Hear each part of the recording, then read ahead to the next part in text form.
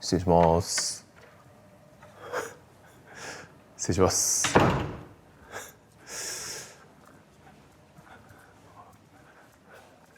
うございます。よろしくお願いします。よろしくお願いします。お名前をお伺いしてよろしいですか。お笑い芸人アンジャッシュの渡部と申します。よろしくお願いします。よろしくお願いします。はい。今回DMMTV で、はい、渡部さんの番組がスタートすることになりまして、今日お越しいただきました。はい、ちょっと思いのほかスタッフが多いんでちょっとビビってます、ね。はい、ちゃんとやろうっていう意思がやっぱり我々にもありました。ちゃんとやるなら僕にもうちょっと説明しなきゃダメですよね。ほぼ何も聞いてないで来ちゃったんですけど今日。カメラ回ってますけど、それも込みで今から説明させていただきます。ずるいですよ。絶対断れないパターンじゃないですか。カメラ前で始まっちゃっててもう説明されるって。渡部さん、ちなみにポーカーってご存知ですか？もちろん知ってますけど、そんなにやったことはないですね。はい。ポーカーは世界中でプレイ人口が1億人を超える頭脳ゲーム。世界各地で多くの人が熱狂しており、その運だけではなく強さの概念が存在するゲーム性に惹かれ、近年海外で活躍する日本人プレイヤーも増えてきている。ちなみにアメリカのラスベガスでは毎年一度 WSOP という世界大会が開催され、2023年の優勝賞金は当時のレートで17億円をオーバーした。実際に学習が強さに反映されるとも言われているポーカー。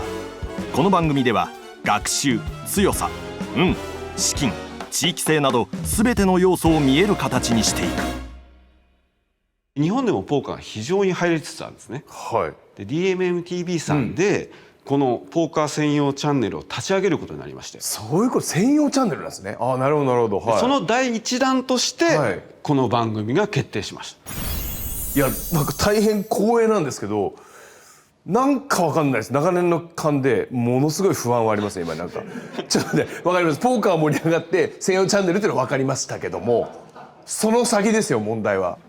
例のものって持ってきていただいておりますか？出した方がいいですか？お願いします。いやマジで持ってきましたよ本当に。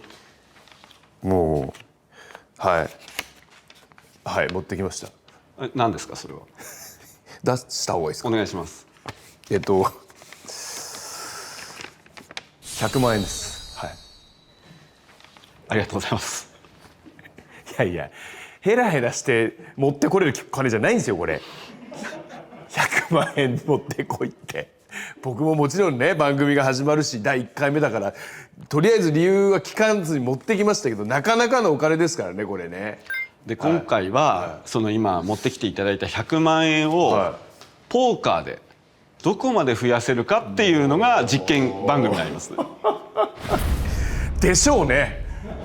ポーカーの番組で初回に100万円持ってこいってもうそれしかないですもんね。で今お伝えしたようにですね、日本では、残念ながらポーカーお金をかけてすることができないんですね。そりゃそうですよ。のでそりゃそうですよ。もうこれ以上僕問題起こしたらもう二度と戻れませんからダメです国内は。ので、今回海外にその100万円を持って行ってその100万円を増やそうというでその100万円を渡ベットして増やしていこうという番組になります。ちょっと待ってください。何ですか何ですか。いやこの番組ではその100万円を渡ベットして増やそう。響きこそいいですけど何ですか渡ベットって。渡ベットです。何ですかそれ。番組タイトルがですね、渡ベットというタイトルになりまして。タイトルが渡ベット。はい。あ、そういうことなんですね。それも今聞きましたよ。渡部さんのお金をベットする渡ベット。渡ベット。もうじゃあ逃げられないですね。もう俺ちょっとごねようかと思ってたんですけど、もうタイトルついちゃったらダメですよねもうね。渡ベットですもんね。ありがとうございます。マジっすか100万円？はい。で、渡部さんお忙しいと思われるので、ちょっと本当に今おっしゃったように実は海外でポーカーしなくちゃいけないんですけども、その100万円を渡ベットする方、渡ベットしてポーカーをする人を我々実は準備してあります。僕は行かないですね。もちろん渡部さんに言っていただきたい気持ちもあるんですけど、もろもろお忙しい。そうですね。ちょっと子育てもありますし、と思うのでこちら側でちょっと実は渡ベットされる方をちょっと準備しております。これを託す人間ってことですよね。その打ち合わせを俺としなきゃダメでしょまず。何を勝手に決めてるんですかね。ね。まあでも大船に乗ったつもりでいていただいて大丈夫です。なるほど。大丈夫です。僕はポーカーに知見がないけれどもってことですね。そういうことです。なるほどなるほど。なるほど、さすが。わかりました。ちょっと言葉足らずで。なるほど。申し訳ございません。本当にわかりましたわかりました。はい。のでちょっともう今日その方を呼んでますので、もうまず渡ベットしていただこうかなと思って呼んでもちろんですもちろんです。はい。じゃあすいません渡ベットされる方をこれからお呼びします。どうぞ入ってください。お願いします。どうもちょっと待ってよ。いや自己犠牲の塊諸角直也です。お願いします。いやちょっと待ってくださいよね。お願いします。お願いしますじゃないですよ。もうおはようございますじゃないですよ。渡ベットされる諸角さんです。いやご存知ですか？いやご存知っていうかちょっと諸角来るんですか。ちょっと待って、もう諸角のまず説明がいるじゃないですか。まずもう何にもテレビ出てないんだからちょっと待ってじゃあ人力車の若手芸人ね、後輩で僕が個人的にすごく親しくさせていただいてる本当に近しい人間ですよ、諸角は。ちなみにだけどポーカーを実はすごい詳しいとかやってたとこあるの？ポーカーやったことないです。ほらもう最悪だよ。もうポーカー素人のもう知名度ゼロの芸人来ちゃったよ。もう番組的にも最悪だよ。いや何時間があるんですよ。時間あるけど時間がありまして。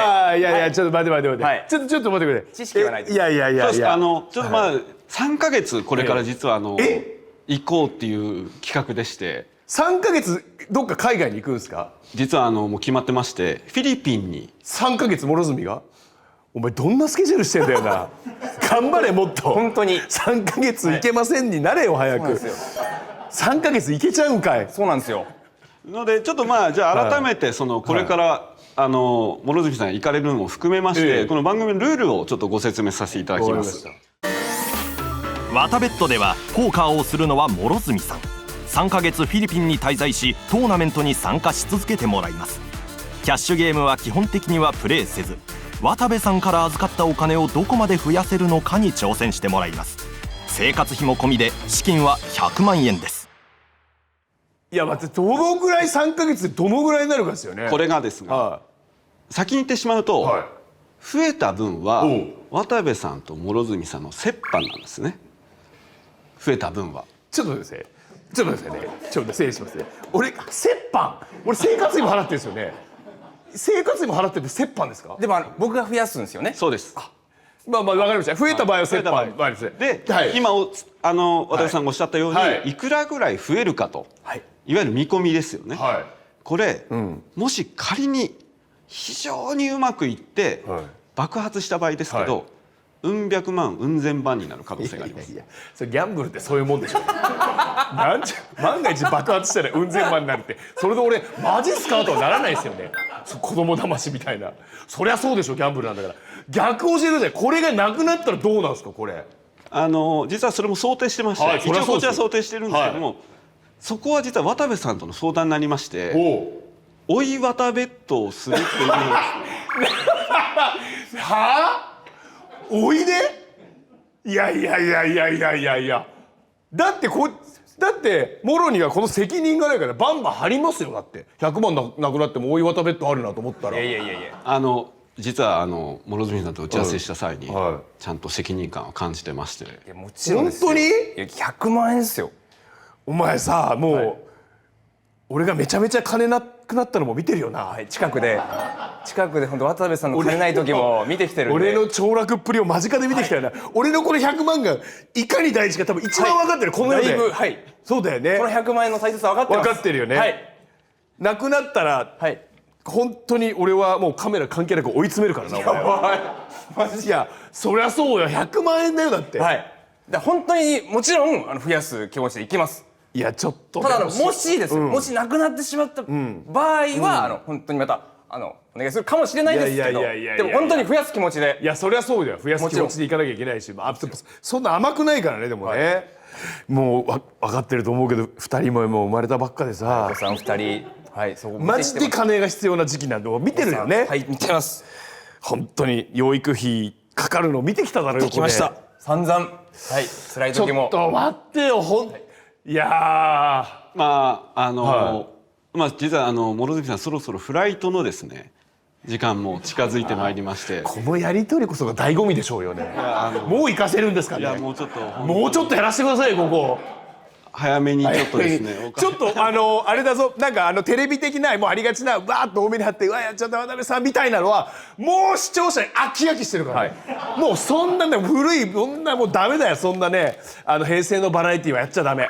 もうとにかく増えてマジで増えちゃってるじゃんしかないよゴールは、こういう番組はもう減って芸人がヘラヘラしても誰も見ないからね、芸人生命をかけて、これゴールはマジで増やすしかない。しかも、爆発的に増やすしかないよ。でもうネットニュースに取り上げて、そしたらもろもう絶対注目されるから、それはもう今後のお笑い芸人としての生活で絶対アドバンテージになるから、これマジで勝つしかない、ふざけんな。で多分現地のディレクターはそそのかしてくるぞ絶対に。残りいっちゃいましょうよみたいな、お岩田ベッドありますからいっちゃいましょうみたいな絶対言ってくるから騙されるなよな。我慢だからギャンブルは基本的に守りだからね。基本的にギャンブルの考え方は守り、ディフェンシブにいけよ。頼むぞ。もう行くんでしょだって。ありがとうございます。騙されるな。心を開くな、ディレクターに、絶対にウィンウィンになりました。絶対に心を開くな。ありがとうございます。絶対だぞ。他人だからな、敵だからな、番組スタッフは、俺たちをモルモットにしたいだけなんだからな。それをずっと頭に入れて勝ってこい。頼むな。よし、ちょっとじゃあ預かったということで諸角さん一応意気込みをここに本当にもう大切なお金だっていうのを本当に重々承知してますので、絶対に増やす気持ち、そうだよ。はい、これだけ持って旅立ちたいと思います。頑張れ。はい、本当に頼む。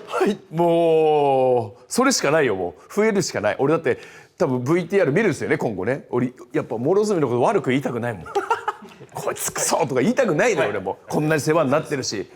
頼むな、任せてください。じゃあちょっと俺の念を、一応ね3年間でちょっと運は溜まってるはずなんで。本当ですか。いただきます。いただきます。頼むな、もう頼むな。頑張れ頑張れ。行ってきます。よっしゃ行ってこい。いやー3ヶ月会えないんだ。いやーやっぱそれ勝つしかないんですよ。これでチンチンに負けてうわ負けちゃいましただとなんか本当にポーカー離れに置けますよこれ。そうなんです。ただまあチンチンに負けた場合は追い綿ベッドが綿ベッド忘れてんじゃないですか追いベッドって言っちゃってんじゃないですかね。多分一番忘れちゃダメでしょうね。まあ最終的には本当に3ヶ月後、実際このような感じで諸角さん結果報告で来られると思うので。が最終回。最終回。うわ全員スタッフ今勝つことを、渡辺さんのお金が最終的に倍以上になって戻ってくることを願います。いや倍じゃ落ちないでしょこれ。第シャープ20で200万になりましたじゃ終われないでしょだって。これはそれスケール感がちょっと俺のスケール感もちっちゃく見えそうだな。もっと派手に増やさないとやっぱり目標は。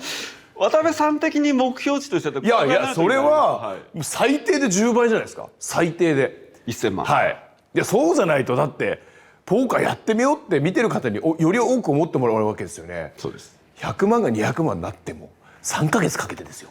100万増えたやっただとそんなにだと思うんですよね。だからやっぱりちょっと1桁ぐらい増やしたいですよね。じゃあ番組上の目標はじゃあ1000万ということで。1000万はい了解しました。じゃあそれもう諸角さん共有して、ディレクター陣とも共有して1000万目標にするということで、進めていこうと思ってます。ということで番組がいよいよスタートするわけなんですが、綿ベッドタイトル最初のタイトルコールをちょっともうお任せしますので、そのカメラに向かってですね「スタートです綿ベッドスタートです」をちょっとお願いできればと。よしじゃあ諸角頑張れ。それではアンジャッシュ渡部健の新番組「綿ベッド」スタート。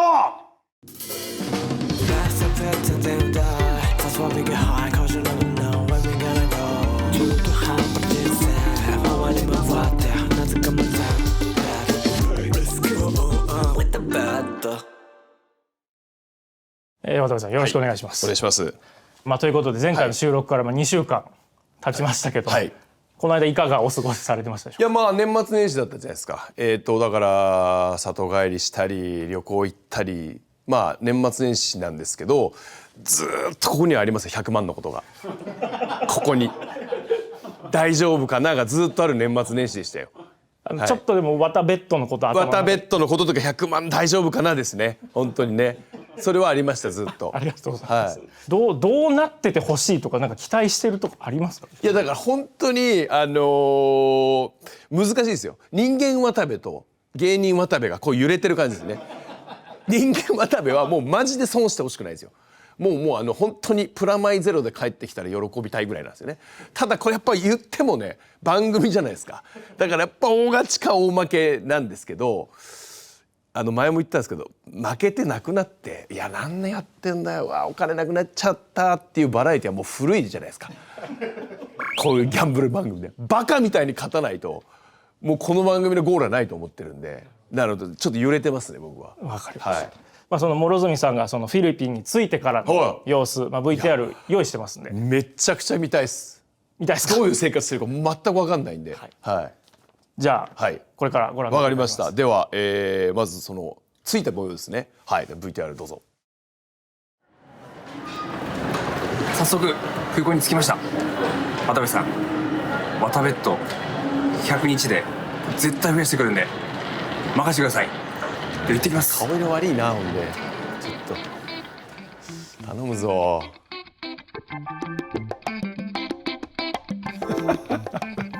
諸角が向かったのはフィリピンのニノイ・アキノ国際空港。空港に無事到着した諸角は早速渡部さんの100万円を現地のお金ペソに換金します。どのぐらいなんだろう。うわ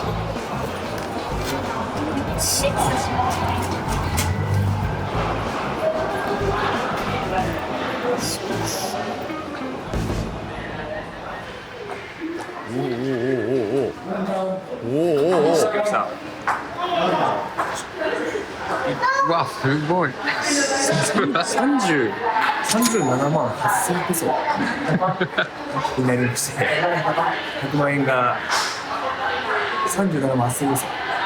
これを持ってじゃあもう早速ね空港出て行きたいと思います。まずは宿を探しにマニラ市内へ向かう諸角。1軒目の候補はホテルホップイン。ホテルか、そういうことね。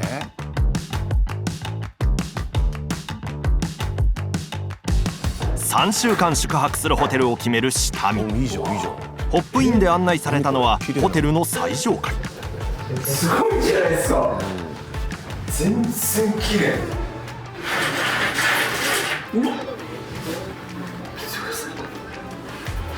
めちゃくちゃいいじゃん。ビューですよ。こんなビュー。ここはいいですね。綺麗。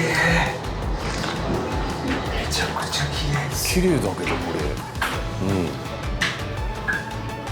もうここでいい。ここがいいっすね。ここいいですか。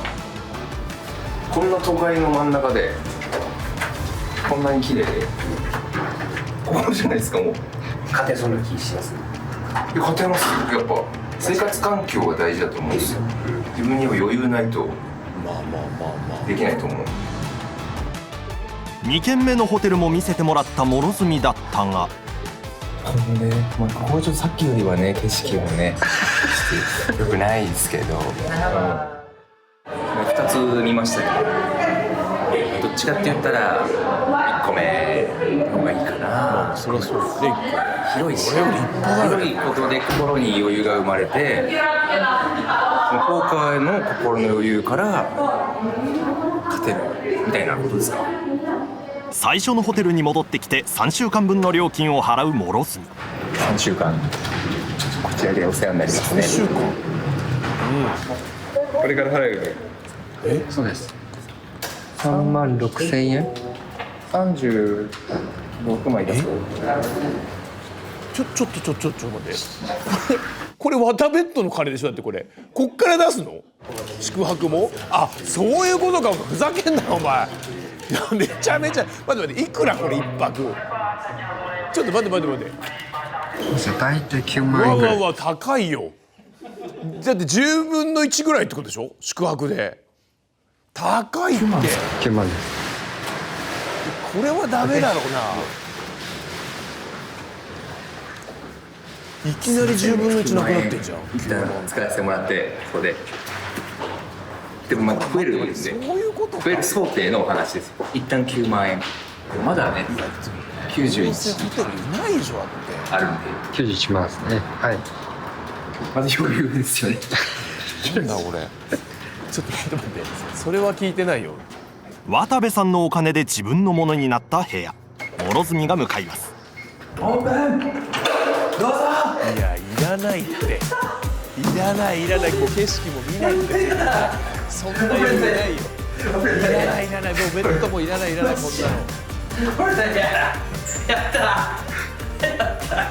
買ってからこれだったらいいけどね。明日からそのポーカーやってね、もっといい部屋に行けるかもしれないですし、行けるようにします。フライトの疲れもここで取れます。嬉しいです。ゆっくり休んでください。ありがとうございます。いやマジでちょっとこれどうなのこれ。いやちょっとなんすかこれ。俺のお金からはちょっとダメでしょだって。いやおかしくないですこれだって。しかもなんであんないい2択もちょっと良すぎますよね。もっとなんか変な普通のなんていうのもっと安そうなところでいいですよね。こういう企画って最後こういう生活するんですよ絶対。買った後にこういうホテルに寝泊まりする。最初は汚いとこでよしや何もないとこから始めてこういうとこに泊まっていくっていうのがやっぱストーリーじゃないですか。いきなりこれおかしいのよこれ。この後もうボロ負けするやつだもん絶対これ。はしゃぎまくってどう見てもホテル代もったいなかったなっていうやつだもんこれ絶対。3週間ずっとここってことですか。そうです。いやこれ絶対最後うわ9万があったらなって局面絶対来るような気がしますけどねこれ。まあでも前回の収録で、まあその生活費だったり、そういうご飯代だったりも出すっていうのはお伝えしているとは思う。でもそれ俺のイメージはなんか本当になんかちょっと離れたところのモーテルみたいなところでなんかもう昨日夜泊まったら背中痒くなりましたよみたいな。でご飯もなんか屋台のなんかねパンで今日はみたいなのをイメージしてたんですよ。なるほど。でそれだったらまあそのね100万からでもいいよと思ったけどこれはちょっと贅沢ですもんねだってね。旅行にしても贅沢じゃないですかこれって。絶対諸角の旅行でもここは泊まれないはずなんですよだって。まあいよいよちょっとポーカー始まりますけども。いやマジでちょっと本当にこれはちょっと買ってもらわなきゃって感じですけどね。どうなんだろうな。もうただただこの後負けていくフラグにしか見えないですよこれ。もうはしゃいでたやつが落ちていくっていうもう振りでしかないじゃないですかこれって。いやもう期待するしかないですね。でもねここまでもう変な話もう俺の金で9万円で泊まってるわけですからねだってね。もうこれはもう勝ってもらうしかないですね。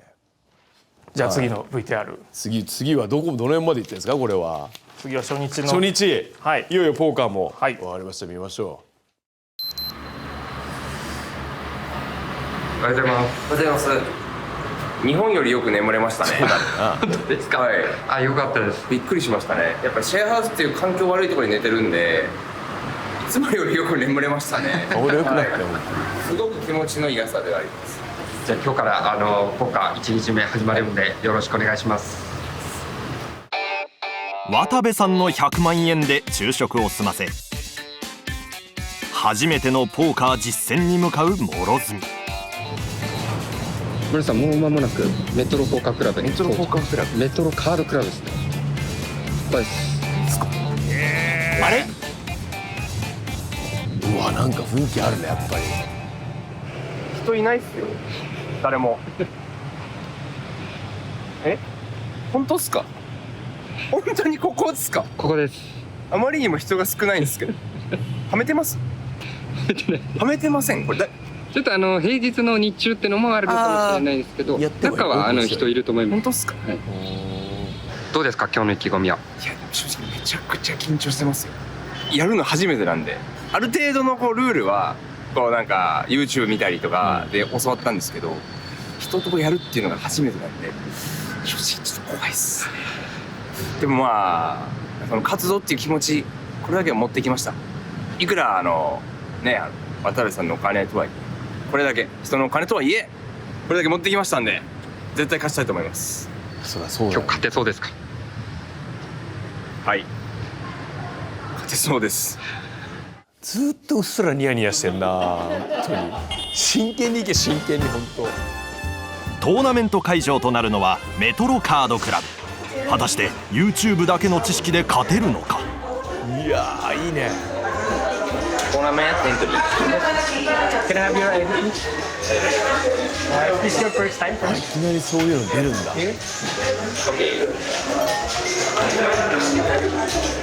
500. And we're going to call your name. どうですか雰囲気？外誰もいなかったんですよ、ほぼ。中入ったらめちゃくちゃそう人います。なんだ。やってるんだやっぱ昼間でも。こんないるんですか？だいぶ緊張してきました。今回、3ヶ月今日から始まるんですが、はいリアルな目標金額があれば教えてください。いや渡部さん1000万っておっしゃってたんですけど、これでリアルに考えていったんですよ。一旦倍の200でどうですかね。倍の200万、ね。まあまあ。これを目標にやってこれが達成できたらそれを倍400、それを倍800、気づいたら1000万。どうですか？これ言い忘れてた。これ僕の高校時代の野球部の時の練習着、血と汗と涙が滲んだこいつと共にやってきた僕の人生、このユニフォームを着てやっていこうと、これ勝負服としてやっていきたいと思います。飲まれないように。なんかよくわかんないな。なんだよ勝負服だろそれ。わかりました。17番テーブルの6。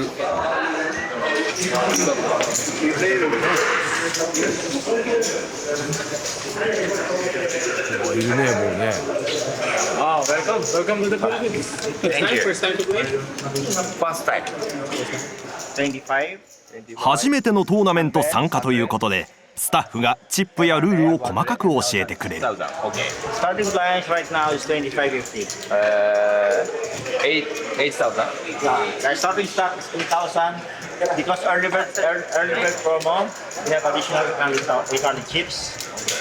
Okay. You want me to first? 諸角が挑戦するのはテキサスホールデムという種類のポーカー。全員に2枚の手札が配られ、ボード上に出ている最大5枚のカードからご覧の役を作っていくゲーム。プレイヤーはかけるチップの大きさ、座っているポジション、持っているチップ量などさまざまな要素からお互いの強さを予想して戦う。諸角はこのテキサスホールデムのトーナメントに3ヶ月間連日参加。およそ上位 10% から 15% に与えられる賞金獲得を目指して、いよいよゲームがワタベットが開始される。 How many minutes per level? Dito.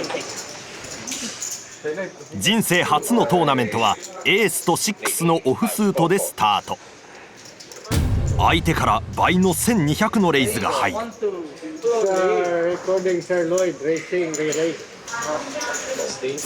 諸角はこう。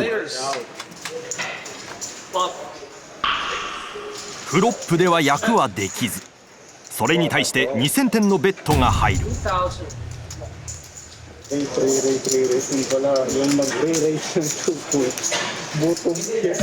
勝負できずフォールド。怖いな周りの人も。その後もなかなか勝負ができずゲームが進んでいく。なんかちょっとずつ減っちゃってます。あんま分かんないままあんま分かんないまま減ってます。分かんない時は座っちゃダメなんだよ。本当学んでから座るんだよ。エースと8のダイヤスーテッドから諸角はレイズで参加。それに対して相手は450点のレイズを仕掛けてくる。諸角はコール。フロップで役はできなかった諸角。相手からは550点の CB を打たれるが、諸角はそれをコール。大丈夫ちょっと。ターンが開かれると相手からおよそハーフポッドとなる1150点が打たれる。ここで引き下がれなくなった諸角はここもコール。リバーが開かれるも諸角には何の役も完成しなかった。お互いにチェックで回すと相手の役はストレート。だよもう何やってんだよも無謀な賭けは失敗に終わる。なんかすごい減りました。すごい減りました。なんか結構あったんですけどね。うなんかいじられてるぞ。他のプレイヤーにいじられ出す諸角。開始から14ハンド目。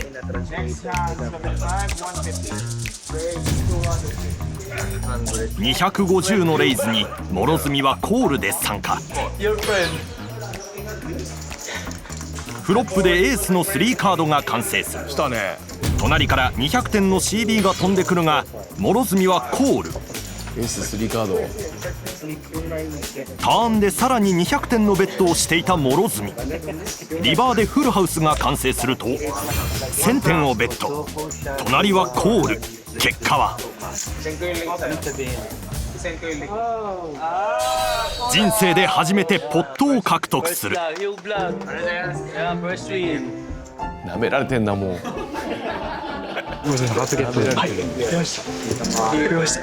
強かったです多分。めっちゃ強かったです多分今。すごいです。本当すごいです。すごかったですよ。しかしその後なかなかチップを増やせない諸角。スタックが残り少なくなった23ハンド目。これもうない。おきた。いいね。来た来た来た来た来た。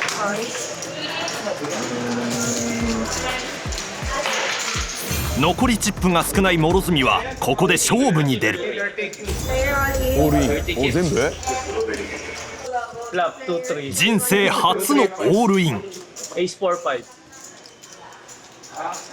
参加しているのは諸角を入れて3名。次々とめくられるカード。負けている可能性も十分あるが果たして。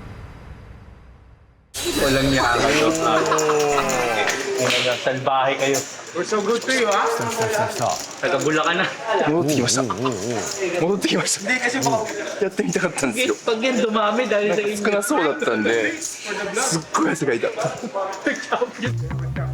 その後も奮闘し諸角はチップをゲットしていく。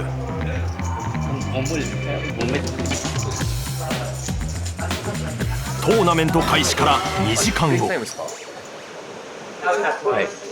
なんかまだ生き残ってます。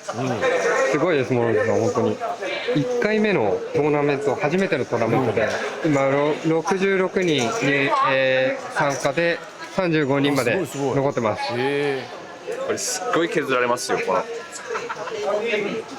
一回なんかなくなって大きいのが。そしてやっぱ言葉の壁ですね。なんか俺めちゃくちゃ悪口言われてる可能性ありますし。バカにされてるよ。なんかすごい刺身？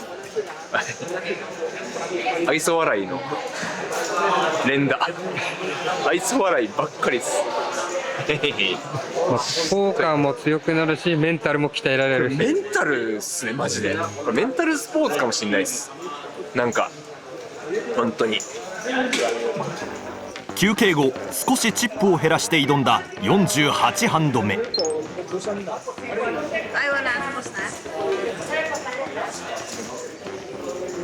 配られたのはオフスートのエースと5。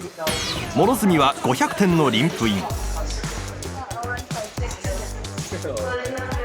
別プレイヤーの1500点レイズに対して引かずにコール。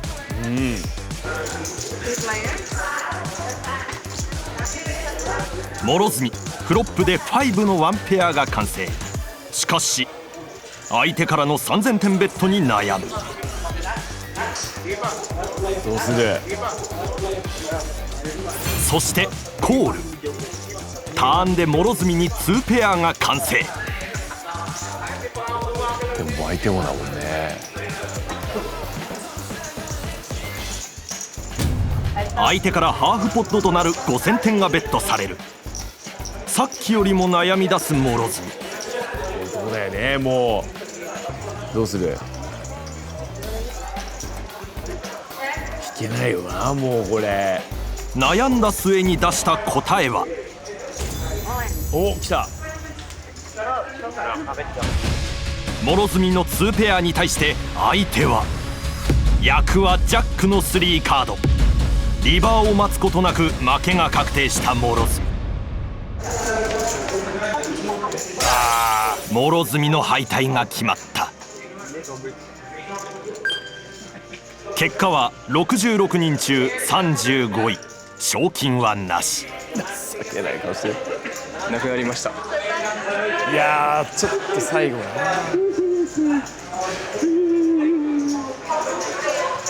なくなっちゃいました。なんか難しい。合ってたのかな。いやでも諸角さん1回目でここまで生き残ったの本当すごいと思いますよ。悔しいな。こんな悔しいのか。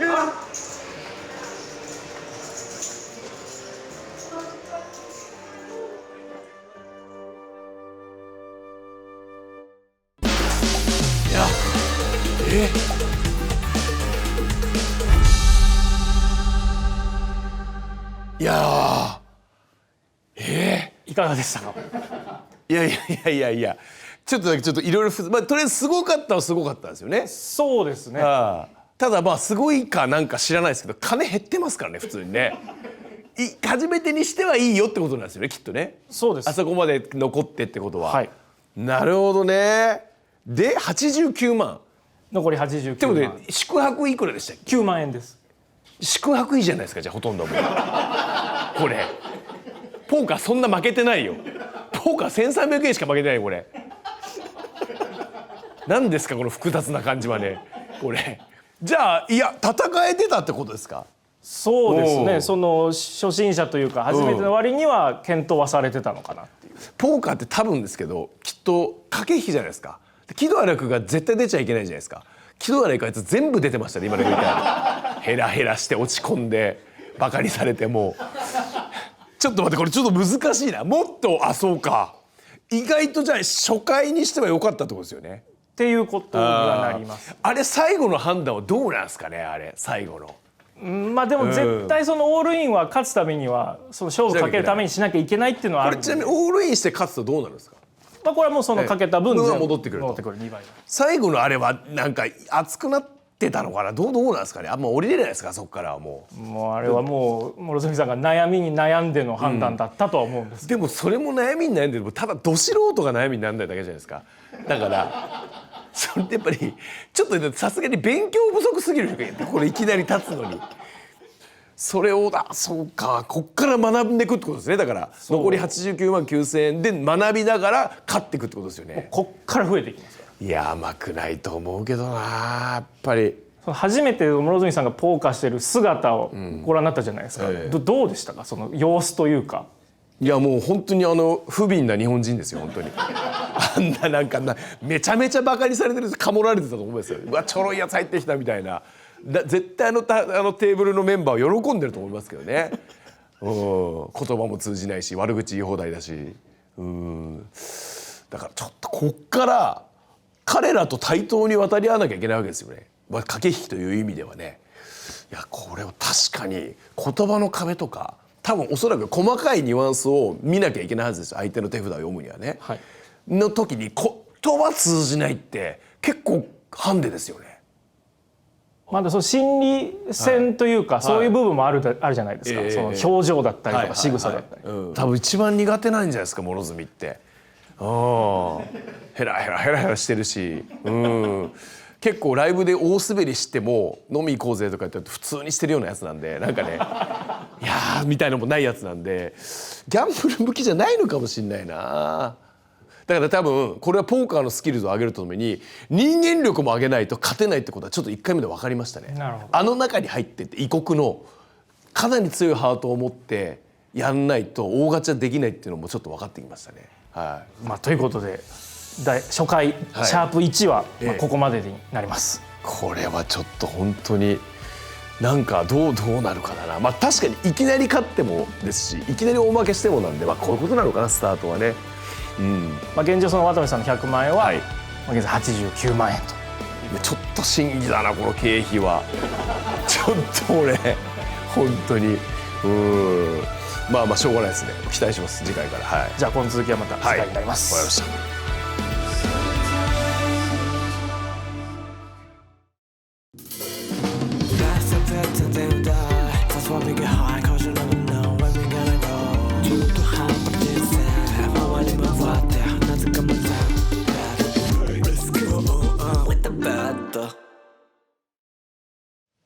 どうもアンジャッシュの渡部です。よろしくお願いします。本日もよろしくお願いいたします。よろしくお願いいたします。前回を見てちょっとどうですか、改めて。いや前回見てだから本当にこの企画をどう成立するかっていうのが不安なのと、ただポーカー自体のちょっとした魅力と、あとなんか現場の本当に現地のこのなんかギャンブル場の雰囲気のなんかワクワク感みたいなのありましたね。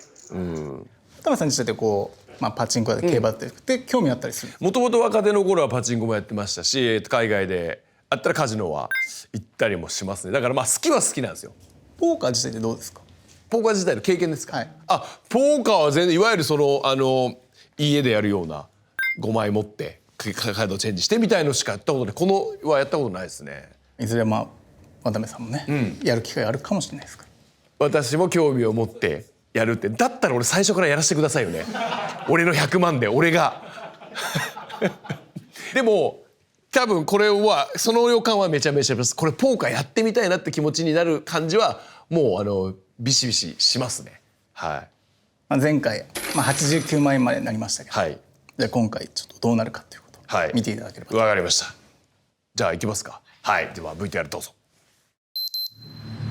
はい、やってまいりました。今日はなんで野球で両完全にこれですね。飲まれないようにする。周りの空気に1日2日はね怖かったんです昨日。完全に飲まれないようにする。あとは冷静なプレー。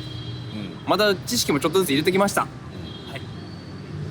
完全に残れるようにしたいと思います。その人数減らしてる中で残っていくってことなんだね。フィリピンに到着してから3日目、本日もメトロカードクラブに到着した諸角。トーナメントにエントリーする際にあることに気づく。エントリー費高かったです。なんか曜日によって違うらしいっすよね。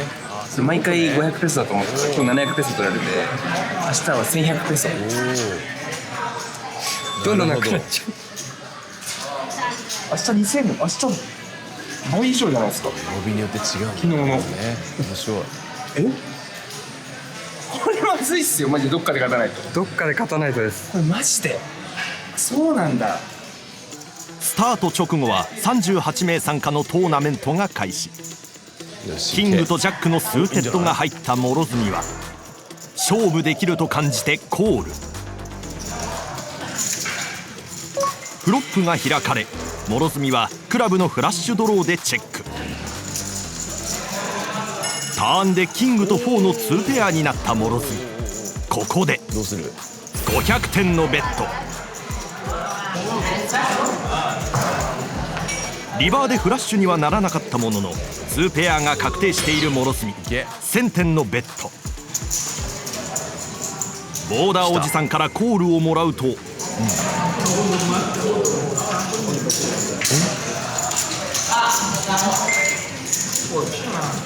相手はマックして諸角の勝利。調子いい。カード良かったね今ね。そして迎えた27ハンド目。配られたのはエースと7のスーテッド。500にレイズされた状況でコールで参加。正面のおばあちゃんから6倍となる3000点のレイズが入る。おばあちゃん。諸角も3000点をコール。フロップがめくられ、おばあちゃんは3000点の CB を打ってきた。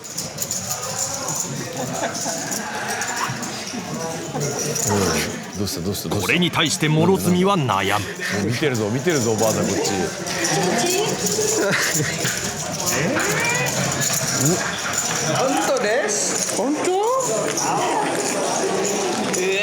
そして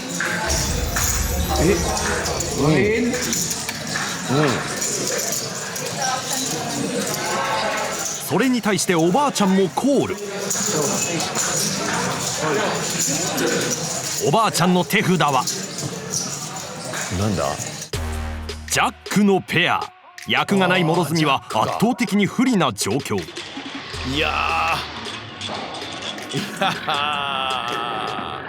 リバーでおばあちゃんはフラッシュに昇格し、諸角の負けが確定。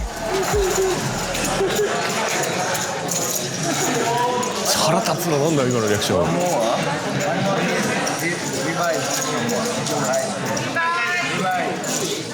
トーナメントは時間の許す限り何度でも再エントリーができる。弱気ですよ。弱気ですか？弱気人ですか？弱気？わかりましたよ。言うからっすよ。僕が言いましたっけ？だからオールイン行ったんすよ。弱気を攻め合うスタッフと出演者。その直後、クイーンとジャックのオフスート、600のコールで参加。フロップでトップペアとなるジャックのワンペアが揃った諸角、1200点のベッドに対してもコール。すると宿敵おばあちゃんから5000点のレイズが入る。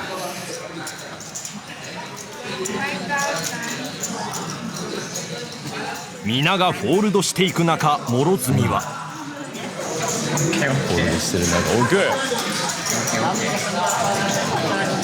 ここは勝負とコールする。笑ってるじゃんおばあさんも。なんかめちゃくちゃ舐められてんじゃないこれもう。危な。気づけばまたおばあちゃんとのヘッズアップ。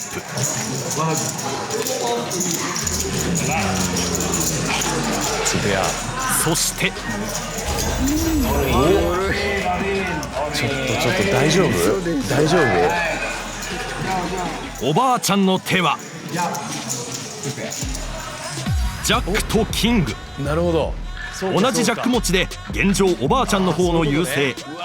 リバーは苦しいね。うわ諸角あっという間に敗退。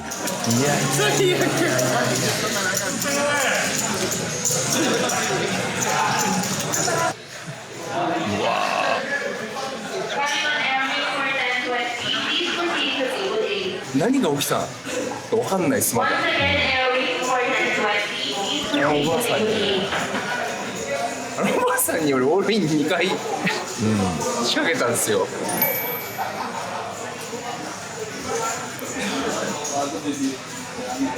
2分リエントリーの2分。い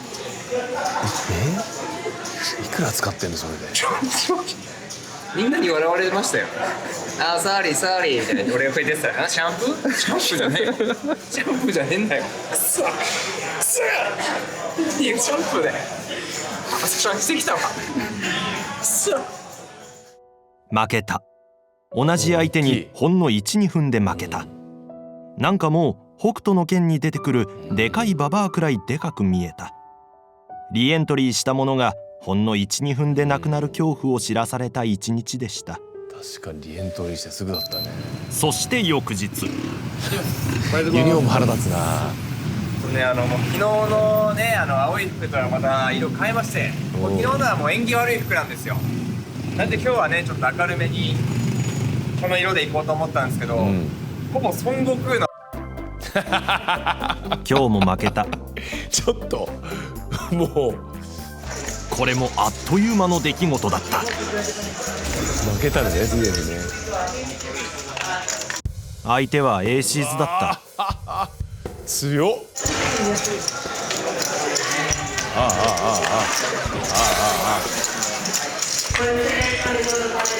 ばいじゃんもう。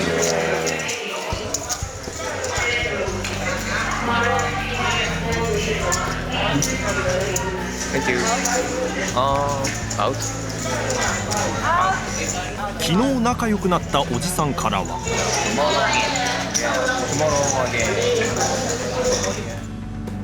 これで負けたなら仕方ないかという気持ちのいい負け方だったと思う。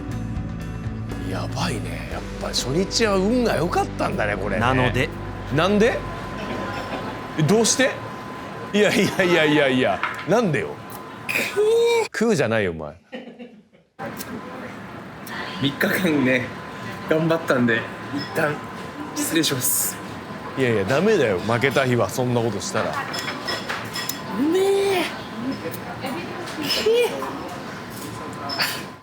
あら何枚持ってってんのこれユニフォーム。すみませんでした。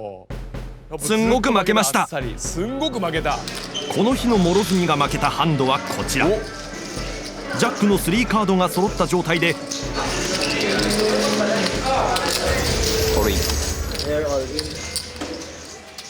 相手もジャック持ちで、しかもキッカークイーンの有利な状況。そして最後は、いやいやいやちょっと待ってよ、これもう飛んだ諸角。まただ。時間も早かったので、いやちょっとマジでこれいくら使ってんだよこれ。カードめちゃくちゃいいじゃん。エースキングのスーテッドが配られた諸角。フリーフロップが膨らんだ状態で選んだのは、なんかちょっとやけくそになってない？大丈夫これ？ほらほらほらほら、何やってんのこれ。うわ逆転することはなくまた飛んだ諸角。いやいや2回目のエースと8のスーテッド。相手からのオールインに対して3人参加でお互いにカードを見せていくのだが、またしても1人にエーシーズが入っていた。何こクラブのフラッシュドローになった諸角にチャンスが広がるが、クラブリバーまで引けずに本日3度目の飛び。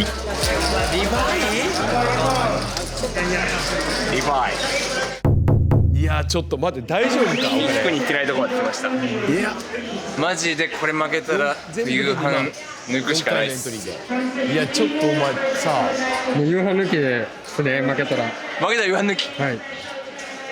いやなんかお前なんか早く熱くなっちゃってない？日本の良くないやつだ。日本の良くない指だ。お願いします。いやお前なんか一番ダメなパターンじゃない？諸角さん、でも勝てばいいんで。そうなんですよ。勝てばいいんですよ。ディレクターも良くないなこれ。絶対負けらんないやんマジで。止めないと、冷静になれって言わないとこれ勝ちゃいいじゃないよこれ。また始まってんじゃん。大丈夫これ？オールイン行きました。完全にかかっている諸角。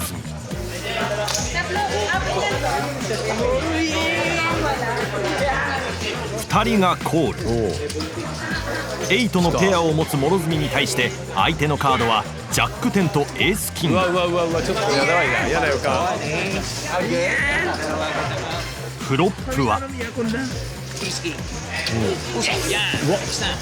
エースとジャックが出てあっさり逆転される。もうダメじゃん。リバーでも逆転できずに本日4度目の飛び。ど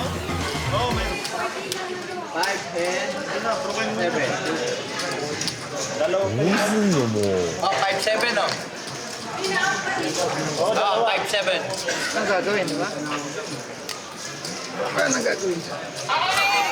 黙って立ってない。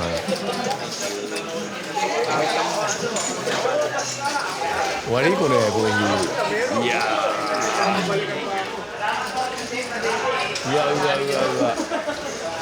うわ最悪だこれ。すいませんでした。すいませんでした。4回もエントリーして泣かれちゃいました。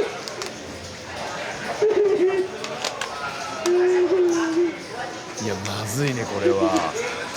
4度のリエントリーの失敗。その足で諸角はクリスマスにちょっとテンションが上がる。いや勉強しろこの時間もお前なんか YouTube とか見て勉強しろってもいいよクリスマスは。なんか負けた俺なんかも照らしてくれるよ。いいよお前も見る資格ないよお前。勉強したホテル戻ってクリスマスプレゼントは1位のインマネがいいな。その日の日記では反省の意味を込めて日本から持ってきたカップラーメンで食事を済ませました。それによりいつも通りの感覚を取り戻しました。いつも通りの感覚を取り戻した。初心。いやなんだよもう。いや甘くないですね。なんか一番ダメなパターンじゃないですか。ど素人のくせに熱くなるっていう。これちょっとやり方合ってんすか、あの感じは。オールインの生きどころとか。本人はでも勉強はしてるらしいです。YouTube とかそれこそちゃんと毎日。いや本当にもうそんな夜の街行く時間も惜しむぐらいで勉強しないと。いやちょっとな。いやなんだろうな、あいつの負けてヘラヘラしてる感じとか。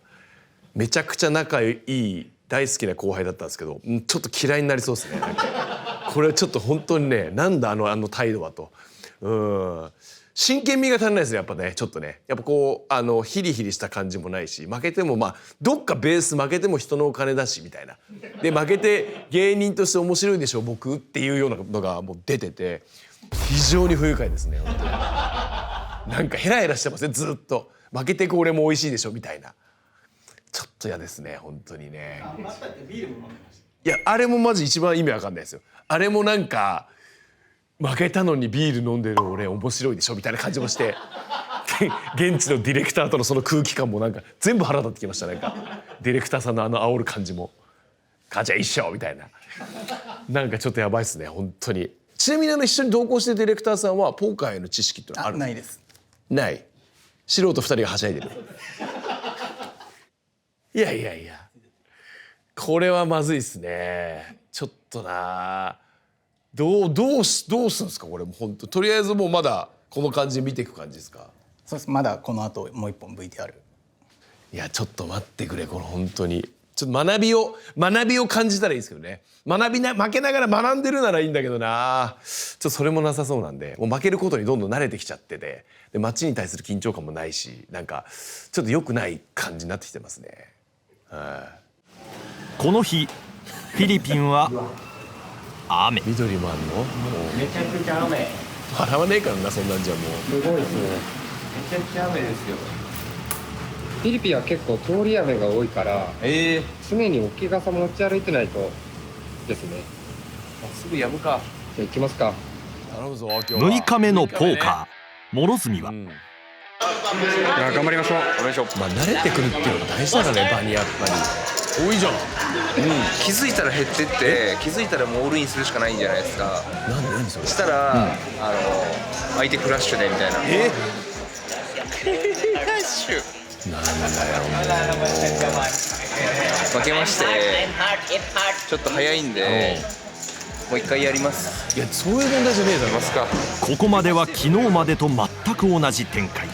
しかしここから諸角の快進撃が始まった。リエントリー後クイーンジャックが配られた状況で諸角は1800のベッドをコール。ターンでジャックのワンペアが完成する。 BB はポットの3分の1、3000点をベット。諸角もコール。リバーはキング。お互いチェックで回すとワンペアどうなの。おーい BB はマックして諸角ポットを獲得。大好きおばちゃん。今のはでかい。その後も勝ち進みスタックは4万点を超える。いいね。そしてこの75ハンド目からがすごかった。マジで来た。ターンで2ペアの諸角。相手からの5000点ベッドにもコール。乗ってるからね。リバーでフルハウスが完成。勝利を確信した諸角は相手の5000点ベッドに対し1万点レイズ。11回。そうだよな、大丈夫か。相手はコール。そして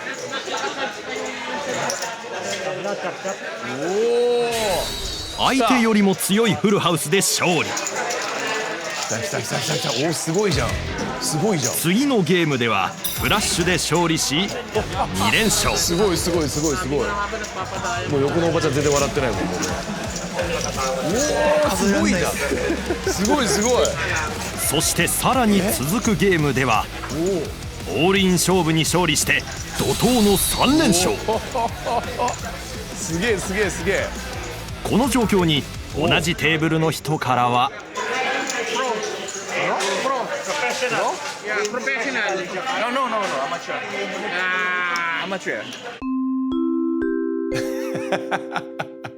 でもすごいんじゃないこれ。どうなったほんで。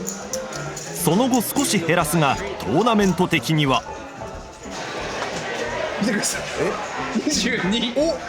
149人中22っす今。どうすりゃいいのこれ。どうなりゃいいの。しかも今8万6500点持ってます。なるほど。スタックはですね。はい。スタックが。いやすごいっすよ。なんで諸角さんでも今テーブルあと3つあるんですよ。だからあと3テーブルで多分絞ってファイナルテーブルってやつなんですよ。そこ行ってちょっと残ってたら多分賞金ギュッとありますよ。始まりましたね。残り22人。いや、いけ。あ、おばちゃんも残ってる。怖いっすよ。でも急になくなっちゃうのが怖いんで、ファイナルテーブルにとりあえず行きましょう。インマネが見え始めた諸角。隣のおばちゃんからオールインが飛んでくる。おばちゃんオールイン。悩んだ末に諸角はコール。カメラ好きのおばちゃんが持っていたカードはおばちゃんなんか絵を出てきた。またキングス。おばちゃん圧倒的な有利。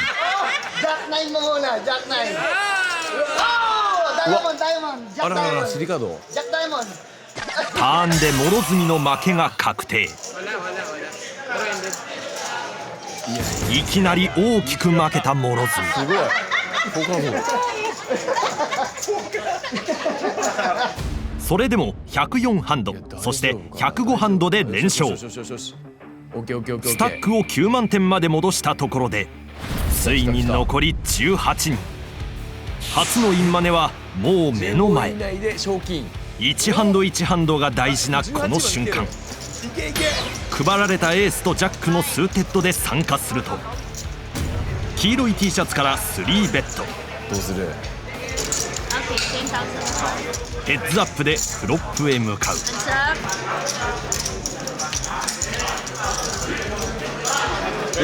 フロップではトップヒットのジャックのワンペアが完成。どうする。諸角1万点のドンクベッド。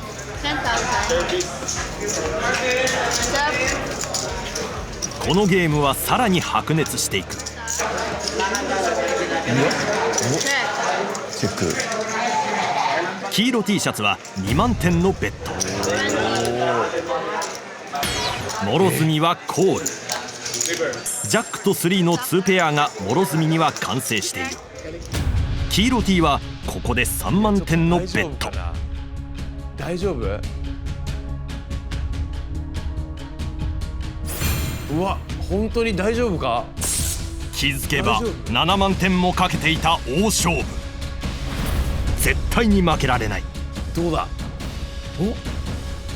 黄色 T はハートのフラッシュ。うわ、フラッシュか。うわー、いや持ってかれた。インマネに向けて痛すぎる大負け。どういう判断が正しかったんだろう。スタックを大きく減らした諸角は2ハンド後、出ました大丈夫？本当に根拠あるのかそれ根拠のあるオールイン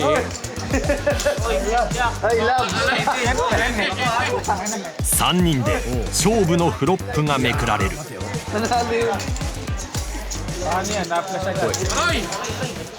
2ペアで圧倒的有利に立った諸角。めちゃくちゃいいじゃんめちゃめちゃいいじゃんターンはキング。そうかこの時点で勝利を確定できないままリバーへ。いや大丈夫なのこれ最後のカードは来いよしオッケーオッケーオッケーオッケー相手にキングと5の2ペアができてしまい逆転負け。あそっかそっかそっか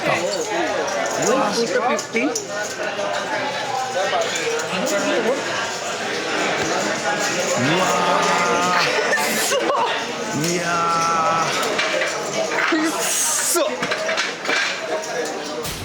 インマネにはまだ手が届かなかった。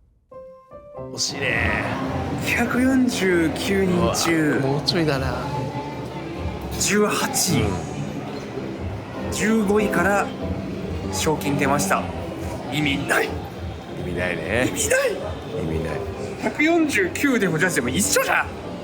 じゃあ一緒時間使っただけやってんだよマジで時間使っただけ。やばくないねやっぱね2時間打って負けても今今日6時間で負けても一緒。何してんすか何してんすかマジで。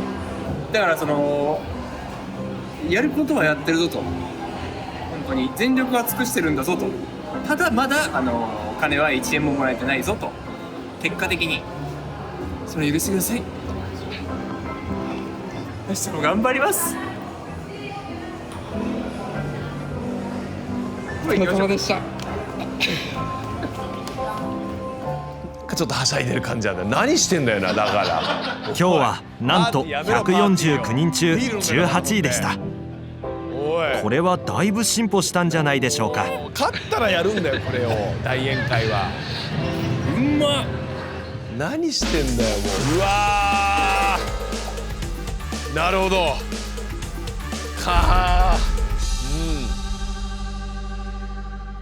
あいやちょっと一瞬盛り上がりましたね確かにね。あれちなみに15位だとしたらいくらぐらい入るんですか3000ペソぐらいなので、7000円ぐらいですか。じゃあエントリーフィーがちょっとぐらいだ。1になると15万ぐらい入ってくるので日本円で15万10万ちょっと11万12万。ああそういうことか。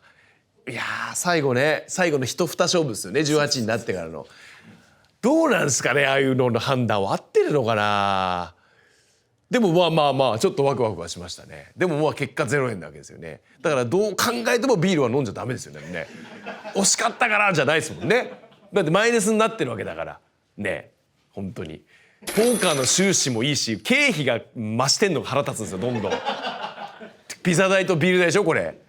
いやもうそうか84万ね。今日シャープ2ですよ。シャープ2です。大丈夫ですか。気づいちゃいました気づいちゃいました。いや気づきますよだって大丈夫ですかこれ。いやこれだから打たない時間も見れるんですよね。もちろんそれ負けた後とか。じゃあもう全部やらせてくださいそれもオープンクローズでもうとにかくやらなくていいからいろとで人のプレーをひたすら見るじゃないとそのぐらいやんなきゃこれ無理ですよ多分。いやちょっとどうなんだろうな。あともうユニフォームの色変わるの全然面白くないですあれもあれやめさせてくださいもう本当にどうですかみたいな感じで出てくるけど六甲ロスとか当たってあれ死ぬほど面白くないんでやめさせてくださいもう。いやでもポーカーの面白さはこういうことですね。つまりああいう流れに乗ってうまくいけば勝ってるってことですもんね。なんかこの戦いっぷりをちゃんとプロにちょっと判断してほしい。もうきっと彼のプレーの癖とか何がいけないかって分かってるじゃないですかきっとプロが見たら。ちょっと一回このなんか診断を受けた方がいいですよね。何が間違ってるかってことね。今後の課題としてこちらも課題ですね。考えていこうと思います。とにかく現場に行けとやらなくていいから、やりたくなっても我慢して、はい、であとユニフォームの色を変えるなと、はい、ビール絶対飲むなって言ってください。はい、まあちょっと期待するしかないですね。でもね、はい、わかりました。じゃあまた次回ですね。はい、まあでもこうすれば勝てるっていうのもちょっと見れたんで、まあ期待もしたいなと思いますね。はい、わかりました。次回に期待でございます。またお会いしましょう。またベット。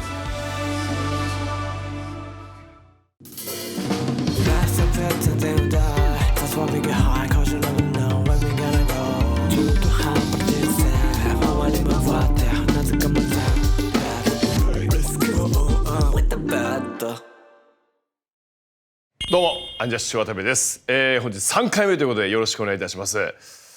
渡部さん若い頃ってやっぱ過酷なロケとかどうかされてたんですか？ NG 特にないのでワードとか。意外とアンジャッシュやってきてるんですよ。スカイダイビングやったり、いわゆる地上何千メーターのところの空気には塵や埃があるのかって言ってスカイダイビングしながらポリ袋でバッと空気捕まえたりとかあとは、まあ、ライオンの餌やりとか明石海峡大橋っていう 300m の上の橋の点検とかデンジャラスハンターっていうコーナーあって、一番世の中の職業で保険が降りる仕事を体験していくっていうね、やってましたね。はい、基本的に小島先生を中心に、はい、私も高いとこ全部ダメなんで、はい、やってました一応。その中でも特にこれっていうのなんかあります？さっきまあちょっと、はい、特にきつかったのでも何かな、でもなんか沖縄の玉泉洞っていう洞窟の奥に滝があるからそこに水汲んでこいってロケでもうね体一人も入れるとかこう潜って口のここだけもう水面ここまでやるとこのとかは結構きつかったですね。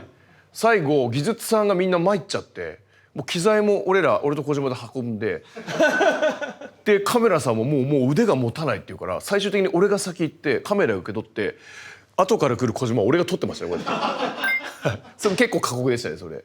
じゃあ、過酷なロケ、今諸角さんもされてますけど、渡部さんも全然ご経験がある。いやこのまたちょっと種類違いますよね。しかもまあちょっと言い方厳しいですけど人の金でギャンブルやってるだけでしょこれちょっと質が違う。自分の金で100万持ってって、なけなしの100万でかけてるならまだあれですけど、そんなに諸角のこれが過酷かと言われると途中酒飲んだりしてるしなので今回ですねポーカー生活8日目から、まあ2023去年ですね、の大晦日までの VTR を見ていただきます。はい。で今回ポーカーだけじゃなくて、まあ、いろんな情報が知れるような VTR にもなっておりますし、渡部さんの知らない諸角さんの一面もちょっと出てくるかもしれませんので、ぜひそういう目線で見ていただけたらと思います。はい、VTR ご覧ください。どうぞ。見ましょう。ポーカー生活8日目。この日諸角はなんでマスクしてるんですか？体調不良。何やってんの？どうした？しっかり体調不良きました。何？どうした？1週間目なんかにして顔ブツブツできてるね。なんか最悪。大丈夫か？でも24日っすよ。これクリスマスホテルこもりっぱみたいなこと？24、25。今日明日としっかり休んで、26日からまたメトロでトーナメントがあるんで。本当にポーカーだけしに来た人です。そうです。こっちってクリスマスだって結構なんか派手みたいなの聞いたんですよ。それも体感することなくまたポーカーからとため息をつく諸角。その理由は体調不良だけではなかった。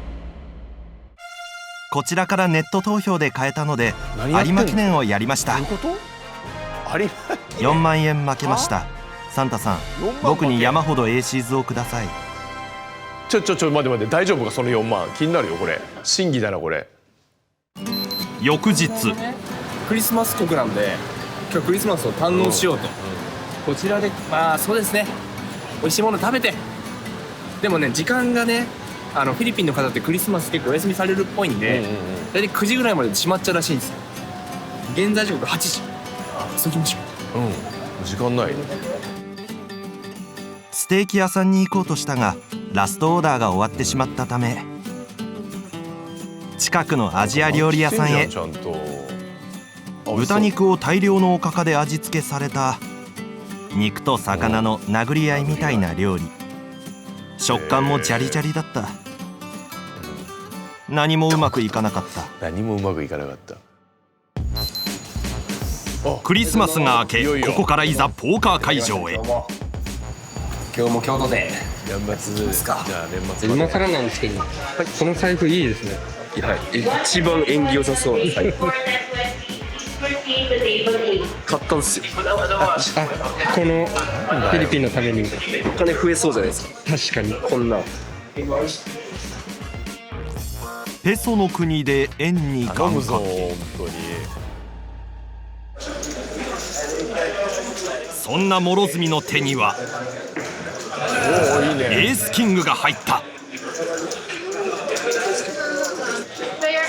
するとプリフロップで白髪おじさんがオールイン。じ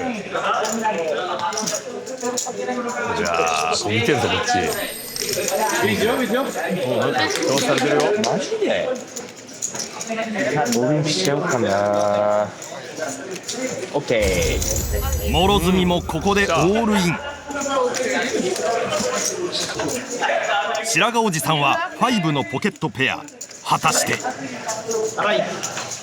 やばやば諸角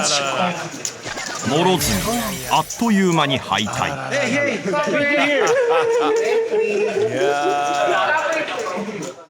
やられた。エースキングで5のポケットペアに負けた。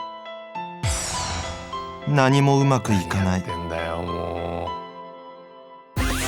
ここで我々も未知の人物諸角直哉を深掘りしていくとしよう。プロダクション人力車芸歴9年目、ピン芸人の諸角直哉です。やっと自己紹介した。このタイミングでピン芸人やることなくなっちゃったのよ。きっと取るもんなくなって。伊藤園という会社。そうなの。モロはね。知ってますかね。大井お茶の大手じゃないですか。一部上場企業はいに勤めてたんですけども、やっぱもともとやりたかった芸人になろうということで3年間勤めまして、脱サラをしまして、人力車に入らさせていただきました。諸角さん趣味は？もうずっと野球です。小学校の頃からもう高校まで高校球児までやりまして、大学に入ってからはもう草野球をずっとやって、今でも続けてます。野球が好きでね。大学の卒論、僕横浜ベイスターズファンなんですけど、横浜ベイスターズが勝てない理由で卒論出しました。野球好きすぎて。渡部さんちなみに阪神ファンです。優勝の瞬間も渡部さんちで一緒に見ました。あ、そうだね、見たね今年ね。ここからさらに深掘りしていくと、大体知ってるよあんたのことは。これ渡部さんにも言ってないんですけど、結構ね、パチンコとかね、スロットとか好きですね。そう知らないそれ。スロットもしますし、競馬もしますし、あとオートレース。わあ、それは聞いたことないな。オートレースに関しては、オートレーサーになろうと試験受けたことあります。知らないそれも。なんと諸角、純度の高いギャンブル狂だったことが発覚。OK です。ありがとうございます。ちょっと諸角さん一回休憩しましょうか。はい。ちょっと飲み物飲んでもらいつつ。趣味でパチンコとか入れない方がいいですか？何これ。なんかでも野球とダメですか？そんなに。マラソンっていうの忘れた。ポーカー生活14日目。やってまいりました。12月30日。今年ラストっすよ。今日やんなかったら最悪の気持ちのまま年越さなきゃいけない。今日やるしかないんですよ。やるしかないですね。本当にやってやりましょう。やってやりますか。はい。2023年諸角の最後の戦いが始まった。頼むぞ。ジャックスが入った諸角。いいね。勝負できると感じ600点のレースで参加。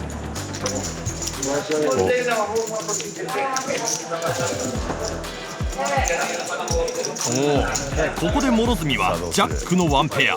しかし来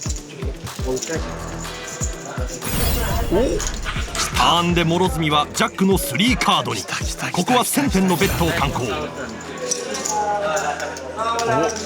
正面の人。相手が2000点にレイズし、諸角もコール。リバーが開かれ、諸角の役はジャックの3カードで確定。ここで来た。ドキドキだね、ここは。おお、どうすんの？あ、違う、9、ワンペアか。よしよしよしよしよしよし。オッケーオッケーオッケーオッケーオッケーオッケー。諸角勝利。ポットの1万点を獲得。やりましたね。諸角さんいつにも増してすがすがしいですよ。はい。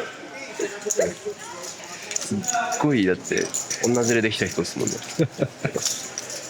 負けてらんない。負けてらんない。お、うん。今お付き合いされてる方とかいるんですか？いや、もういないですね。まあ、付き合ってたというか、結婚してたんですけどね。はい。それは言うもんだ、ちゃんと。だいぶ前、5年ぐらい前ですかね、もう。はい。結婚してた時期がありました。交際歴が3年半ぐらい交際してて、はい。で、結婚歴が、5ヶ月。でも、離婚しそうな時に、それこそ渡部さんに相談させていただいたんですよ。今こういう状況でして、実際今家庭が危ないですと。はい。その時やっぱもう渡部さんはね、いいか諸角、奥さんを悲しませることだけはするな。いいよ、言わなくて。渡部さん言ってくれたんですよ。そしたら気づいたらあんなことに。腹立つな。集中しろ、ポーカーに。諸角の手はエースとジャックのオフスート。するといかつい兄ちゃんがオールイン。諸角、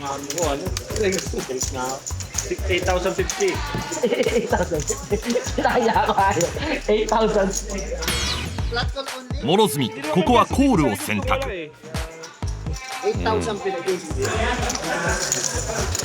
フロップが開かれるもここは役なし。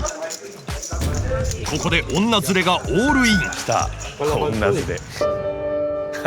やめろって、熱くなっちゃダメだよ、そんなんで。諸角オールイン。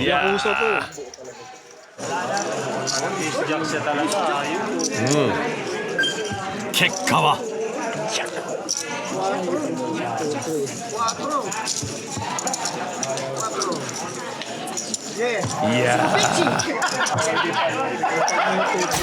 弱いカードでありながらワンペアで女連れの勝利。いかつい兄ちゃん、女連れ。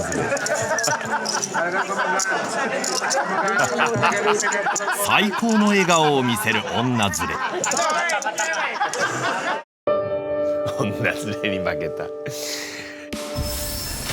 このポーカー会場に来て1週間、結果を出すことができない。どうにか渡部さんのお金を増やしたい諸角は、変えましょう、一回。なんか変えた方がいいな。空気というか場所を変えたいです。確かに。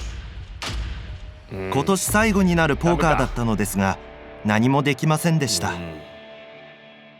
いやー、ここまでの VTR いかがだった？甘くないね、やっぱりね。甘くないし、なんか勝負に対する緊張感もちょっとなくなってきてるというか、なんかまあ負けるのに慣れてきちゃってるというか、よろしくないですよね。体調も崩すし。あとあれ知らなかったです。ギャンブル好きっていうのは全く僕に見せない一面ですね。言ったこと、野球好きマラソン好きは知ってるんですけど、ギャンブルやってたんですね。それは全然知らなかったです。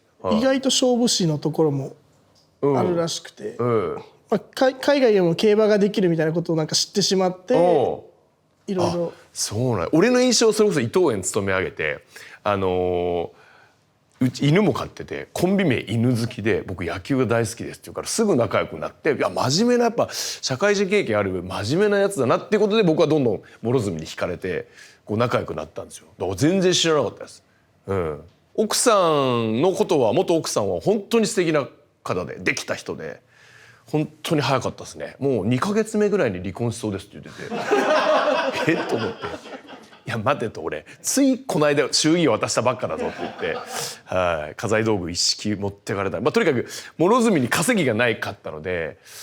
相手方元奥さん方家族が激怒し始めるっていうね泥沼だったんですけど、あれももう5年前かモロの離婚も。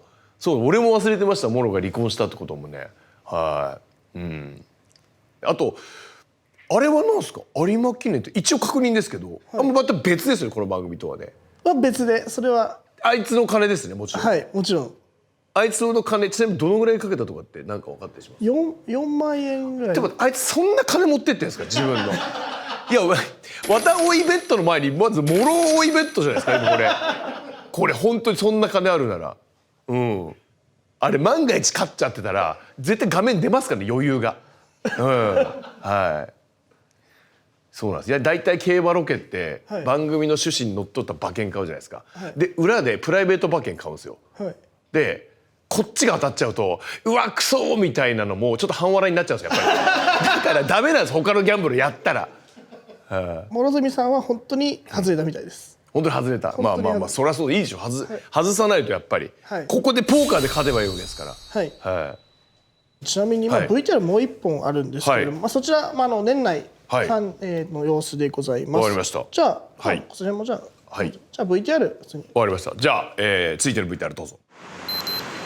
12月31日この日はポーカー場がお休みということで、いやー大晦日ですよ気づけばもう、なんで今日は、まずですねグリーンフィールド、ナイトマーケットっていうのをやってるんですよ、週末にグリーンフィールドウィークエンドナイトマーケットっていうやつがあるんでそちらに行ってまずどういうことがやってるのか、なんか週末になると金土日でなんかいろいろな音楽をかけながらやってるマーケットがあるらしいんで、ようやくフィリピンを感じることができるかもしれないです。着きました。グリーンフィールドウィークエンドマーケットです。もうフェスです。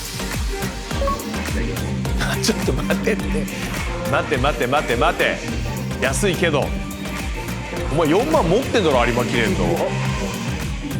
有馬記念やる金持ってんだろうよ。ないと思ってちょっと許してた野外フェスです。もうこんなんありますもん。こんなんでこんなデミジェでもう2023年もあとわずか。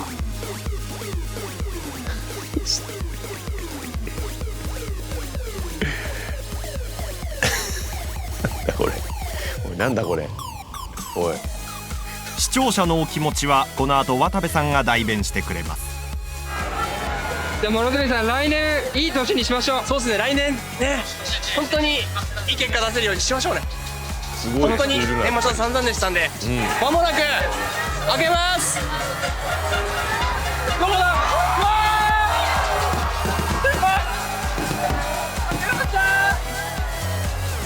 開けました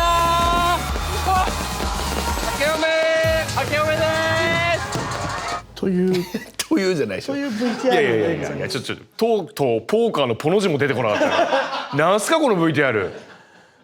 僕らもちょっと疑問だったんですけどもVTR が届いたので、一応僕らも渡部さんにいや何これもうなんか何にもいやもう100歩譲って花火のシーンはいいですよカウントダウンの感じねフィリピンの。その前のダンスはいらないでしょ絶対あれ。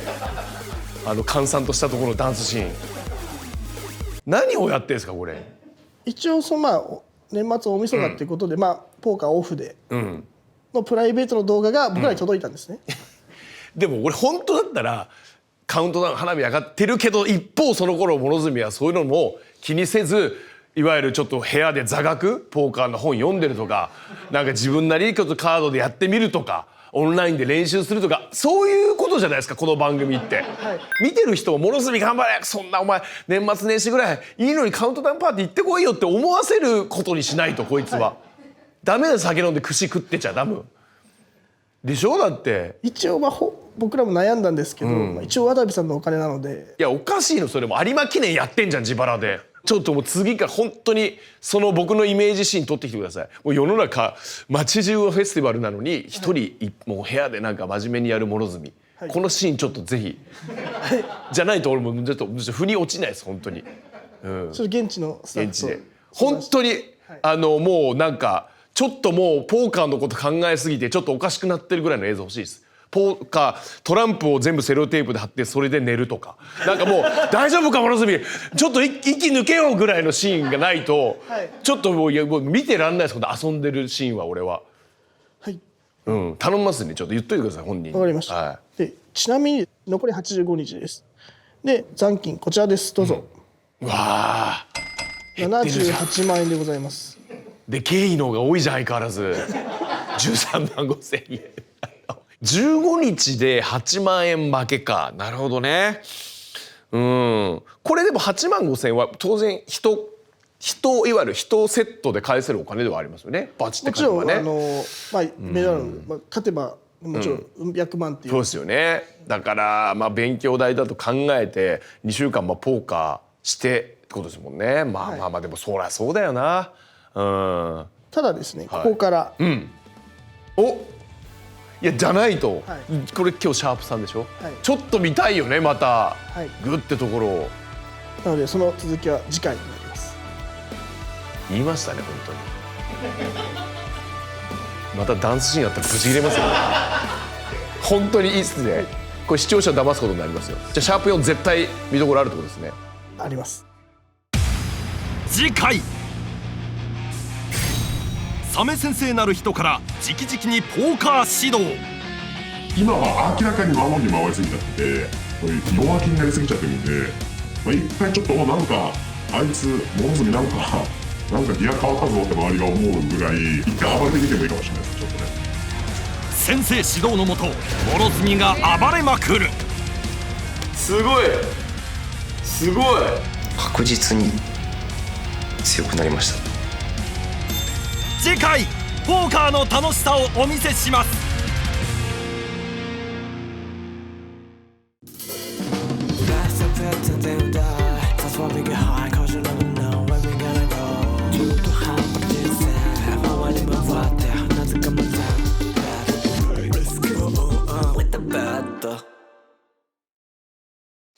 どうもアンジャッシュ渡部です。渡部と第4回目でございます。よろしくお願いします。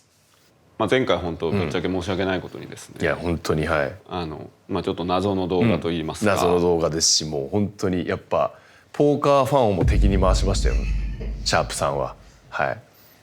よく言えば、諸角さんの人となりを知ってもらった方が、もしかしたらこの後、いろいろ視聴者も応援しやすくなるんではないかという。それ勝った上でですよね。負け続けたら人となりどうでもいいんですよ本当に。勝たないとやっぱり人となりを描いたならやっぱよし頑張れって気にさせないとやっぱね。と思うんですが、非常にここに来てちょっとぜひ見ていただきたい VTR が出来上がりましたので。ちょっとなんか俺振りに聞こえるな。またシャープさんのダンスシーンじゃないでしょうね。別のフェスで踊ってるとかじゃないでしょうね。なんか振りに聞こえるな。どうしても見てほしい映像があるって。飯食ってるとか酒飲んでる映像じゃないでしょうね本当に。ポーカーの見どころでってことですね。わかりました。めちゃくちゃ期待してます。テーマ的には一応成長というテーマで見ていただく。成長、いいですね。超期待します。 VTR どうぞ。明けましておめでとうございます。はい、明けましておめでとうございます。本年もよろしくお願いします。昨年はですね本当に、年内一度もインマネが叶わなかった諸角。自分なりに考えてみたんですよ、何がいけなかったのか、チップ減ることをなんか恐れすぎてたな。弱気だってことかな。これなくなったら終わりなんだと思ってこれなんか強気にいかなかったりそこでなんか降りちゃったり、なくなるの嫌だからで勝つ時になんかあんま大きくも勝ってないと思うんですよ、そんなんだからもっと強気にこうかけてってそれに乗っかっていっぱい取るみたいなのもできてないんですよ。だから今年は、なくなることを恐れずに、取る時にいっぱい取る。ちょっと怖いなこのスローガン怖いなちょっと。マニラスーパーシリーズっていうむちゃくちゃ大きい大会が開かれるんですよ。この大会の規模が、倍員2万ペソぐらいするらしいです。マジで？カダマニラという場所ですかね。という場所を変えまして、マニラスーパーシリーズという大きい大会に出ていこうと思いますね。とその前に正直諸角さん初心者ですし、バチバチのね、結果がねなかなか出てない期間が2週間ほど。いや出ないですよね、そりゃ。今日の今日までね続いたじゃないですか。悔しいけど。なんで、番組側の方で、諸角さんにですね、準備したものがあります。なんだ？なんすか？こういう展開よ。金のネックレスとかだ。なんかこっち側が威圧感を与えることによって向こうを下ろさせる。とある先生をご用意しました。サメ先生。何？サメ先生。サメ先生をご用意いたしました。なんだ？サメっていうのはあれですか？シャークですか？はい、シャークです。なんで？なんでサメなのか。サメ先生は日本でトップレベルを誇るポーカープレイヤー。そりゃそうよ。今回特別にポーカーを教えてもらう機会をいただいた。習ったわ一回。ちなみにサメ先生のサメとはポーカー用語で経験豊富で強いプレイヤーを指すシャークの意味である。ちょっと今日はこの後ですね、サメ先生から実際に講義を受けました。一番最初にやることじゃないこれ。初日にやることじゃないのこれ。じゃあ、15日目講義参加してもらいます。行きましょう。やったー、嬉しいよ。聞きたいことめちゃくちゃあります。あるよ。サメ先生との講義がスタート。はじめまして、サメ先生です。はじめまして、諸角と申します。あけましておめでとうございます。あけましておめでとうございます。思ってるサメではないんですね。新年早々何やらすごいポーカーでお悩みということで。そうなんですよ。ポーカー歴は何日目ですか？2週間です。2週間、なるほど。はい。この2週間はずっと毎日ポーカーをやってるわけですよね。毎日ポーカーをやりまして、トーナメントに毎日参加しまして。何トーナメント出たんですか、ここまで。12、3トーナメント。12、3トーナメント出て、いまだに一度も入賞していない。はい。で、日によってはリエントリーもしてますので、倍ぐらいある。驚いてる。20。はい。先生驚いてる。マジ？はい。やっぱ驚かれてるじゃん。一応なんか映像が2個ぐらいあるんですけども。ここからは諸角自身が判断を迷った実際のプレイ映像をサメ先生に見ていただく。諸角が質問したのはトーナメント中盤の1ハンドであった。入った手がまず、エースと3のオフ数だったんですよ。大前提、これって言っていい手なんですか？ちょっと前のアクションによりますよね。どこまで参加している人がいるのかどうか、諸角さんの前までに他に参加している人がいるかどうかによってだいぶ変わりますね。相手はですね、おっしゃる通りクイーンズでして、クイーンズだったんですね。はい。リバーが5打ちまして、これ負けてしまうというところなんですけども。なるほど。これはひどいですね。やっぱりそうなんじゃん。先生の言葉に笑うしかない諸角。500倍ぐらいひどいですね。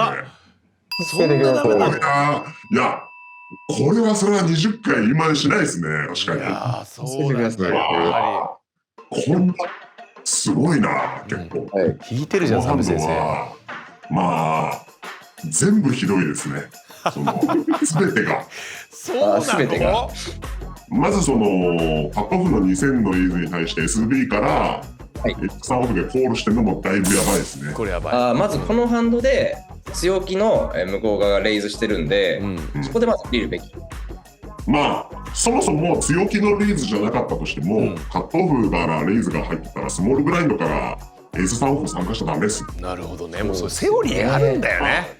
悩むのはこれが例えば、マークの同じエース3スーツとかだったらどうしようかなって悩むのは分かるんですけど、それでも2000点のレイズだったらもう絶対降りなきゃダメですね。コールドはもちろん一番ベストで、まだレイズの方がまだちょっとマシですよね。コールドはもう結構ひどい。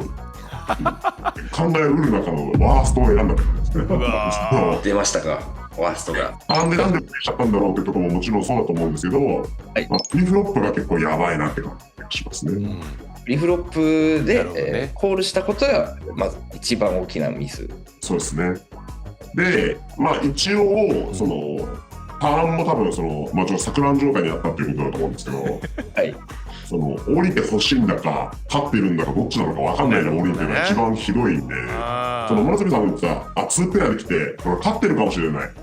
じゃあ降りんっていうのはちょっとわけわかんないですよね。その最終的にはですよ、そのちゃんと綺麗に攻めるとこ攻めて守るとこ守ってっていうふうに両立できるようにしてほしいんですけど、今は明らかに守りすぎちゃってて弱気になりすぎちゃってるんで、一回ちょっとなんか、あいつ諸角なんかギア変わったぞって周りが思うぐらい一回暴れてみてもいいかもしれないです。そういうことか。もちろん強い点ですよ。強い点で暴れるんですよ。エースさんを暴れる。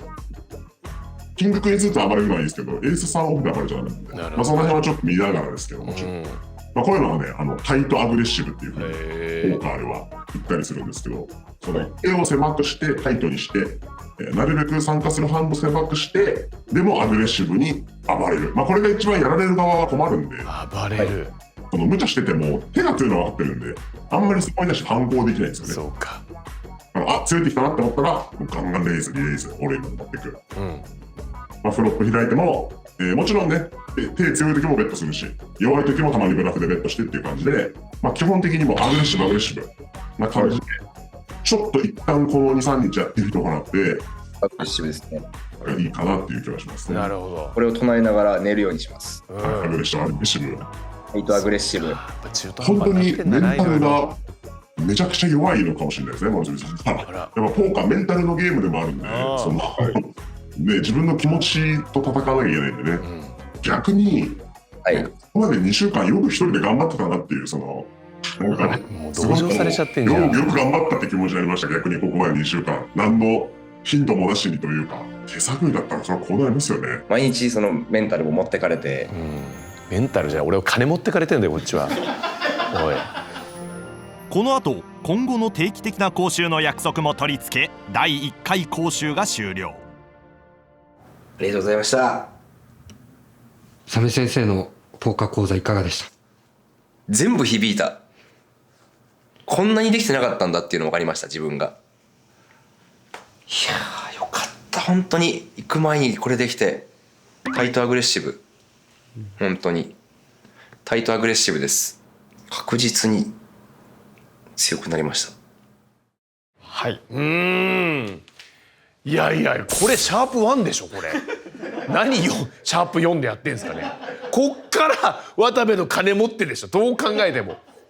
サメ先生に同情されてましたって。何も知らないで2週間いたんですねって。やっぱり今はっきりしましたね。僕も漠然とモロの実力って大丈夫かなと思ったけど、はっきり言ってくださいましたね。ダメだって。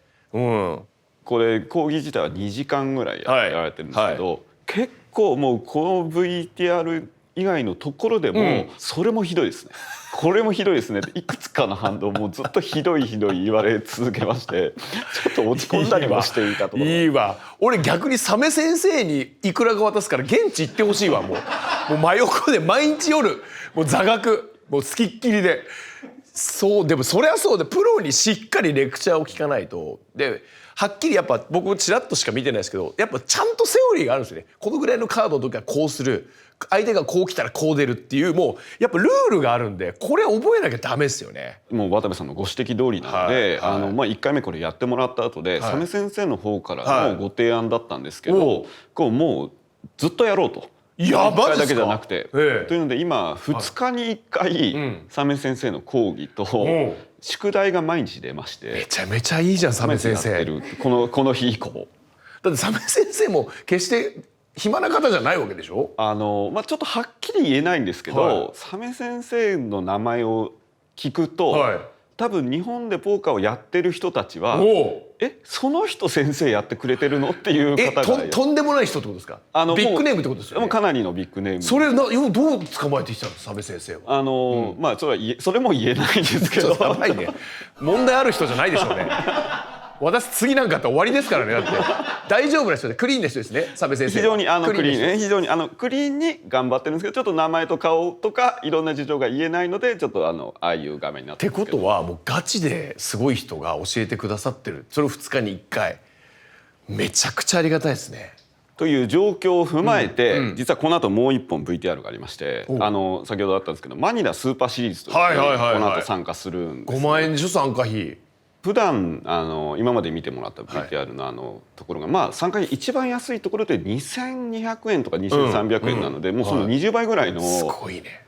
これでも逆に言うとこう猛者たちが集まる大会でもあるわけですよね。と言われてます。レベルも高いわけですよね。いや大丈夫かな。そちらをちょっとこれからご覧いただこうかなと思います。よし見よう。じゃあどうぞ VTR。ポーカー生活18日目。お疲れ様です。来ましたね。マニラスーパーシリーズ。楽しみですね。楽しみですね。はいはい。あれなんか洋服も心機一転。はい、やっぱでかい会場ってことで負けないようにね派手な色持ってきました。やりましょう。もういいんだよユニフォームの色遊びは。こんな綺麗。すごいね会場も華やか。入っていいですか？大きいね。セキュリティゲートをくぐり抜け、すごいじゃん。豪華な施設に圧倒される諸角。わあまだクリスマスやってますもんね。今日参加するのが、マニラスーパーシリーズっていう大会なんですけど、その中の僕が出るのはクオリファイトゥメインイベントっていう、大会でございまして、大会ってそういう賞レースというかに出まして、クオリファイトゥメインイベント3000ペソ払って上位入選したら、参加券を得られます。メインイベント。今日はそちらに参加していきましょう。3000ペソ。なるほど。つまり予選を突破すると本来2万ペソバイインのメインイベント出場権を3000ペソで得られる。資金に限りのある諸角にとって絶好の機会なのである。頑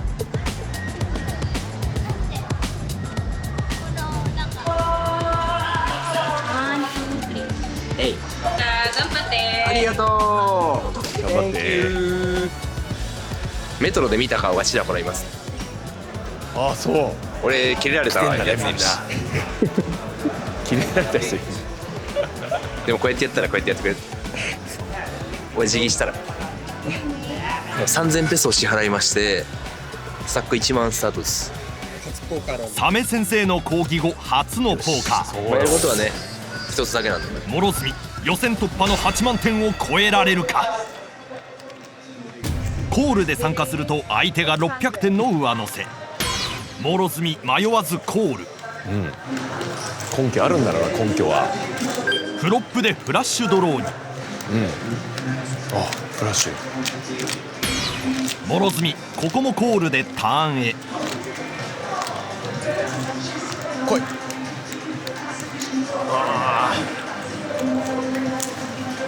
チェックで回すが相手から2000点のベット。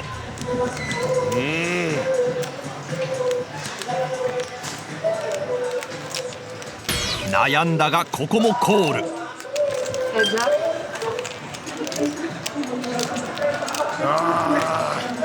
ここで緑のおじさんオールイン。緑のおじさん。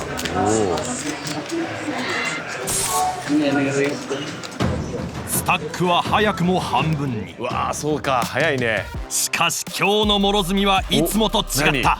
タイトアグレッシブ。本当にタイトアグレッシブです。確実に強くなりました。ドキドキが来るな。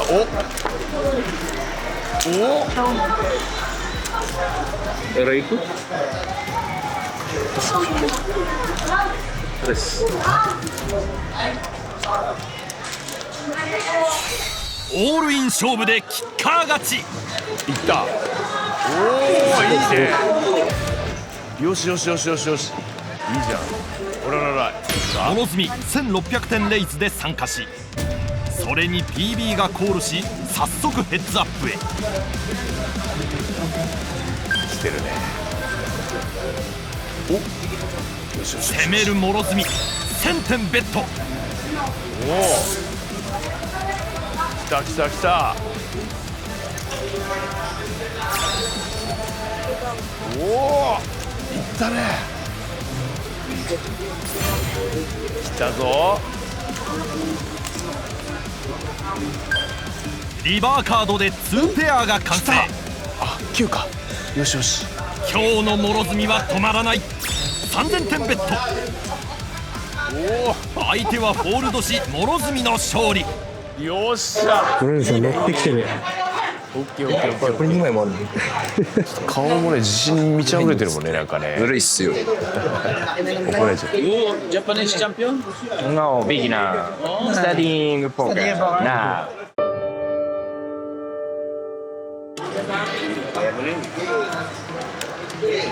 Okay.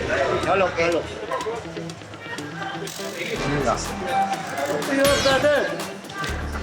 Senpai. Senpai, brother. Senpai, right? Senpai, right? What is senpai? Senpai? Oh, hi. Teacher. Teacher? Teacher. 諸角後輩とヘッズアップ。おい大丈夫か？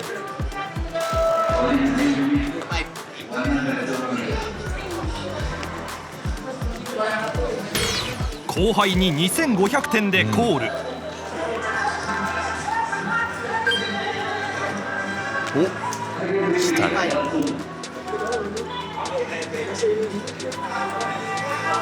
ターンでもコール。後輩のチェックに諸角は5000点のベッド。おお。うわ。めっちゃ睨まれてる。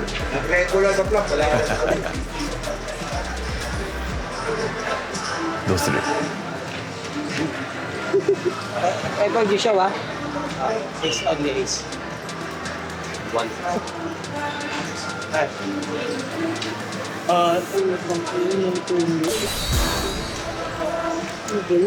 今のでかいっすよ。よっしゃ。ほら、これで1万、2万でしょ。3万。3万来た。ここが見せ場なんだみたいな。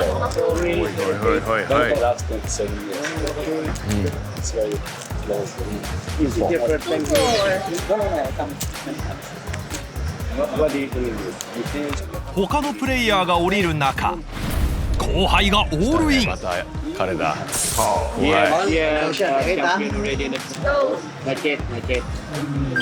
後輩はエース3で現状諸角が有利。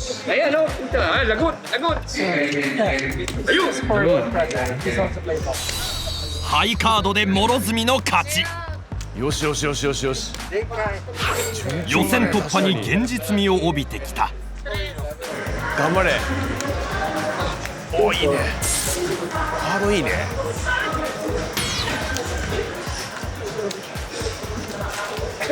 ここで LA キャップとのヘッズアップに。い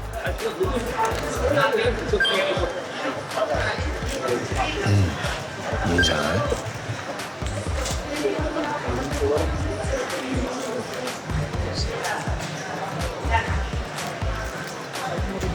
相手のチェックに対し諸角2000点ベッド。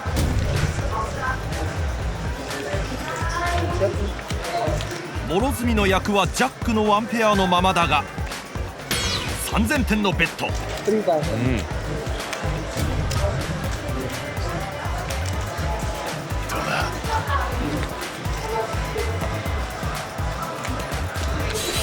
相手はマックし、またも大きい勝利。果たしてどこまでいけるのか。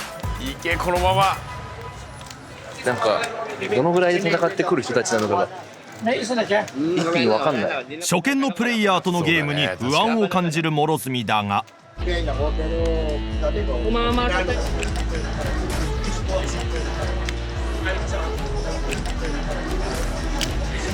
So 5 seat ang kayo makukuha. Base. Apat na lang. 4 players. Tulog lang ako. Yan mo kaya dali pala. Of course. Alam niya rin niya. Alam naman niya. 諸角長考の末。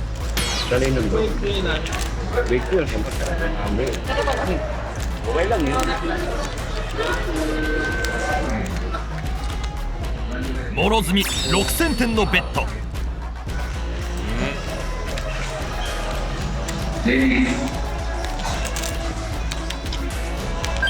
人はコール、もう1人はフォールドでメガネのおじさんと一騎打ちに。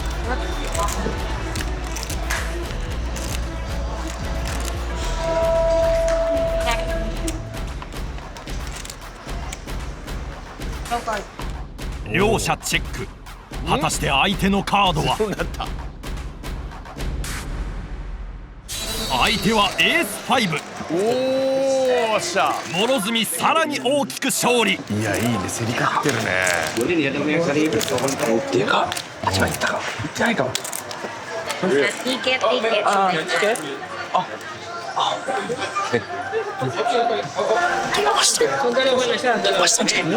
ジで？おやった。すごい。諸角見事予選突破。これはどうする？チケット。すごいすごい。チケット確定しました。チケットはメインイベント。これ2万ペソっすよ。これ。誰かに手を振る諸角。共に戦ったおっちゃんたちもチケットを獲得していく。ないじゃんもう。やりました。マジででかい。本当にサメ先生ありがとうございました。今後とも本当だね。よろしくお願いします。田淵さん、これマジでチャンス手に入れました。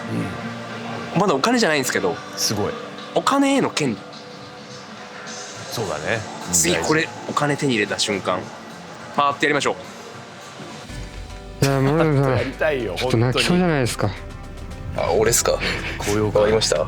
僕はもう泣いてますよすでに。さ待ってじゃあ諸角さん、明日メインイベントはい参加するわけなんですけど、はい、泣いてんの？意気込みを。本当にお金で心にタイトアグレッシブ。これがやっぱ響きましたね。本当にオールイン一回も負けなかった今日。そうっすね。最後以外ついてた。確かに本当に今日は、嬉しい。本当にこんなにすぐ結果って出る？先生がすごい？赤ユニフォームがすごい？ラーメンがすごい？いや今日食べていい？もうわからないけど一つだけわかることがある。それは嬉しい。おーすごい。確かにありましたね、見どころが。習ってほんとすぐ結果出たっていうのはいいですね。でもね、ついてたっていう部分もあるとは思うんですけれども、ただやっぱりやり方がわからない中でどうすればいいかっていうのが、その方針が見えたので、確かに多分諸角さん自身もやりやすくなってきてはいると。これでも確かに全くポーカー知らない状態で、やったことない状態でサメ先生の授業を聞くのと、やられて2週間もう多分質問をもろからすごいガンガンしてるじゃないですか。これもしかして良かったかもしれないですね。現場でちょっと授業料払ってこれどうしようもないからっていうことで、その吸収力もスポンジでいうともうカラッカラの状態で行ってサメ先生のもの全部吸収したっていう感じ、いいかもしれないですねこれね。一個だけいいですか？泣くの早すぎません？ちょっと何ちょっとうるっときてディレクターは僕もう泣いてますって。いや早い、まだ勝って大勝ちして最後も泣いてください。これ今サメ先生習って、やっぱちょっと渡部さんから見て、変わったなみたいなところってありました？今もうはっきり明確になりましたよね。多分そもそものこのハンドが強かったっていうのもあると思うんですけど、行く時には行く、行かない時は行かないっていう多分メリハリがしっかり出たし、やっぱ行く時に行くから周りもやっぱちょっと降りてくれるようになりってる感じしましたよね。でもね、だから本当タイトアグレッシブっていうのは今もろにすごく響いた方針だったんじゃないかなと思いますけどね。なんか顔つきもね、VTR 中おっしゃってましたけど、ちょっと自信が溢れてるというか、いい顔になってましたね、勝ってる時ね。ここまでの残金がこちらになります。まあそうですね。初めてこの映像を見てイライラしないです。今まではなんだよって思ってたんですけど、まあしょうがないですよね。こっからですよね。ある意味だからもうとんでもなくリターンがある可能性が出てきたってことですよね。ちょっと経費が増えてるの気になりますけど、まあいいじゃん、許しますよ。予選突破したんで。ということで、次回はこの続きめちゃくちゃ見たいです。いわゆる本戦ですね、シャープ5は。超楽しみです。今までね、次回交互期待はもう嘘で言ってました。今回本当の次回交互期待です。さよなら。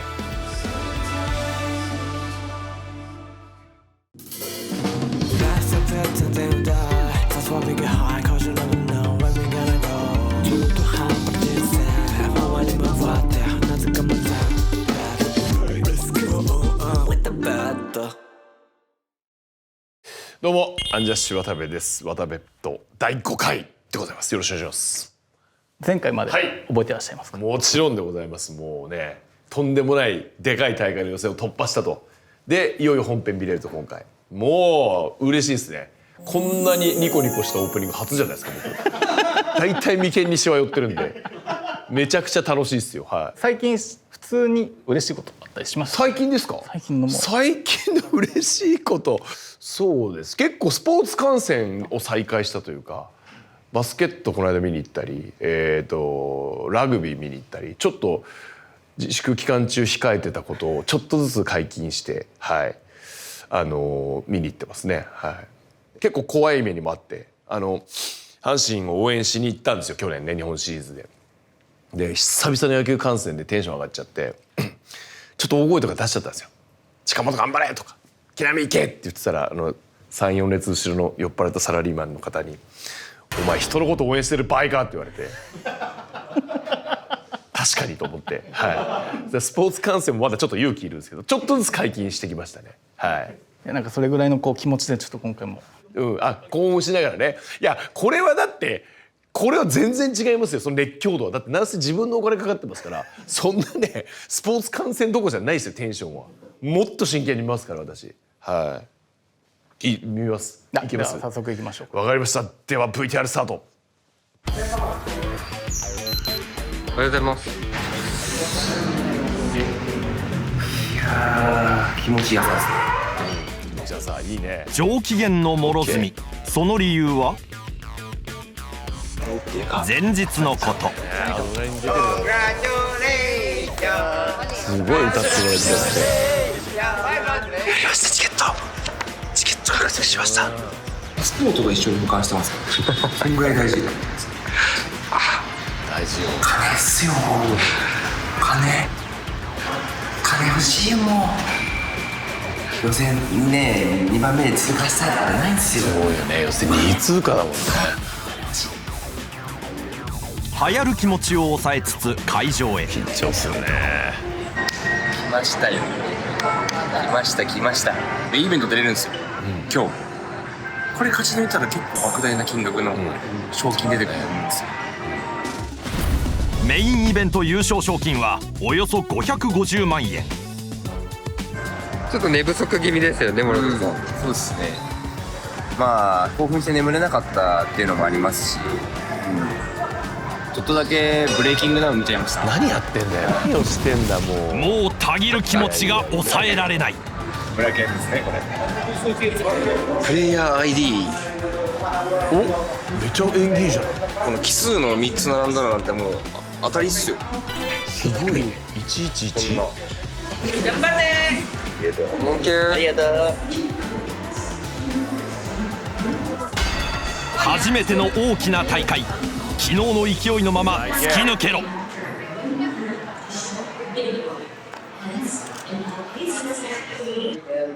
ブレイキングダウンに出てそうな人たちに挟まれつつコールで参加。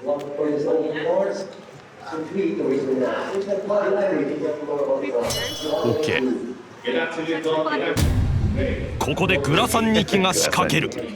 対して諸角はコール。タイトアグレッシブ。ここでグラサン2機追加ベット。なんだ。なんだ。吹っ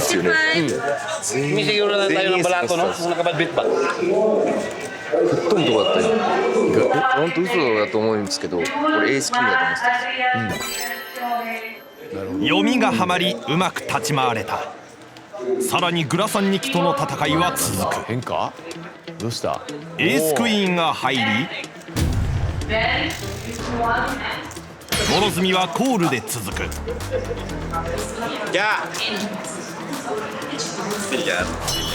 2ペアが完成し、ひとまずここをチェックで回す。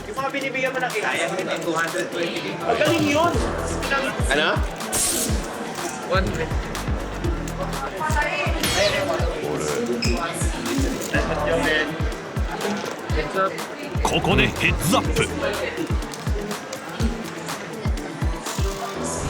攻めるグラサン2機。どうする？悩む諸角。 先ほどは見事に読み切った諸角。今回はどう対処するのか。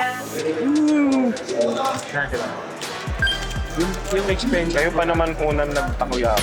Yung expenses nila. 相手は役なしのブラフ。絶対勝ってると思ってるんですよ。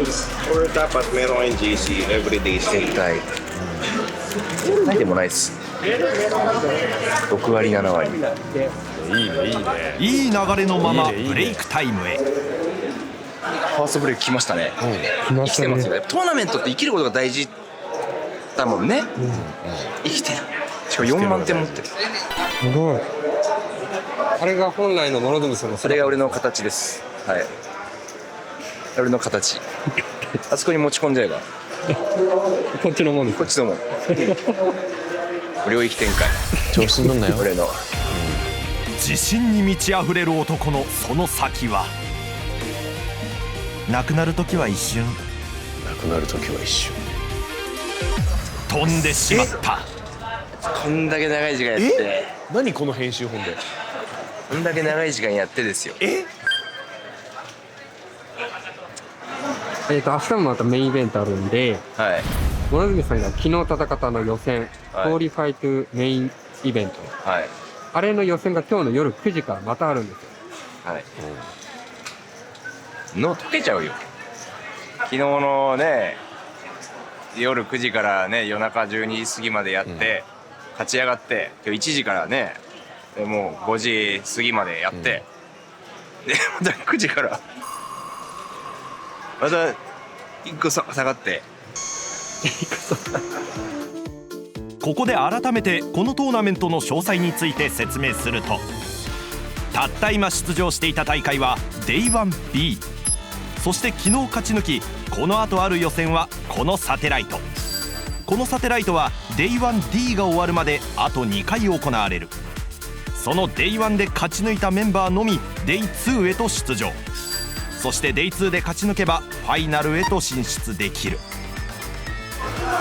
何休めないよこれ。9時から4時間ですか？4時間待機？うわー、休めちょっと休め。うん。なくなる時は一瞬。うん。なくなる時は一瞬。出ました。あらら。もうシンプルに負けたってことです普通にねこの編集は。なんもないです。まあ一回ちょっとね、諸角さんも体力がね、限界だと思うんで、明日どうするかは。まあ明日やるんですけど。やる。なるほど。やるはやるんですよ。やりたいんですね。はいはい、もちろん。だってこんな大きい大会が開かれてるわけですから。どれをやろうかなっていう。安いのが一応クオリファイトメインイベントじゃないですか。でもお金払えば別にメインに出れるっていうのもあるんですよね、選択肢としては。そういうことか。だからそうです。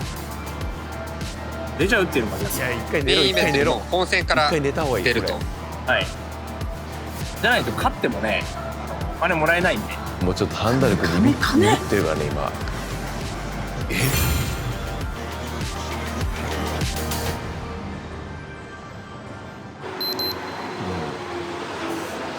おはようございます。なんでも逃がします。行きましょうか。もう今活動してないトリオの。イベント。大丈夫かな。ね。行きましょう。あれ、何ですかこれは。鬼ヶ島さんのチーム鬼ヶ島って草野球の球団のユニフォームです。見てください。これ033です。そして渡辺さんからいただいたお金。多分2万ペソ払ってメインイベントに出るんで背負ってきました。全部。いやもう03の申し訳ない。人力車の総力戦でメインイベントへと立ち向かう。鬼ヶ島いいから。背負ってる。頑張れ。エントリー費は5万2000円。ここで全てをひっくり返したい。頼むぞおい。鬼ヶ島東京03アンジャッシュ渡部健のお金失礼します。そんな男が序盤から見せる。来た。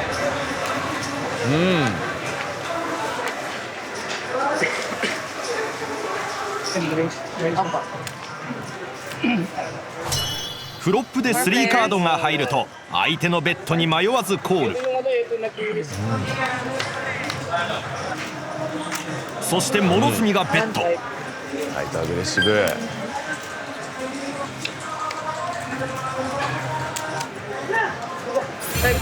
ここで諸角の5000点のベッドに相手がコール。きた。よしよしよしよしよしよし。続くハンドでもクラブのスーテッドでコール。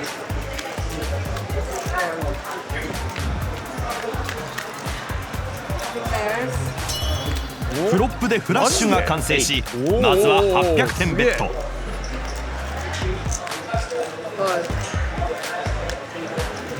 皆のコールに諸角は戦略を練り1500点のベッド。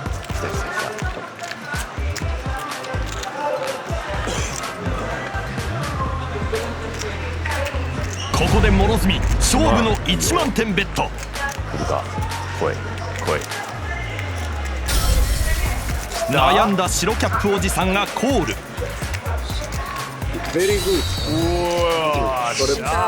いい流れでブレイクへ。いいね。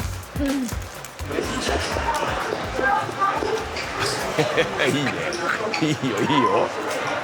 6万あります。6万。絶好調。アベレージの倍。アベレージの倍ある。オッケーオッケーオッケー。勝てそう。乗ってるな。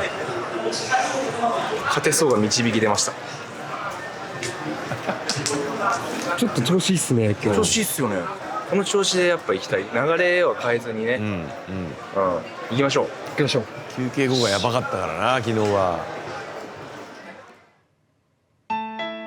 6万点あったチップも気づけば2万点くらいになり、ああちょっと待ってちょっと待ってよ。何この日記ベースのこの感じ。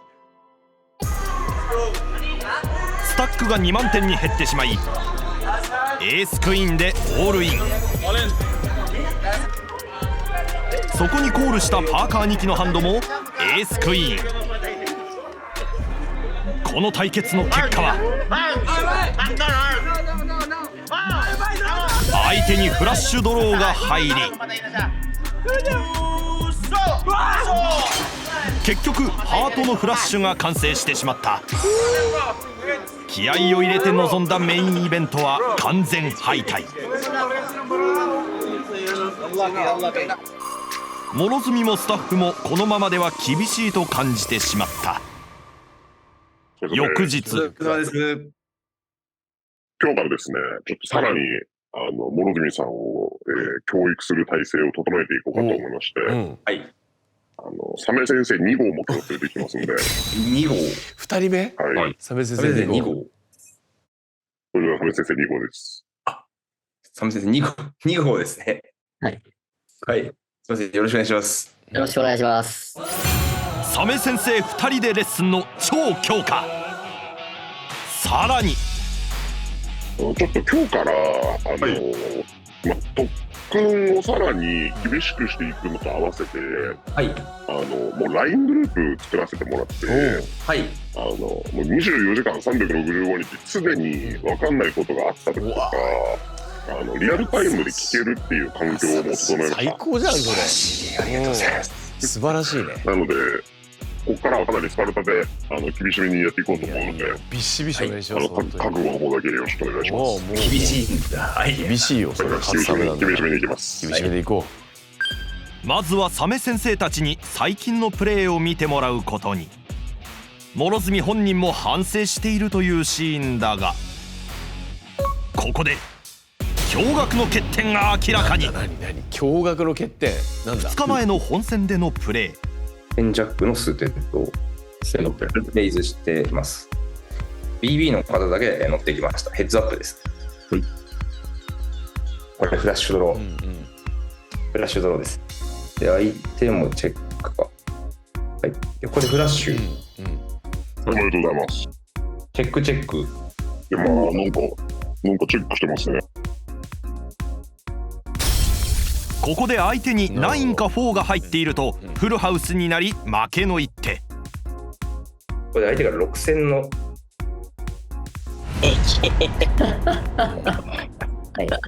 はい。めちゃくちゃ4に見えますけどね。9とか4ね。難しいですよね。とはいえ。これ僕2万。レイズしたんですか。なるほど。はいはい。こういう相手の顔見てください。みたいな。2万。どういう思考回路。これ本当に頭抱えたんですよ。僕も見返して。コールされた。コールされて。相手9だったのかな、相手。9。フルハウス。うわどういうことですかマジで。これ何やってんすかこれさ。これは本当に絶対に勝ってると思っちゃったんですよ。もう諸角さんもこれ今までのプレーの中でダントツやばいですよね。これ怒るというか呆れますよねちょっともう。はい。何を思ったんでしょうね。いや諸角さんだいぶメンタル弱いですよ多分ね。ああそうなんだ。指摘されたのはメンタルの弱さ。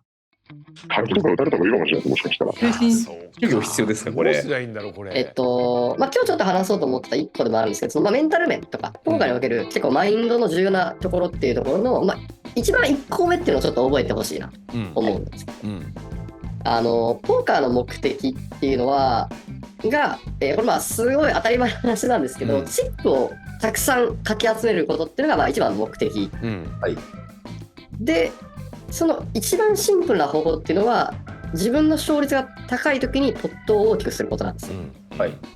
でこれをすごく言われてみたら当たり前の話なんですけど、常に絶対に一番最初の念頭に置いてほしいです。基本的に自分の願望っていうのは関係ないっていうのをやっぱりすごい意識してほしいですね。これ弱点フラッシュするからこれレイズしてコールしてくれたら2万点だって嬉しいみたいなのってやっぱり自分のめっちゃ気持ちはわかるんですよね。めっちゃ気持ちはわかるんですけど、それってあくまで願望になっちゃうので、現実的に相手側がどう考えてどんな話だったらどうプレーするかっていう部分の、事実だけは追ってほしいなと思います。すごい当たり前のことだけどもうできないんだよね。その技術面を置いといて一旦の一番念頭に置いてほしいマインドの部分ですね。ここに来て重要なマインドセットについて学んだ諸角。すごいね。その後も先生たちの熱い指導は続いた。ここ何日間かの自分のプレーを見てもらった。呆れられた。呆れられてたね。これからスパルタの特訓が始まるらしい。しかしお金のため、生活のため、渡部さんのため、やるしかない。でも、今日は寝よう。休もうも今日ね。明日からそうか今日ね。まあいいよ今日はしょうがない。レッスン翌日、諸角にとって人生初のあることが起きた。エントリー費5000ペソのトーナメントに出場していた38ハンド目のこと。何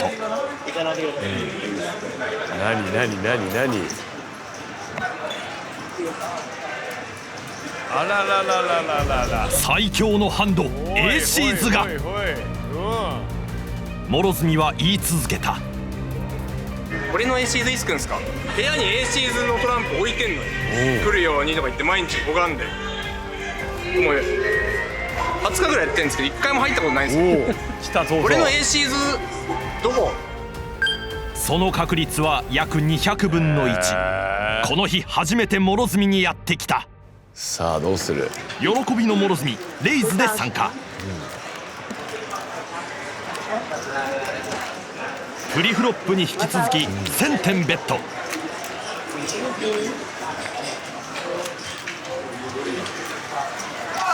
そうか。ここで相手がオールイン。この厳しい状況にあの言葉がよぎる。出た。自分の願望っていうのは関係ないっていうのをやっぱりすごい意識してほしいですね。現実的に相手側がどう考えてどんな話だったらどうプレーするかっていう部分の、事実だけは追ってほしいなと思います。市場を挟んではいけないとサメ先生。しかし初めて弾けた A シーズ。諸角はどちらを選択するのか。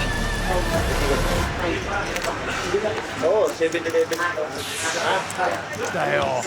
いっちゃったよ。うわ。まあしょうがないか。相手ストレートって分かったんですよ。分かった。本当に。ないとな。でも俺初めてシーズン入ったから。いや分からない。そのまま走りました。あれは俺の来てくれた ACs への気持ちっす。来てくれてありがとう。ここでお前を捨てるわけにはいかないっていう。いらないんだよそういうのが。一緒に言われたじゃん2号に。一緒に突っ込んでいった感じです。いや本当そうだね。アドバイス通りだねこれ。で普通に行くだけ。自分のことしか考えてないもんね願望と。甘くないと分かっていたが、まあ。とはいえそろそろインマネが見たい。頼むぞ諸角。あと2日。いやーすごいですねこの VTR は。ああなるほどね。本当これはなんか神のいたずらというか先生に言った本当の最高の教材が来たってことですよね。それを見事守れなかった。これでもまあこれちょっと責められない部分もありますけどすごいですねこの流れはね。でもそうだよな。自分の手札じゃないですよね結局ね。いやそうだよな。すっごい見事ありました。はい。いやあと2日残り。そうですね。ただこの体制的にはどんどん環境的には先生も2人になり LINE グループもありあんなにいいアドバイスいただいて。でも2号先生もすごい方なんですかやっぱり。もちろんです。いやまあちょっとしょうがないですね。そう簡単にいかないと分かったんで、はい、見ましょうちょっとね成長しろ諸角。この日諸角が出場するトーナメントはディープスタックのファイト B ですね、出ます。バイイン7500、持ち点3万。これ勝ったら Day2 なんですよ。残ったら今日夜まで。明日ので明日です。ほんでインマネ、優勝賞金は80万円以上。とにかく勝つしかない。この日の序盤エースキングのスーテッドが入ると諸角ここは強気のレイズ。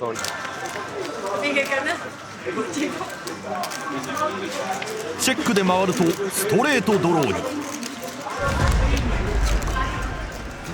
ここも強気で3000点にコール。するとリバーでストレート完成。ここで8000点ベット。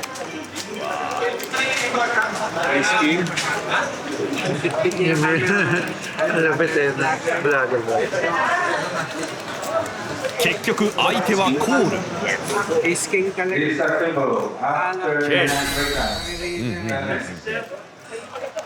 そんな気持ちいいブレイクないっすよまで。ほらちょっとスタックだけすみません。これで3万です。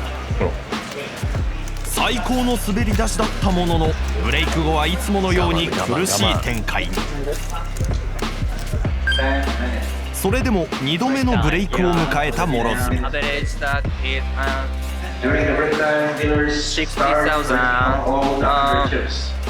But I have stack is 80,000。でもね、フリーフロップの参加ハンドは全部合ってると思います。なるほど、いいね。で参加してみた上で、降ろされるというか。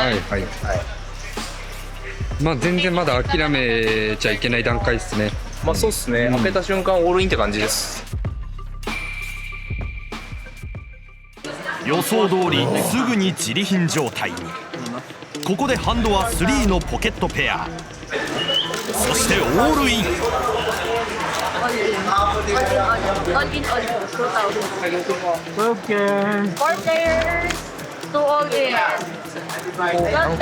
か引っかかってそう。引っかかってるからベットしてるもんね。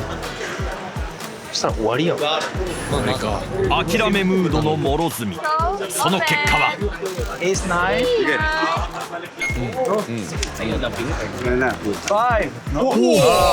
3カードで逆転勝利。ここはなんとか耐えたものの気づけばまた自利品。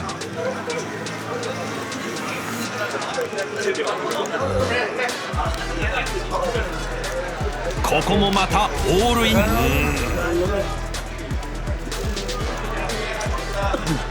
一体どうなる？フロップでワンペア完成。ここも勝利しギリギリの状態が続く。なんか粘ってるね、ギリギリのとこで。なんかあるぞ、なんかあるぞ。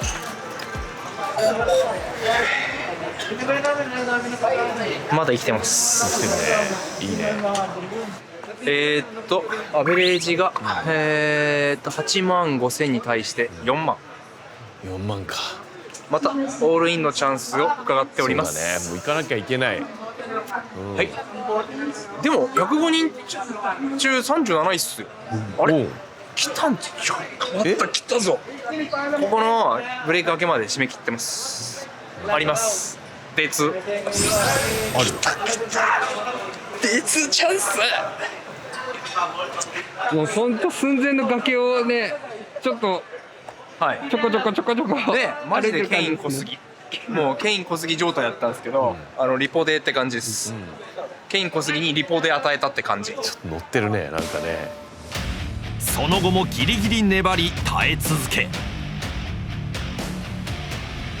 チップを減らすが取り返して持ちこたえる。粘ってんだね。100ハンドを超え疲労も少しずつ見え始めるが、集中し続ける諸角。おいいよ、いい表情。もうこれ以上負けられない。番組のため、自分のため、そして渡部さんのためにも。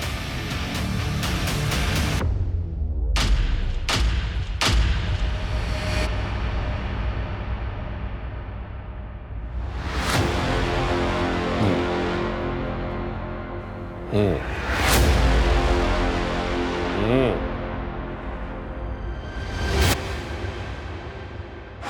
似しました。マジで？お、すごいじゃん。真似しました。来た？お、すごいすごいすごい。こんぐらいしかない最後。でだから誰が飛ぶのこうやって待ってて。飛べ飛べって言った。なるほど。危ない。そうかそうか。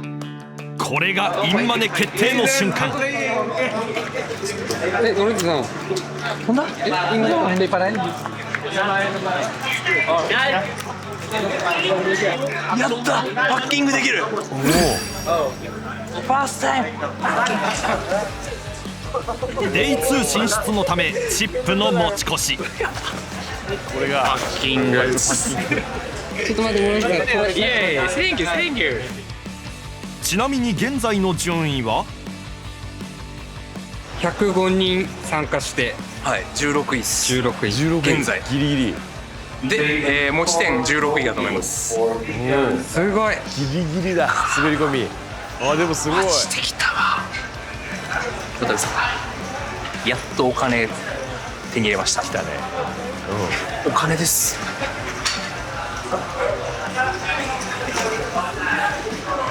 最近持って帰るんで大船に乗ったつもりでいてください。言ったらよっしゃ。よっしゃ。マジ嬉しい。お疲れ様でした。マジで嬉しい。頑張った頑張った。おはようございます。おはようございますね。D2 です。D2 進出したんで D2 です。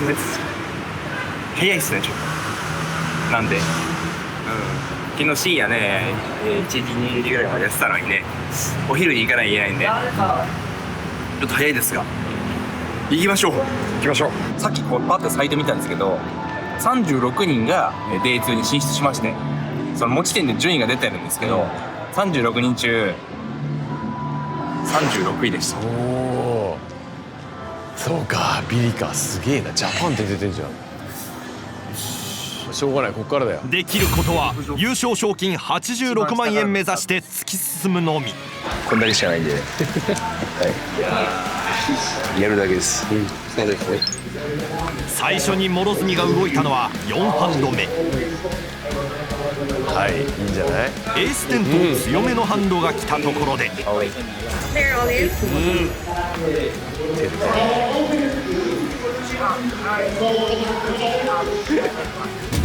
こは全員ホールドでポットゲット。そして6ハンド目、キングクイーンのスーテッド。ここでも諸角は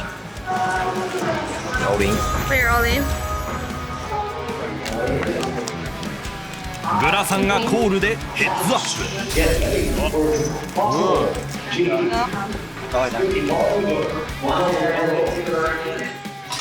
フロップでは役ができないものの、キング、クイーンもしくはダイヤで勝利となる。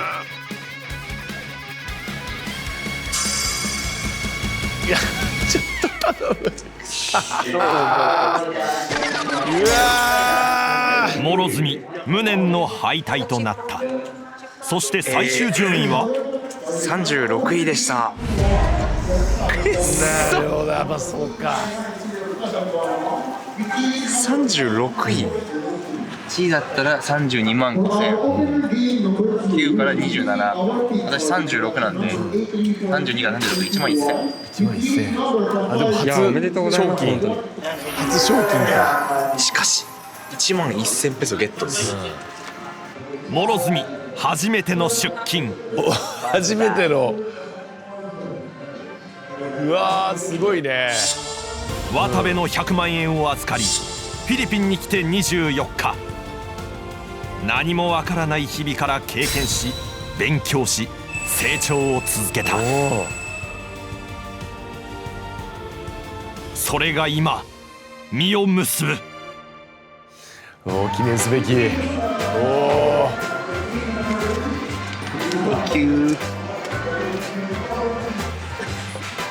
やりました。おめでとうございます。ちょっとこれ嬉しいだろうね。7500エントリーで1万1000返ってきました。プラスです。ちょっとプラスだ。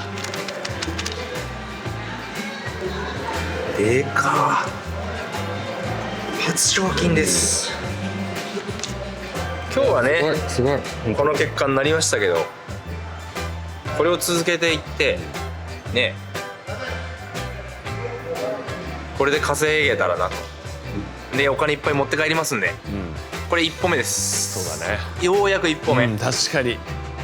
まあたくさん使ってますけど、まあまあここから取り返していくんで。そう、これは一歩目。確かに。ここからが本当の戦い。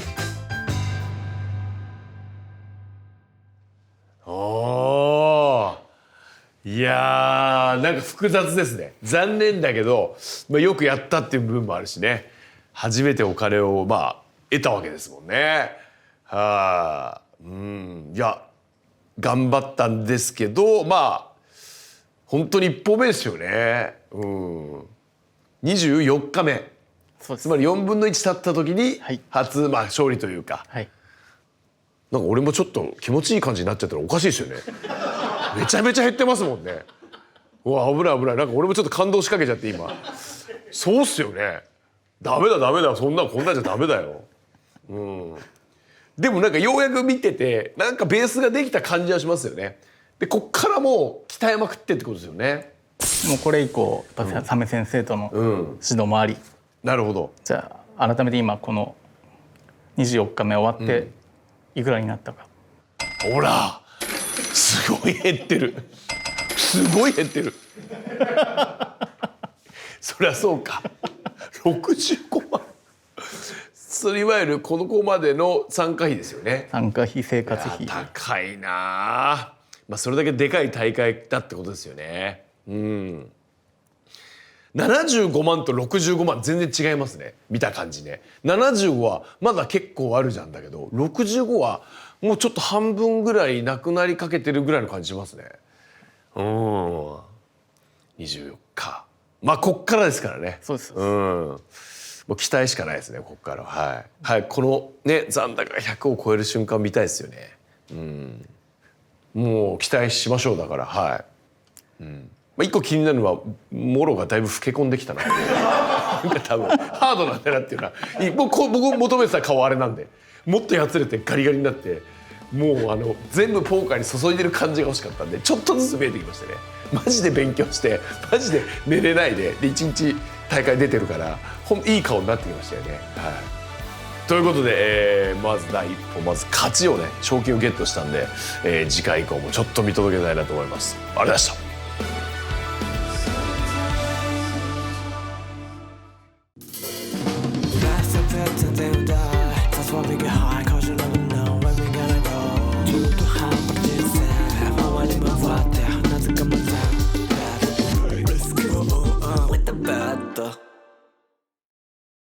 どうも、バタベットスタートでございます。今日もよろしくお願いします。よろしくお願いします。お願いします。まずは今回6回目の放送になります。本日もよろしくお願いします。お願いします。現在ですね、小栗さんポーカー行かれておりますが、100万円持って渡部さんのお金で行ってるじゃないですか。はい、ちなみに渡部さんって昔なんていうんですかね、お金が苦しかった時代とかももちろんあったと思うんですけど。はいはい、もちろんもちろん。もう実際にだって飯食えるようになったのがもう10年目、32歳ぐらいなんで、そこまではもう食えないどころか消費者金融にめちゃくちゃ借りてましたね。スーパーの特売日にいわゆるレトルトのカレーを箱買いするみたいな、でそれをなんか僕ら芸人同士で分けるみたいなことやってましたけどね。だから俺お金に対する執着が強いんですよ。もうね、ギャンブルで負けるとかも一番嫌なんですよ。だから、なんか渡部さんってやっぱグルメのイメージが強いので、やっと借金返してさあお金を手にした時何したいかっていう時に、よしじゃあもう食べたいものをメニューの値段を見ずに食べようっていうのがスタートなんで、そっからもうめちゃめちゃ全て給料は食費に使うようになるんですよ。で一時期渡部は1週間にいくら食に使ってるみたいな企画があって、実際に使ってる額は引かれると思って3分の1ぐらいの嘘の値段出したんですよ。それでも大炎上しましたから。前回岡田マニラで行われたマニラスーパーシリーズで諸角さんインマネしたの覚えてらっしゃいますか？とうとう結果出ましたもんね。とうとう本当に僕らも嬉しい限りなんですけども、その後ですね、どうなっていくのか、前回の続きからまずは VTR 見ていただきたいと思っております。前回マニラスーパーシリーズで初のインマネをした諸角、ギリギリの36位ではあったが1万1000ペソの賞金を手に入れた。この調子で諸角にはどんどん稼いでいってもらいたい。その日の夜、諸角からスタッフに連絡が。すいませんね。どうしました？今日インマネしたじゃないですか。はい。でね、お金を手に入れたわけじゃないですか。はい。だからね、パーッとやっちゃおうかなって。何？どうしたお前。今日はパーッと美味しいご飯でも行こう。勝ったら来たいって言ったので。何？デイズ。ここ行きたかったんですよ。何かと言いますと、全種類揃ってるビュッフェ。何でもある。うわ、すごいっすねここ。お肉を中心にどんどんお皿に取っていく諸角。ビュッフェの価格は978ペソ。肉うまっ。こいつめっちゃうまいっすよ。何よ。諸角さん着きましたね。着きましたね。せっかくお金入ったんでね。何を買う目的で？渡部さんのお子さんにおもちゃでも。インマネの賞金で渡部さんの息子さんにおもちゃを買いに来た諸角。20分間店内を探し回ったが、渡部さんの息子さんに喜んでもらえるおもちゃを見つけられたか。これも結構俺の金でしょ。だってせっかく賞金が入ったんでね、渡部さんのお子さんに海外の警察のパトカー、ネゴシティのね、ポリスのやつ、デモゴルゴン。いや、いらないわこれ。怖いじゃん。レゴももうやってないよ、うちの息子。また明日からは切り替えていきます。おはようございます。この日諸角は大きな決断をしていた。7時半ですね、朝。現状稼げていないのでホテルのレベルをランクダウンさせた。いや、そりゃそうだよ。もう1ヶ月弱滞在したホテルをチェックアウト。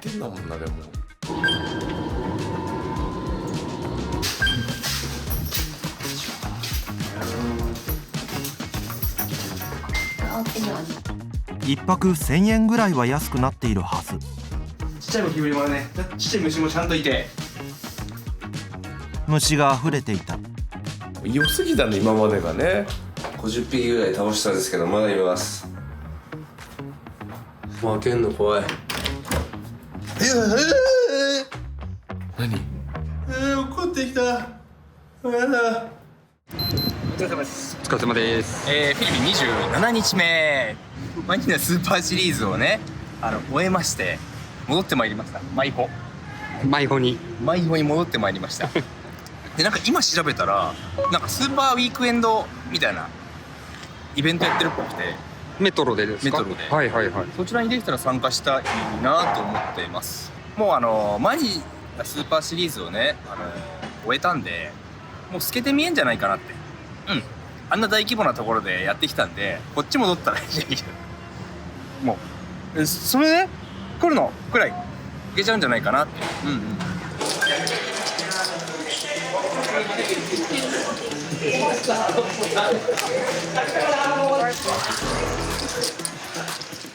クイーンと10の2ペアが完成。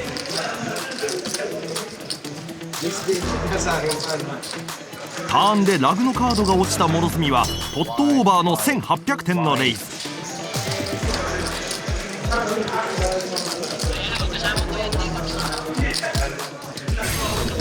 リバーで3000点をベット。コールしたのは1人。果たして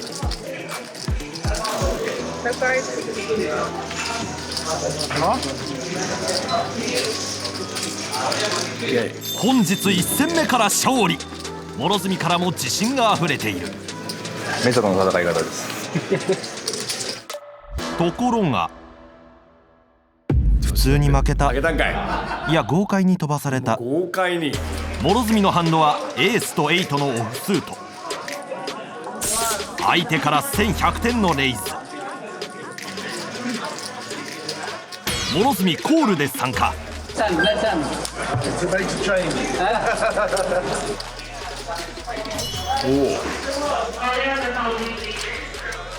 チェックで回してターンオープン。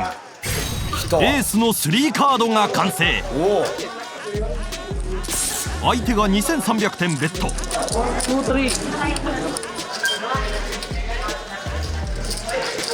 諸角悩んだ末のアクションはオールイン。1人がそれにコール。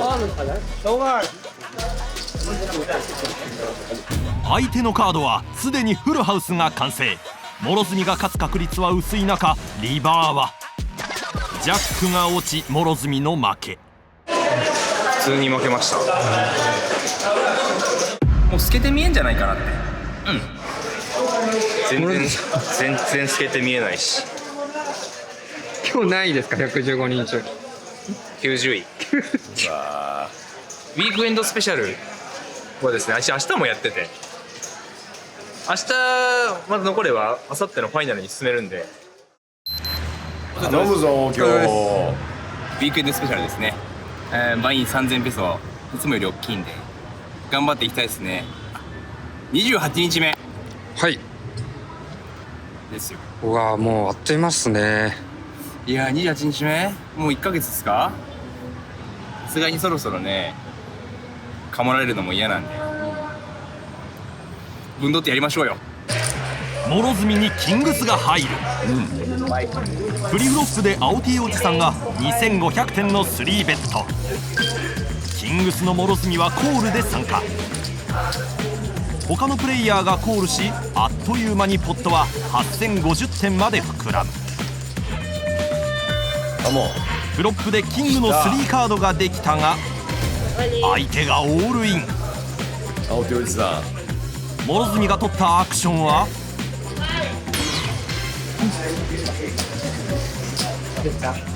プレイヤーが1人フォールドし青 T おじさんとの一騎打ち。現状3カードで圧倒的有利な諸角。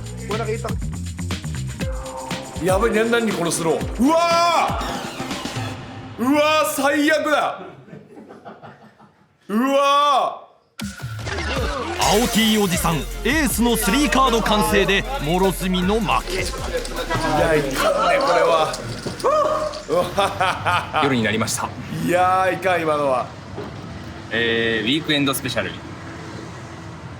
昼の部に負けてしまいましたので、これから19時から夜の部に参加したいと思います。フリフロップで相手が700点レイズ。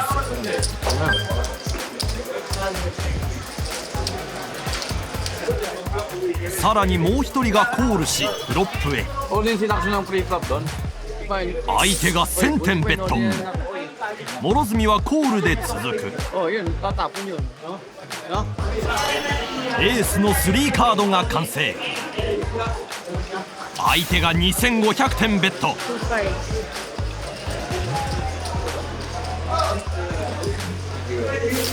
コールして戦う諸角。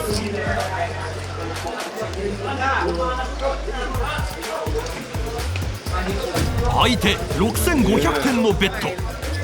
どうする。強気な姿勢に悩む諸角。コールして勝負。よし。相手はフラッシュで敗れてしまった。うわあれです。フリフロップ間違えた。実は諸角プリフロップでの立ち回りについてサメ先生から教えをもらっていた。広げすぎた。戦略を分析し反省しているかのように見える諸角だが、本当は怒られるのを恐れているだけだった。もう一丁いっちゃうかというが、金借りていいっすか。足りないのかな。200ペソぐらい足んない。すぐ返してくれます？すぐ返します。勝って返す。勝って返します。いいっすよ、いいっすよ。いいっすか。はいはい。パス。よしよしよし、足りる足りる。足ります？足りた。はいはい。ギリギリ。この様子を見ている渡部さんの菩薩のような顔を巻き戻してご覧ください。呆れた人間が出す表情の理想形があります。そして諸角は誰もが予想通りの結果を迎え、もう金なくなっちゃった。金なくなっちゃったよマジで。この後見ている方への配慮が諸角から提案される。何？30日目ですね。ちょっとね、はいはい。多分ですけど、まだ見てないんであれですけど、バインが安めのねエントリーになると思うんで、ちょっと試したいこといっぱい試そうかなと思ってます。まだブラフをね全然決行できてないんですよ。ブラフとは自分のハンドが弱い状況であえてベッドアクションを強めに行う行為。ちょっと諸角さん今日は攻めますって言って全然攻めない日がめっちゃあるんで、ちょっと今日はいろいろ試してください。今日は攻めます。攻めますか？はいはい。今日は攻める。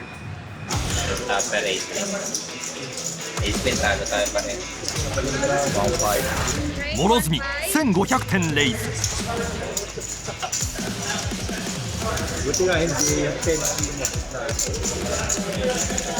役はない諸角だったが自分が強いと主張してみる。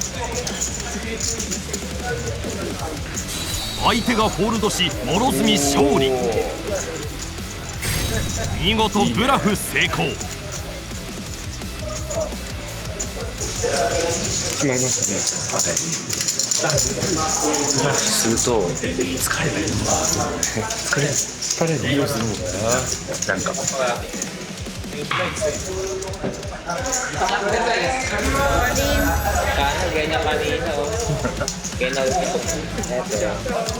わあいや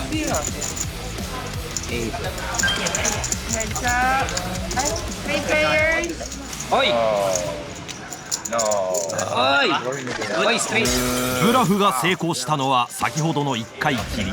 結果的には負けた。141人中第35位。今ならない35位。いやー、なるほど。いかがでした？いやー、まあやっぱうまくはいかないですよね。なんかわかんないですけど、細かいことちょっと調子に乗ってる感じしますよ、なんかね。でもそのお子さんにおもちゃをいや何度も言いますけど、そもそも俺の金ですからお土産にはならないですよ、あれお使いなんですよ、だからあと渡部さんちょっと気づいてなかったかもしれないですけど、あれパトカーともう一個あったやつ、あれ諸角さん用らしいです。マジで全部番組終わった後俺清算しますよ、あいつ本当。やっぱ観光リポートとかも結構諸角さんいろいろしてくれてるんですけど、あのあたりってどうですか、渡部さん。全く見応えないですね全て勝ってりゃいいんですよ。勝ってりゃどこビュッフェでも何でも行っていいんですよ。負けてますから全ての行動が鼻につくわけです、僕からして街回ってる場合かと、勉強しなさいよと思っちゃうんですよ、だからね。ただ鮫先生から学んだブラフについてはちょっとできてたというだからこの勉強が追いつくのか、お金がそこを尽きるのかですよね、だからね、そこはちょっと気になるところですけどね。今日は午前中講習の日だった。勉強だぞ、講習。諸角は日々サメ先生から講習を受けており、主にプリフロップについて教わっていた。今日の講習は自分がジャックスを持っており、プリフロップで何度もレイズが重なったハンド。ジャックスが入ったって言ってたやつですね。はいはいはい。で結構カットオフもボタンも参加してきて、自分がここで3ベットしたんですけど、3ベットの額が400に対して2.5倍しかしてない。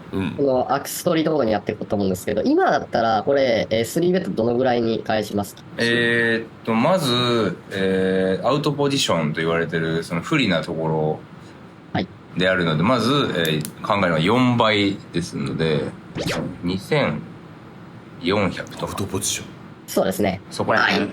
もし自分がこれアウトポジションだったんですけれども、自分がインポジション、例えば自分がボタンで前で同じようなことが起きてた時だと何倍にしますか？は、2.5。はいはい、2.5から3倍ぐらいですかね。この人の4ベット、この時点ではどのぐらいのハンドだと思ってましたかってところですかね。時点の4ベットはもう本当に強いハンドなのが、4ベットなかなか飛んでこないタクだったイメージがあるんですよ。エーシーズ、エースキングスーツ、このプレミアハンドと言われてるやつと、あとエースクイーンスーツ、エースジャックスーツ、キングクイーンスーツあたりまでは入ってんのかなという。ここで4ベットしてきたってことは、本当はキングクイーンスーツとかエースクイーンスーツさっきおっしゃって、そういうのがあってもいいはずなんですけど、ほとんどのこの辺のレベルの人の場合は、エースキング、かクイーンズ以上だと思います。はいはい。でそれで考えると、正直このジャックスって結構微妙というか、そうっすね。確率の話なんですけど、ちなみにこのポケットペアがプロップでセットってよく言われたりするんですけど、3カード。3カード、はい。はい。ポケット、7ポケとかでコールしてフロップで7引く確率とかって何%だと思いますか？うわー、10%。おーほー、あれこれ知ってました？もしかして。いや知らないです。すごい。確率が。ちなみにこれめちゃくちゃ近くて 9% なんですね。はい。つまりは10回から11回に1回ぐらいしかセットってできない。はいはい。相手から自分が今から出す金額の10倍ぐらいはもらえる可能性がないと厳しいんですよね。そこを狙うには。そうですね。で今回って、1000出して相手から5000が返ってきて、5倍。そうですね。追加で出すチップは4000。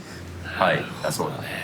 で今回ってスタックが27,425なんで、これ大体7倍ぐらいですかね。7倍ぐらいということは、相手がもし僕がセットを引いて、勝つにはもしセットを引くしかないと、仮にですね、3カード引くしかないとなった時は、7倍にしかならないのに 9% の確率しかないみたいな状況ですね。これがいわゆるオッズっていう、ですけれども。やっぱりあるんだね、確率論でね。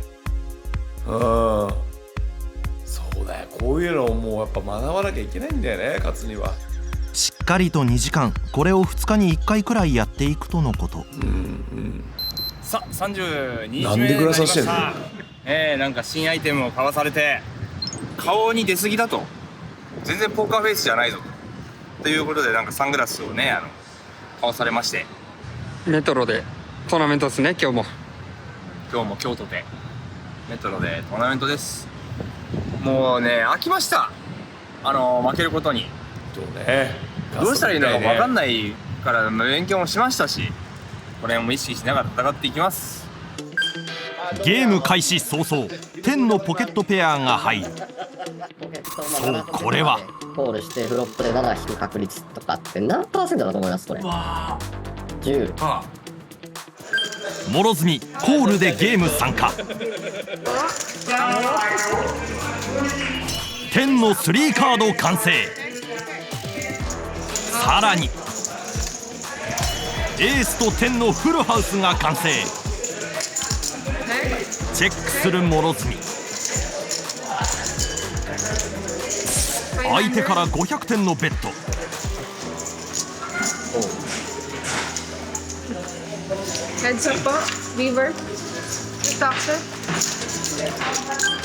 リバーもチェック。相手は2000点ベッド。諸角コール。よし。勝利したものの、ここでディレクターから質問が。なんで俺が今考えてたの？勝ち確率？俺も見えてなかったわ。フルハウスできてってたじゃん。俺も見えてなかった。俺3カードだと思ってた。俺もうやめようかな。やめた方がいい。集中してもうダメだ。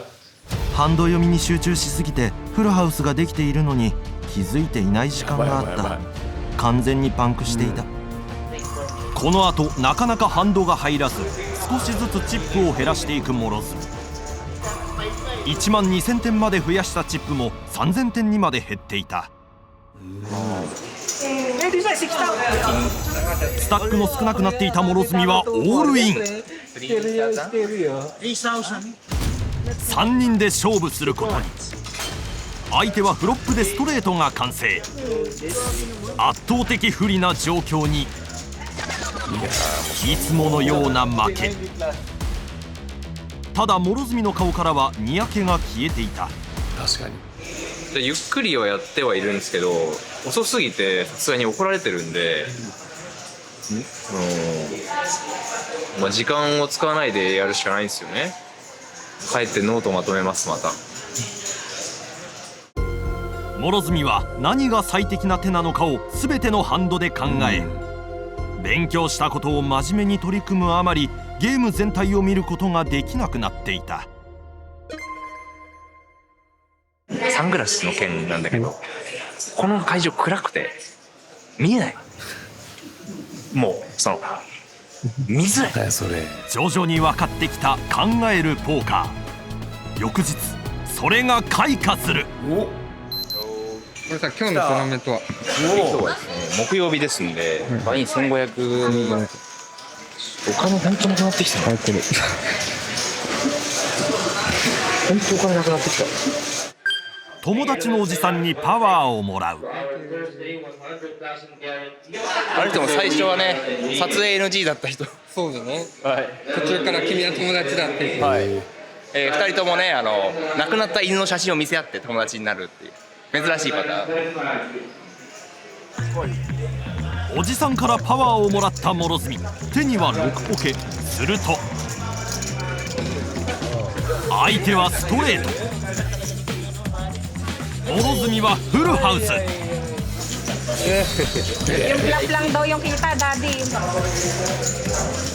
諸角3300点ベッド。エースのワンペアが完成。ここも勝利。いいね。諸角フリフロップでオールイン。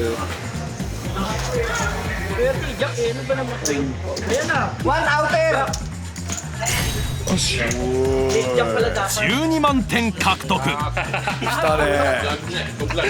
めっちゃいい。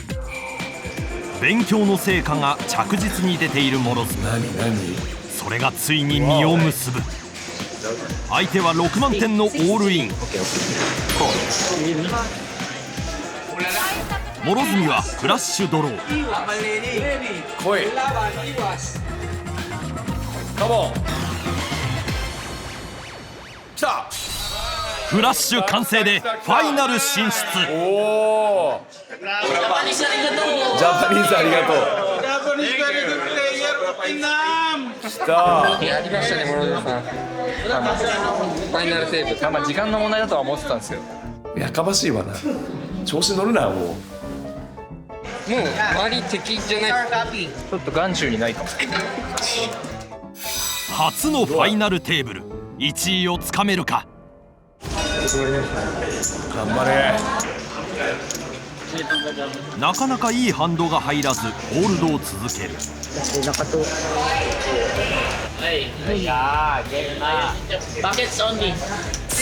相手が2万1000点のオールイン。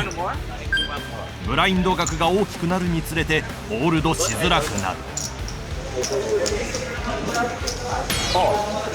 大丈夫？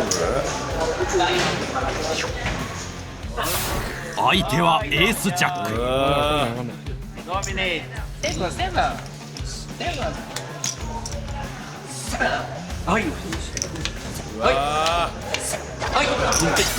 スタックを大きく減らしたがまだ勝負はできる。2DB しか残っていない状況で諸角に入ったハンドは10のポケットペア。悩んでいるふりをしているが残り 2DB。 答えはもう分かっている。そうオールイン。この時諸角は日本代表だった。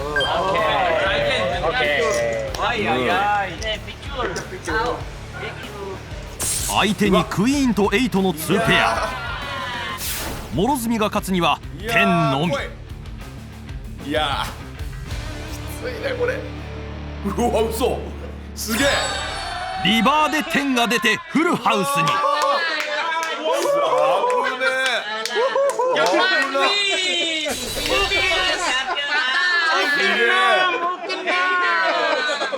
に。よっしゃ。諸角の勝利に会場は大盛り上がり。すげえ。危ないね。その後またホールドを繰り返したがブラインドが大きくホールドできない状態。1BB しか残っていない諸角に配られた手は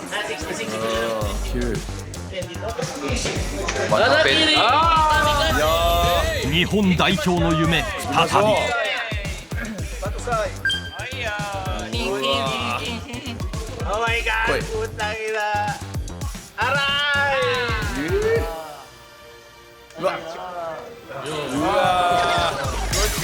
諸角ここで負けはしたがファイナルに残った者同士で称え合う。お疲れ様でした。ついにこれですね。みんなこれやってくる。129人中6位。だぞちで田口さん、ようやくちゃんとしたお金が増えました。よし。どんぐらい増えたの？これで1回インマネした時は2万円使って2万8000ぐらい返ってきたんですけども、今回は1500 4000円使って2万5000円。まあ。いやこれでかいんですよ。でかい。まあ大きいんですよマジで。毎日消えてってるお金が増えたんですから。そうだな。これはでかい。危ないよ本当に。もう半分以上なくなっちゃってたんで、追加でお願いするとこだったんですけどちょっと持ちそうです。いや頼むよ。Thank you. Sit for the main event. 勝った人間にはスタッフも温かく見える。この光景が何度も続けばワタベットの見応えも増えていく。菊9000ペソとメインの4500倍インの参加券手に入れました。これも無料ってことは、1万3500、やりました。 Thank you。 なるほど。まあ勝ちは勝ちですけどね。まあ金額見ちゃうとあれですけど、まあ成長としては。でももう俺素人目に見てもギリギリですよね、あれね。結構なミラクル、結構な運使っての2万3000円ですもんね、だってね。まあだからなんか甘くないなって気もしますし、ああいうことが起きたら勝てるんだなって気もしますよね、だからね。サングラスかけたりとかいろいろして、そういうことに関してもまた私何の興味もないんですよ。そういう遊び。もうなんかユニフォームもいじられなくなって。いやもういじる気もない。もう見てもいないです。もう見てもいない。認識もしてないです私はもう。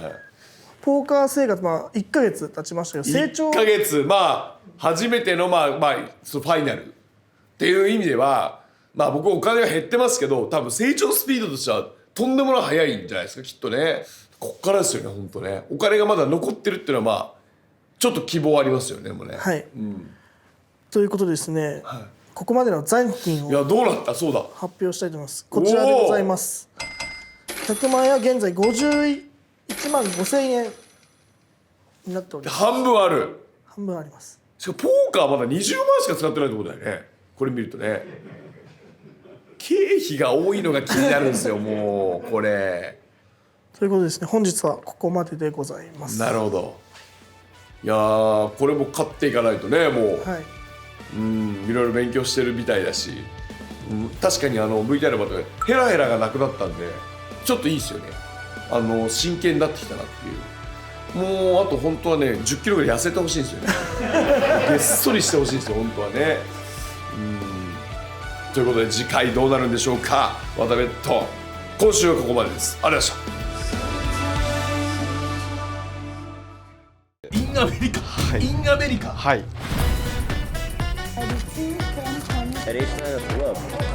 プロが2人やってくれるわけね。そうですそうです。頑張るぞ。かけましょう。ありがとうございます。その2人マジですごい人ですよ。いやもうすごいです。やったぞ。すごいな。そんなレアなやつ開けて。やったー。ワタベットインアメリカスタート。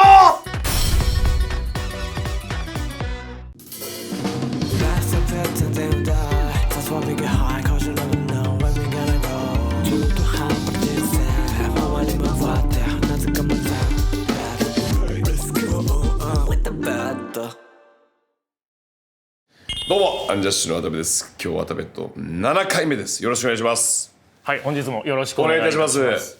渡部さん、シャープ6の諸角さん見て改めて、どんな印象を持ちました？いや、真面目に本当に学びながら結果がちょっとずつ出てるっていう、本当にようやくなんか僕的にはこっからだなって感じですかね。はい。ちなみに渡部さんって今まで賞を何か取ったことがあるとか？賞金でいうとオールスター感謝祭の総合でね2位とかなって感じなんですよ。50万ぐらいもらったかな。すごいですね。はい、50万ぐらいもらって何に使ったんだっけな。やっぱさすが国民的番組なので友達からいっぱい電話かかってきて、なんかその日に全部使った気がしたな。で当時うちの人力車事務所は賞金も事務所に納めて賞金もいわゆるピンハネされるっていうちょっとクレイジーなシステムなんです当時ね、うち事務所。なので俺使っちゃったから怒られた記憶がありますね。そうなんですね。はい。最初に渡部さんがおっしゃってた1000万買ってこいと。はい。もし持って帰ってきた場合、持って帰ってきたら山分けどうします？500万だとしたら。これどうなんですかね。どうですかね。なんか何に使います？いや500万まず1000万本当持ってきて僕500万もらったらガチでここで土下座しますよ俺、諸角に。ごめんなさいとありがとうの土下座を俺やいや言って、いやでもまあまあ500万持ってきたらいやそれも大宴会しましょうよみんなでスタッフで。なるほど。はい。僕はもう元手の100万があればいいんで残りはもうやりましょう。じゃんじゃんどんちゃん。じゃあそれはもう楽しみにわかりましたしてます。はい。まあ前回いつも通っているメトロというポーカールームで、まあ初めてのインマネを達成しましたけども、まあこのまま諸角さんが軌道に乗るのかどうかっていう部分もちょっと含まれてちょっと見ていただければと。わかりました。はい。じゃあ VTR ご覧ください。前回メトロウィークエンドスペシャルでインマネをした諸角。この調子で今回もインマネを見せてくれるのか。さあ勝利からですね一夜明けましてちょっと今日どうしてもですね行ってみたいお店があったんで見たことないな。そちらに行ってみたいと思うんですけど、ウルフギャングって知ってますかね。出た。なんかめちゃくちゃ生意気にめっちゃ高いっすよ。高いよ。お金はあるし。いやマイナスだからね。マジですか。ちょっと僕らスタッフもフィリピンにいいっすけど全然いいです。いいっす。楽しみです。来ますか。何ちょっとなかなかのお値段だよだって。目につきで来たわ。丁寧なおもてなしにはしゃぐ諸角。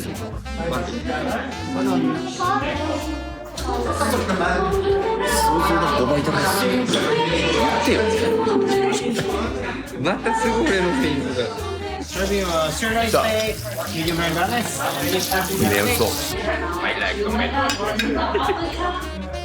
ここは食レポにも期待したいところだが、いやもうさらっとビール飲んでるじゃん。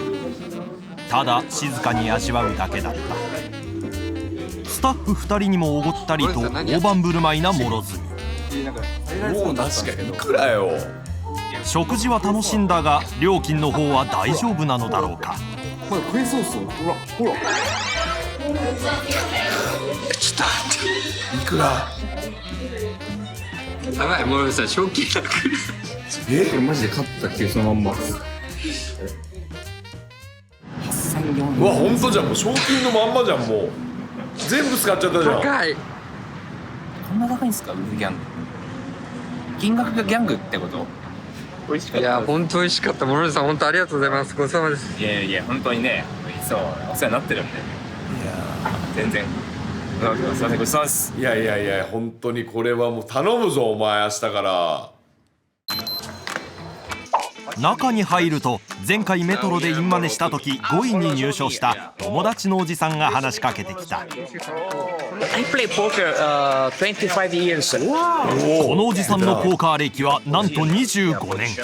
アマチュアの諸角にポーカーにおける重要なことを教えてくれた。 Okay. No emotion. Yeah, no emotion. Okay.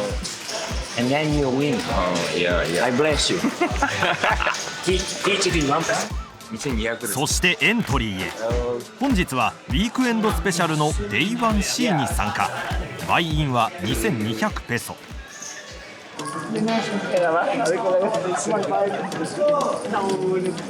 他のプレイヤーの1500点レイズに諸角はコールで続く。行く。5名が参加した状態でフロップへ。フラッシュが完成。ここは全員チェックで回し、ターンでは SB が1100点ベッド。諸角はオールイン。それに向かいのポーカーキャップをかぶったお兄さんがコール。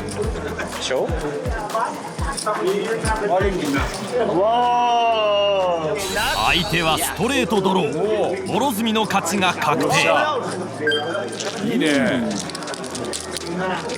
そして続くゲーム、ハンドはキングス。ここでボタンがオールイン。それに対し諸角もオールイン。相手はナインズ。現状は諸角が有利。諸角キングの3カードに。さらに4カードに昇格。諸角の勝ちが確定。諸角は初めて4カードを完成させた。確かに初めて見たね、4カード。41,300点の大きな勝ち。諸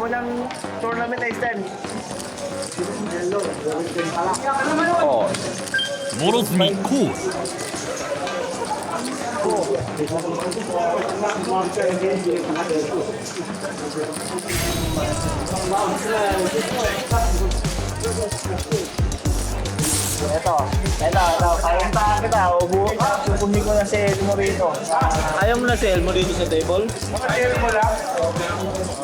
角ここもコール。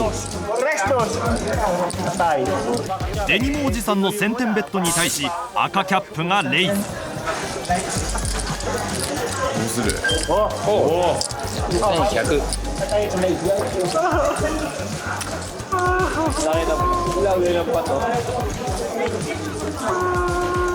リバーでジャックとセブンの2ペアが完成。するとお隣の赤キャップがオールイン。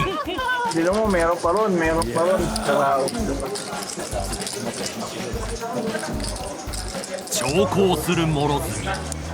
どうする？そして諸角オールイン。いやー、大丈夫か？諸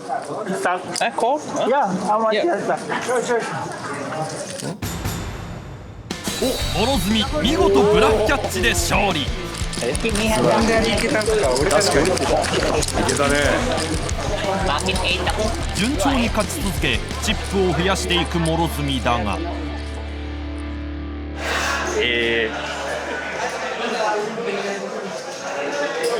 D2 進出しました。おめでとうございます。なんか腰前腹立つな。諸角はデイ 1C を12位で通過。無事翌日へのチケットをつかんだ。よし、見てください、このチップ量一番多いです。ウルフギャング食べちゃったんでもう絶対負けられないんですよ。あのブラフキャッチしびれたでしょ。しびれましたあれ、マジでしびれた。なんであそこ行ったって思ったらあれをブラフと読んだんだ諸角さんって感じ。もう先生にねリーディングを言わないも言われるんですよ。だからね全員そもそもリンプインしてきたんです。僕もスモールブラインドだったんでコールで参加したんですよ、はい、そんなにいい感動じゃないと、先生からの教えもどんどん身になってきているようだ。なんでコールで入ったからみんないい手じゃないっていうのを踏んで上手ですね本当に。みんなレイズ誰もしてないってことはあんまりいい手じゃないぞみたいな考えで絞ってます。なるほど。あれすごかったっしょ。素晴らしい。すごかったね、本当に強いと思っちゃったでしょ。相手のが強いと思って僕だったら降りてましたね、明日ファイナル進出です。そういうのをちょっとだからこの辺めっちゃねやれると。しかもポストフロップはいらないのでオールインって、ショートのオールインですね。 6BB のショートオールイン、はい、はい、自分が 20BB 持ってたらボタンから 6BB のショートオールインが来ましたと、どこまでゴールしますかって話ですね。自分は 20BB 持ち。はい。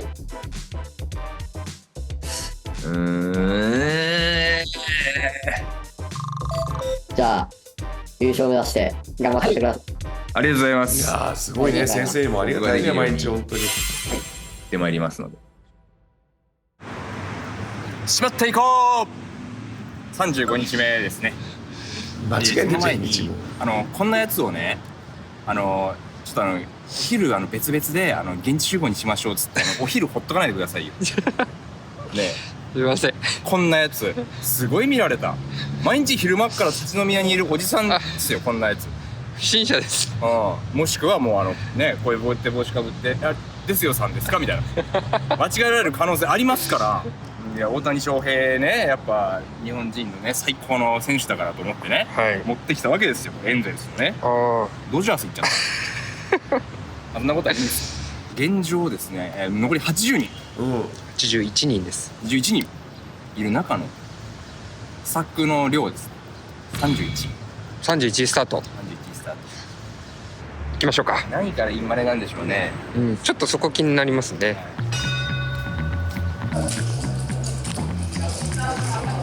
正面のナイキシャツの4500点レイズに BB の諸角コール。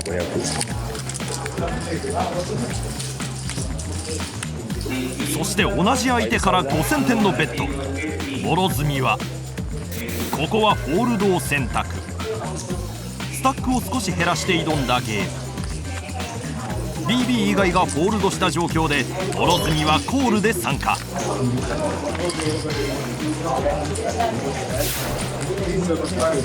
その後フロップターンとお互いチェックで回しエースとデュースの2ペア、さらにお互いチェックで回しショーダウンへ。相手はマックし諸角の勝利。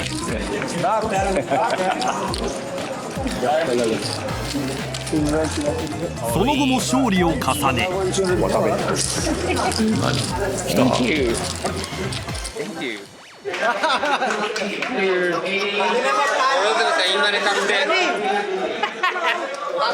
インマネしました。おめでとうございます。こんなチップになってますが、実はインマネ確定前にオールイン勝負で負け大きくチップを減らしていた。それでもインマネは確定しまして4000ペソ確定しました。きた。優勝すれば賞金は50万円ほど。ここからどこまでいけるのか。そうだね。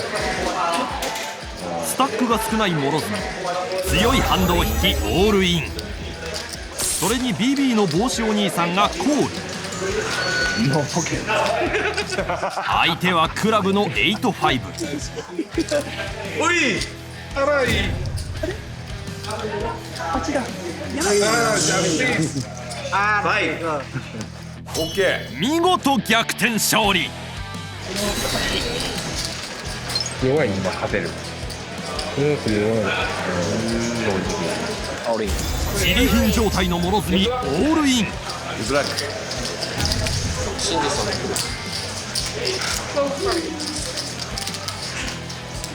相手はスペードのエースとダイヤのナイン。諸角キッカーが不利な状況。諸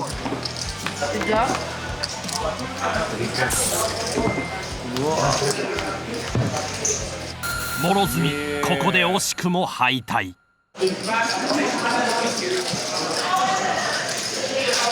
最後自利品になっちゃったな。まあ広げきれてないかもしれないです。しかしどうだった？5000ペソですよ。1回1回で4400使いまして5000返ってきたんで9400勝ち。ブ600ペソ勝ちです。600ペソ。ブーギャング帰ってこないじゃん。これね。Thank you。5000ペソ返ってきました。うわー、いやなんだか結果は出てきてますね。そうですね。ただ利益600ペソ。そうなんですよ。結果出てるけど見応えがないですねまだね。なんだかんだですけど、はい、まあ勝ってはきてる。インマネはねしてるっていうのはまあまあ成長は成長ですよね。あとやっぱ先生のその教えっていうのは結構身について。いやあれはかなり濃い授業って感じしますよね。でもね、渡部さんもおっしゃってましたけど、もう用語とかをバーッと饒舌に喋られるじゃないですか。諸角さんの変わりようってどうご覧になりますか？1ヶ月で専門用語をバシバシ言いながら語るっていうのはちょっと想像してなかったですよね。すごいですよね。でもね。ただ最初の VTR の方で、前回いただいた賞金をウルフギャングに行かれてましたけど。ウルフギャングね。いや本当に早いですよね全部ね。勝ってからですよね。いやもういい球に勝ったから分かるんですけど気持ちは。なんかウルフギャングじゃなくてもね、もうちょっと抑えたところでもいいのにおごってるっていうのがね。おごっててスタッフが諸角にお礼を言ってるってもうわけわかんない。俺にお礼でしょまず。まあでも、とりあえずインマネはすごい。これはだから連勝ですよね言ってみればね。そうですね。いやこれは結果出てきてんじゃないですか。でもじゃあそのまま続きの。いやぜひぜひはい終わりました。はいじゃあご覧いただきます。そもそもコールとはっていうこれ僕らが作った授業なんですけれども、よいしょと。っていうのは何かっていうと、ベッドに対して同額のチップを投入するアクションですと、それはそうだというところで、これはオッズと MDF ってこれ聞いたことないですよね、おそらく。聞いたことないですね。はい、っていう概念で話します。で、これ MDF っていうのはちょっとこれ難しいので、一旦今はいいかなと思います。ちょっといい加減ね、ジートの生活に、ね、嫌気がさしてきました。はい、サクッと終わらせましょうよ。はい、終わらせましょう。もうどっちどっち。いやいや、もうね、パッと1位取ってね。そういうことね。そう色いっぱい飛ばして蹴散らして。最近調子が良かった諸角、虫のいないホテルに引っ越せるように昨日までの流れに乗れることを期待したい。な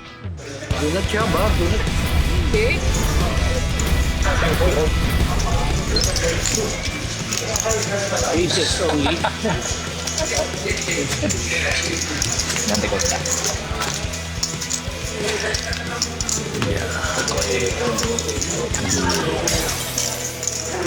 こりゃないぜ。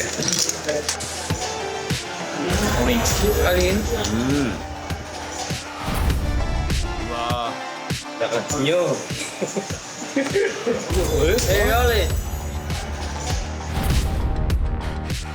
おかしい。マジでおかしい。気分転換に 2エースポーカーマニラというポーカー店にやってきた諸角。上手っすかこれ。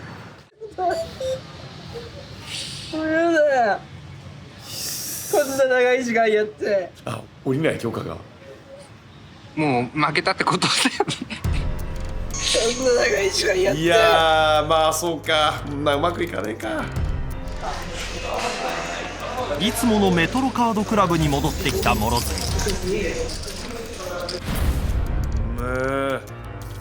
エースキング弱っ。諸角のハンドにエーシーズが。や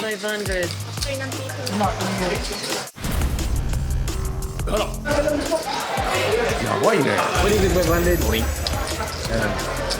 あら行こう。いや負けすぎてつまんない。4日連続で負けを繰り返した。負けすぎてつまんない。少し前まではこんな感じではしゃいでいたが、それが嘘だったかのようにその後も負けを繰り返し、ダリーポーカー私にできることは、謝ることぐらいです。すいません。2万円を視察しまいました。ポーカー生活44日目、諸角に突然呼び出されたスタッフは部屋に向かった。カメラ回してる。大丈夫ですか？500やりましたよ。これ盛りなしで。これ見てください。これもう隙間はね、これ全部出てくるんですよ。これ上の隙間から。だから隙間をまず全部ね、テープ埋めてるんですよ。これわかるかな。まず下も。下もまずテープで全部埋めてるわけなんですよ。隙間から出てくるの全部。ここもね、エアコンとエアコンの隙間がすごいんで、隙間をまず全部埋めてるわけなんですよ。ね。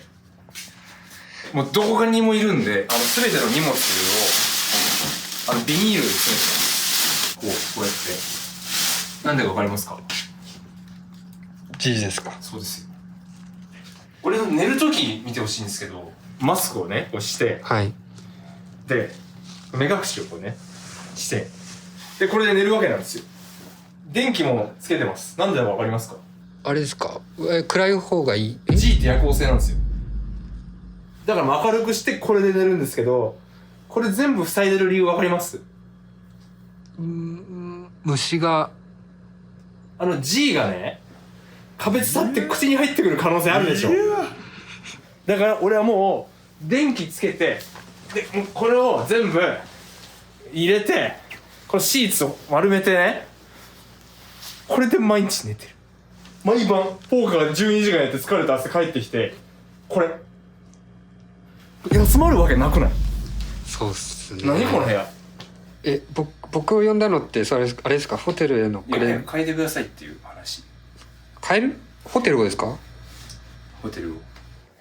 実は我々スタッフにも諸角に伝えるべきことがあった。それは、ちょっと結果出てなさすぎるんで、今31日以降のホテルなんですけど、ここよりグレードダウンしたホテルになります。ちょっとこのまま結果出てないんで。無理このホテルでこんなに居心地悪くてこんなに最悪なのにマジっす。マジすいません。そうでしょ。そりゃそうだよ、しょうがないよね。もうね日本のスタッフからも結果が出てないんで。やば。ホテルの環境だけではなく日々のスケジュールにまで文句をつけ出した諸角。寝ようと思ったらさ、ね、字いっぱい出るから寝れないよ、ゆっくり。で次の日も昼からポーカーやって夜中までやって戻ってきて、で負けて講習。森さん頑張ってください。人事すぎません？自分のホテル綺麗だからって。いやー、なるほど。いかがでしたでしょうか。いやー、私が見たかった映像にどんどん近づいてますね。いいですね、苦しんでる感じ。これじゃないとやっぱりね、これを望んでます。これを望んで、でポーカー漬けの毎日、これが僕は見たかったんですよ。なるほど。はい渡辺さん、ちなみにホテル、諸角さんが泊まる、あそこ泊まれます？絶対無理。もう絶対無理。マジで無理。諸角さんと同じ状況で、ここ泊まってくださいって言ったらどうします？僕ですか？その番組のギャラによりますね。しっかりいただけんならやりますけど、いただけないんならもう帰りますよ、僕本当に。前回の6回目で勝ったお金をウルフギャングに全て使ったっていうのは、これは結構でかいんじゃないでかい。だからざまあみろなんですよ、本当に。本当にね、俺もちょっとよくわかんないですよ。自分のお金減ってんのにちょっと嬉しい自分もいるというか、ホテルがグレードダウンしていくとかね。なのでまあしょうがないですよね、これ。でもね、知識とか経験が増えてるけど、やっぱそれでも勝てないですよね。難しいですよね、だからね。ということで、本日はここまでになります。第7回いくらになります？お金はちなみに。はい、じゃあ今回ここの残金がこちらになります。うわ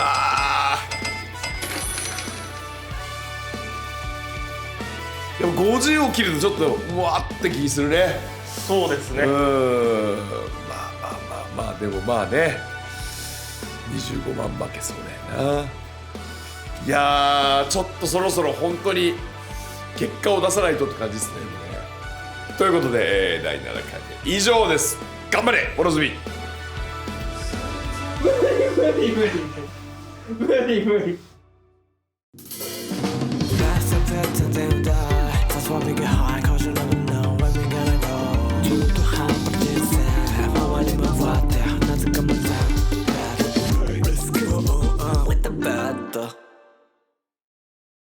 さあ今回も、8回目よろしくお願いいたします。よろしくお願いします。お願いします。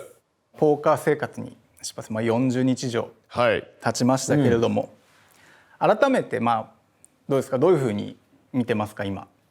いやもう日々頑張って成長はしてる感じはすごく伝わってきてはいますね。で僕は当初から言ってたのは本当にポーカー漬けの毎日にしてほしいと。もう座学もいっぱいやれと。で先生に教えをもらいまくれっていうのはもう実行してるんで、これで結果が出なかった時はいよいよね、どうしていくかっていうのはちょっと困っちゃいますね、それだとね。でも甘くないと思うんで、なんとか結果がっていうか上向いていけばなっていう感じですかね。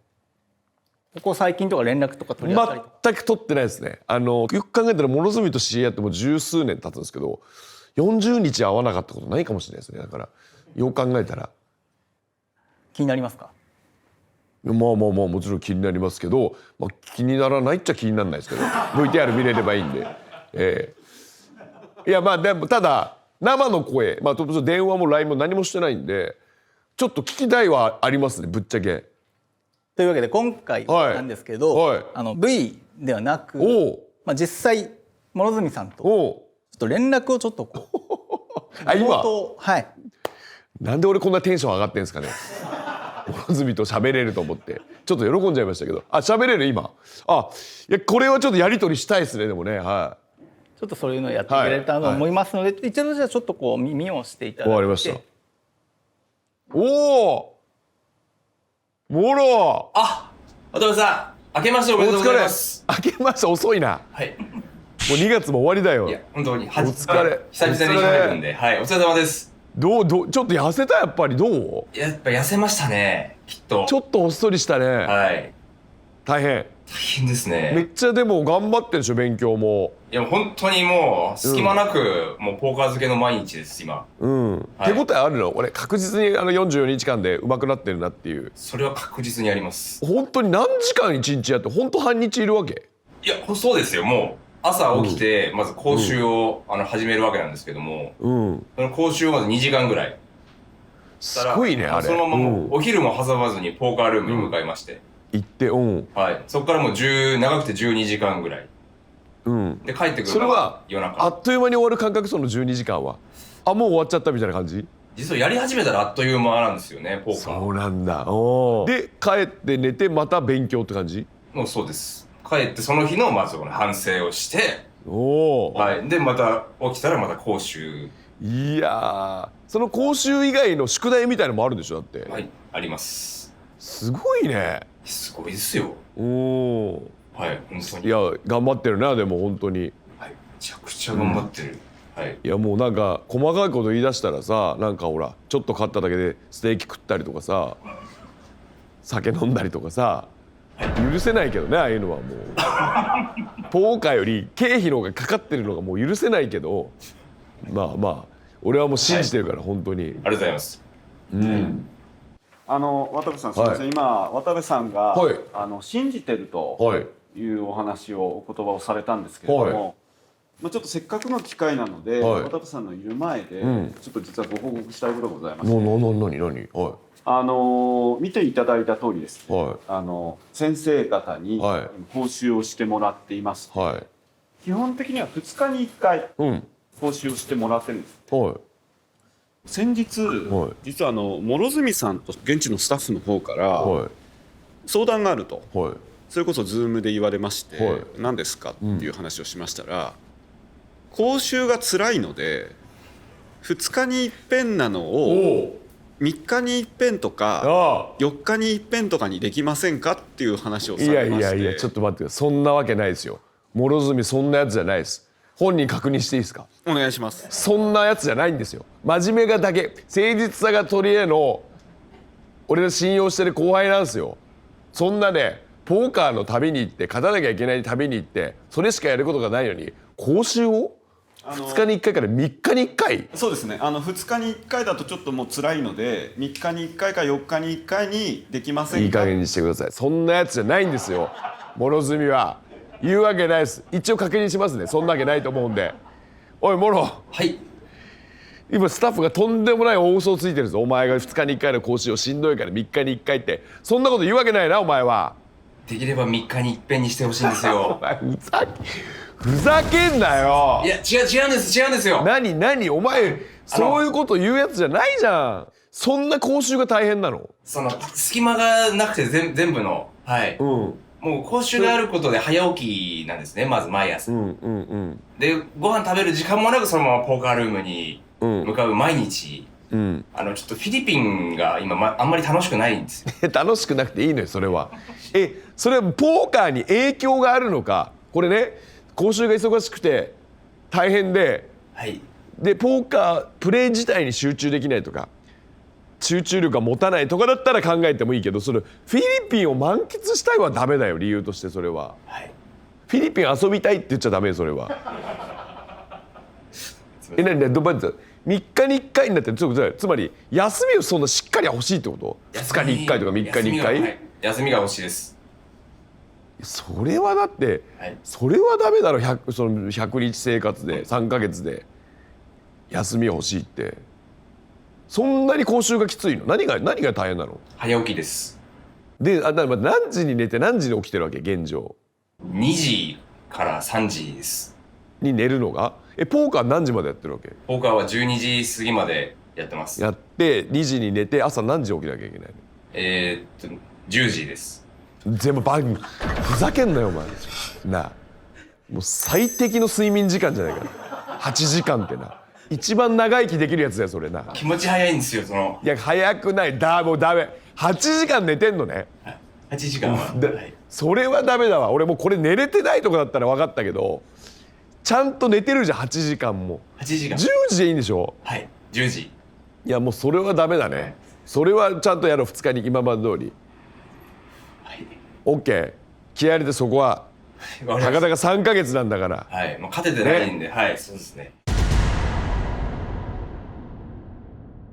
実感としてはい、どうポーカーの実力みたいなのついてる？もう間違いなく、はい、ポーカーの実力と知識と自信と、もう確実についてます。で結果が出ないのは何が原因なわけ？結果が出ないのはそのやっぱ周りの人たちももう十何年ポーカーを続けてる方々そうだよな。なんで、まあ、そこと相対するとやっぱりまだ自分の方が弱いなっていう。言うても独学で20何年やってるおっちゃんよりは、はい、理論は持ってるわけでしょ。だって持ってます。はい。だからちょっとじゃあもう経験がないから勝てませんでしたって言うわけにはやっぱいかないよこの番組なあ。いや実はおっしゃる通りでして、はい、先生たちってもう本当にポーカーやる人にとってはそんないい人に教わってるのって超最新の理論でやってらっしゃるんですよ、っていう方を呼んで先生やってまして、まあ今渡部さんがおっしゃったようにやっぱ我々も本当に成長してるのかどうかの若干気になってはいるところがあって今回ですね例の先生方に来てもらっておりまして、そう今回は超一流ポーカープロのサメ先生1号2号を収録に召喚し普段の講習の様子を渡部さんに見てもらいます。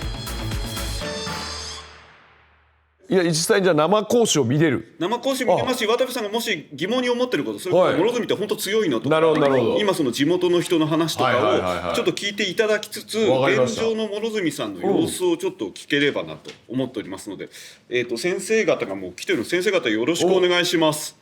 こんにちは、サメ先生です。よろしくお願いします。サメ先生よろしくお願いします。サメ先生2号です。よろしくお願いします。すいません毎日もう諸角お世話になってます本当に。よろしくお願いいたします。こちらこそよろしくお願いします。はい。そういうわけで一番まず初めに先ほど言ったようにちょっと現状40日目の諸角さんがどれぐらい強いのかってサメ先生から見たやつをちょっと渡部さんに教えていただいてよろしいですか？どれぐらい強いのか。まずその諸角さんが今おっしゃってたその周りの人たちが結構やっぱそのね20年とか10年やってるような人たちが多いっていう話だったと思うんですけど、まあもはや1年でも10年でもそんな変わんないみたいなゲームではあるんですよ。つまりそのプレーをどんだけやってても変えられない人は10年やってる方が20年やってる方がやっぱり弱いままなんですよね。なるほど。なのであんまりそこに対してその諸角さんが言ってるようにその歴ですごくこう不利になってるってことはまずないと思いますね。でそれはいいですね。諸角さんもやっぱりその始めたばっかっていうことでね、その毎日毎日進化していってるわけなんで、そこに対してのその不安みたいなのはちょっと心配しすぎなのかなっていうふうに思ったりするところがあります。サメ先生最高です。そうやってどんどん逃げ道なくしてください本当に。歴じゃないんだよモロ。歴じゃないんですね。つまり悪い人はずっと悪いままいわゆるポーカー歴重ねてるだけだから関係ないんだよ歴は。でもその諸角さんの肝心のその実力っていうところっていうと、正直言うとちょっとまだ謎が多いっていうところがありまして。つまりこれはなんでこれをしたかっていうのがサメ先生から見てわからない場面が多いってことですか？おっしゃるとりですね。なんか表面だけ見てたらね結構強そうに見える時もあるんですよ。でもやっぱその結果が伴ってないってこともそうですし、やっぱなんかちらほらねなんかそのこれ何なんだみたいなそのちょっと疑問点みたいなのがやっぱ見える時が垣間見える時がある。つまりこれ根拠のないかけ方をしてたりするってことですよねきっとね。おっしゃる通りですね本当になんでそんなこと急にしちゃったのみたいなこととかそれこそ3日前に同じ話したよねみたいなことがすごく多い気がするんですよね。でこれがなんか何が原因なのか例えばそのメンタル的なところから来てるのか、はたまたその諸角さんのその本来的な能力なのかっていうのはちょっと分かんないんですけど、なんかいまいちこう釈然としないところはだいぶあるっていうのが正直なところですね今のところ。これどうもろ率直にこのサメ先生のこれは。いやー、そうですね、僕の中では結構できてるなとは思ってたんですけども、はい、そこにも全て覆された感じです。いやサメ先生から見て謎が多いと、はい、根拠がないと、はい、何を考えてるんだと、はい、こっちは貴重な時間割いて教えてんのにいい加減にしろということですね、サメ先生これ。オブラートに包まずに言うとそういう感じになっちゃうかもしれない。そうか、2号サメ先生2号どうですか。まあそうですね、うまくなってるのは確実にうまくなってるんですよね、もちろん。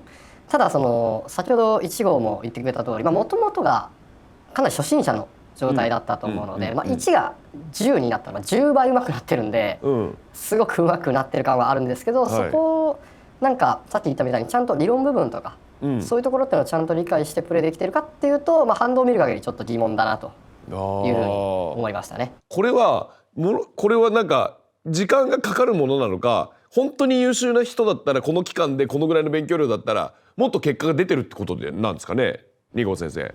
得て増えてはありますが、もっと結果が出る人はいますね。うわー、そうなんだよな。だから最初に比べたら上手くなってるってところにちょっとあぐらをかいちゃってる可能性ありますねこれね。どうもろそう聞いて。いや、あぐらかいてるつもりは、なかったんですけども、結果が出てないのは事実なんで受け止めるしかないです。たまにこう感覚的にいっちゃう時はあるわけ、いろんな教わったことを関係なく、ここなんとなくいっちゃおうかとか。はい、あります。ある。はい。それをだから指摘されてるんだよね、きっと。こんなこと言いたくないけど、そんなやつはお笑いも無理だよ。同じだよ、もうポーカーと同じことだよ。そんなやつは芸人としてもうまくいかないよ。言われたこと守らないとか、根拠のないことを言うとか、同じだよお笑いも。こんなこと言いたくないけど、日々勉強中ですので、こ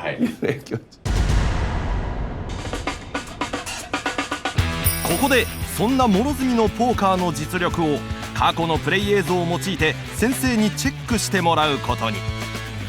先生に見ていただく映像は、ブラフキャッチしびれたでしょ。しびれました、あれマジでしびれた。前回諸角が手応えを感じていたハンド。ブラインド400、800、スタックが26,900。ハンドがジャッククイーンのオフですね。まず800のベッドが飛んでいきます。UT プラス1ですかね。ボタンのプレイヤーもコール、スモールブラインドの自分もコールですね。ビッグブラインドもコール。プレイヤーズで、フロップが、ダイヤの7、ジャック4、レインボーのボードですね。でジャックがヒットしました。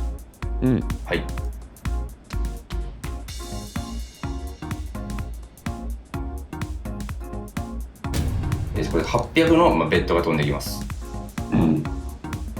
自分はジャックがしてるので、ここはコール。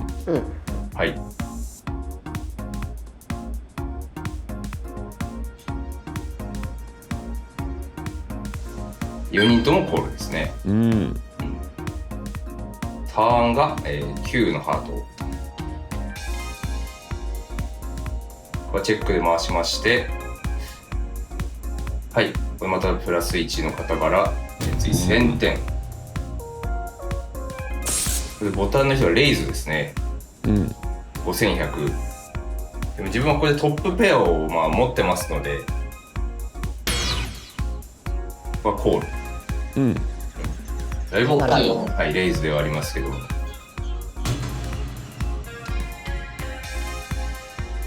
みんなコールですね。これみんな降りなかったというところ。リバーのカードが、7ですね。チェックで回しまして、ボタンのプレイヤーがオールイン。この人が今チップリーダーで、ここで負けると全て飛んでしまうというシチュエーションですね。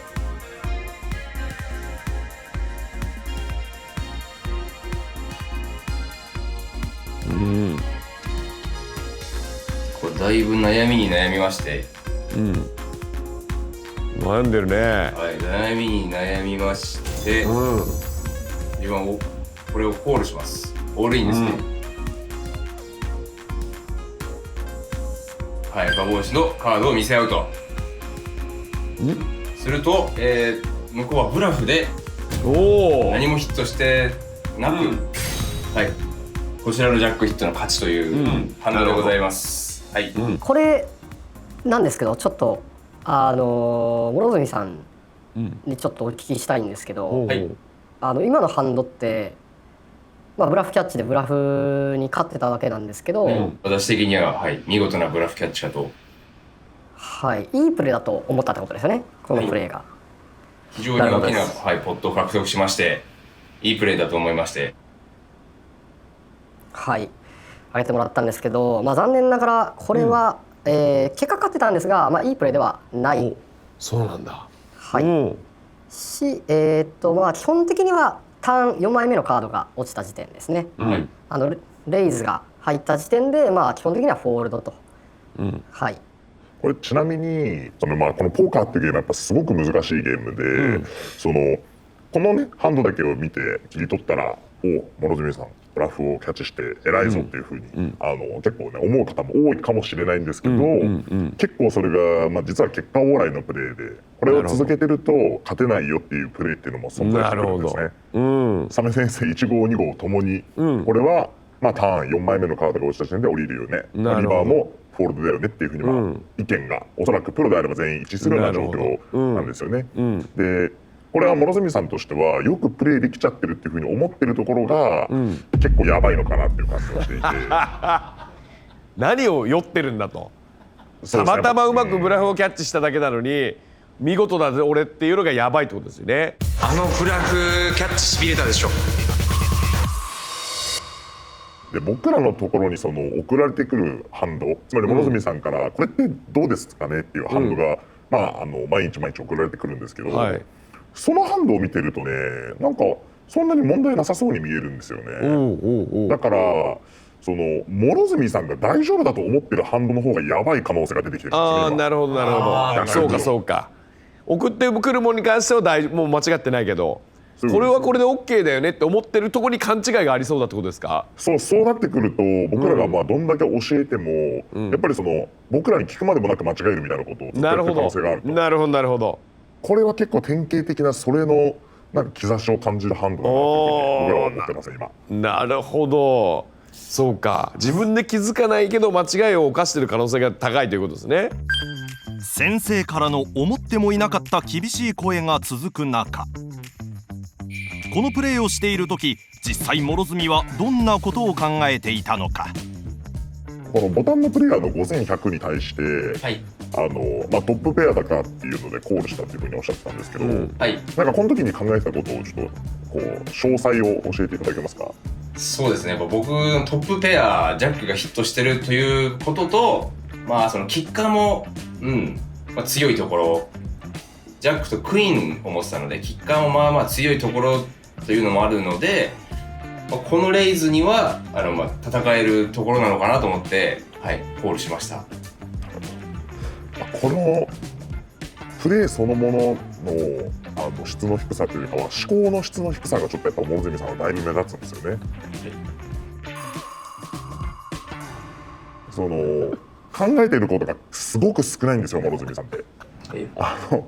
ちょっとそれが結構やっぱり今の例えばこの4枚目のカードの時にプロであればどんなことを考えてるかっていうと、まずボタンのプレイヤーがどんなハンドでレイズをしているのかってことを絶対に考えますよね。例えばフラッシュドローなのかガットショットなのか、それに対してじゃあこのクイーンジャックっていうカードでコールした場合、リバーで向こうはどれぐらいもう一回ブラフをしてくるのかとか、あと後ろに2人プレイヤーがいるので、これらのプレイヤーはプリフロップリンプインで最初のコールで参加してきているので、諸角さんはあんまり強くないと思ってるんじゃないかっていうふうに言ってたと思うんですけど、逆に言うとじゃあ強くない手だからこそ、例えば2ペアみたいな7、9とかジャック7とかジャック9とか、44とかストレートとかっていうのを持ってる可能性っていうのが十分にあるっていうような状態なんですね。なんでクイーンとジャックのトップペアだからっていう理由だけでコールするのは全然ダメで、後ろのプレイヤーの持ってるハンドってどんなハンドなんだっけな、じゃあ、ボタンのプレイヤーがレイズしたハンドってどんなハンドなんだっけな、それに対して自分の持ってるこのジャックって本当に強いんだろうか、そして仮に相手がブラフをしてるとしても、もう一枚カードが開くわけなので、じゃあハートが落ちた時っていうのはどうしようかなとか、あとはストレートが完成するカードが落ちた時はどうしようかなみたいなこととか、そういうことを考えていくとコールできないっていう結論に普通はなるんですけど、今の諸角さんはもう手の強さだけを見て、単純にもうワンペアだからっていう理由でコールしちゃってるっていうのが、今の発言からだいぶ浮き彫りになってきたかなと。これを毎日2時間やってんのなかなかだねむちゃくちゃ深いんですよ。なるほどね。考えてることがちょっと少なすぎると。はい、そうですね。なるほどなるほど。これリバーでコールした時ってその後ろに2人プレイヤーがいることっていうことを覚えてました？いや、もうその人しか見てないです。オールインして、はい、オールインしてその人しか見えてないです。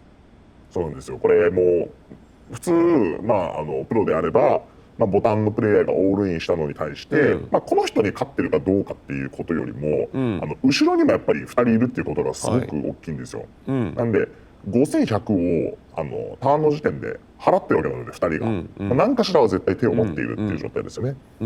それで、最後のこのオールインに乗ってくるかどうかっていうことを考えると、後ろのプレイヤーが自分よりも強いジャックを持ってる可能性とか、もっと言うと A シーズみたいな上のペアですよねを持ってるとか、もっと強いストレート以上の役を持ってるっていう可能性がすごく高いので、基本的にはもう後ろ2人についてこられた時点でジャックのワンペアはもう負けてるって考える方が、一般的には自然なので、ボタンのプレイヤーがブラフできてるのを、見抜いたことに関してはそれは諸角さんのいいセンスというか、いい見抜きだったのは間違いないんですけど、僕らが結果オーライって言ってるのは、じゃあ後ろのプレイヤーが強い手を持ってないとは限らない、この時点で。なるほど。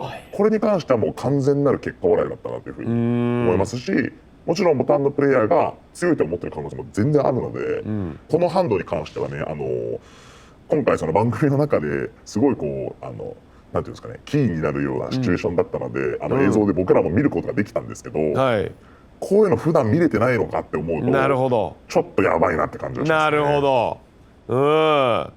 ある意味このどうですか、僕のいいプレーでしょって見たこのいわゆるプレーが全てを不安にさせてしまったってことですね。おっしゃる通りです。なるほどね。だってよもろ。いや、自信あったんですけど、本当に今言われてて佐部先生のこと聞いてどう？いや、でも本当におっしゃる通りだなと。見えてなかった？はい、全く見えてなかったです。もう後ろのことは、もうその人に勝つっていうことだけしか正直見えてなくて、そこに勝ってるからっていうコールをしてしまったんです。はい。それだとやっぱちょっとやっぱ他の2人見とかなきゃいけないと。そうですね。考えることが少ないと。そんなやつはお笑いやってもうまくいかないってことですね、佐部先生。そこまでは言ってないですけど、それで分かります。言わなくても分かりますよ。全て一緒ですから、もうポーカーもお笑いも。絶対ポーカー強くなりたい。はい。これだからちょっともう一回今一度いろいろ疑ってった方がいいかもね、モロもね。これはこういうことだっていうのをね。そうですね。だいぶ自信あっただけに、はい。見た方がいい。逆にその自信の根拠はどっから来たんですかね。この結果でってことですかね。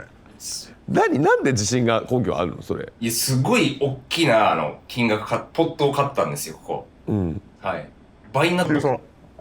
もうその理論とかではなくてチップが増えたことに対して自信を持ったってことです。増えたことに対してです。はい。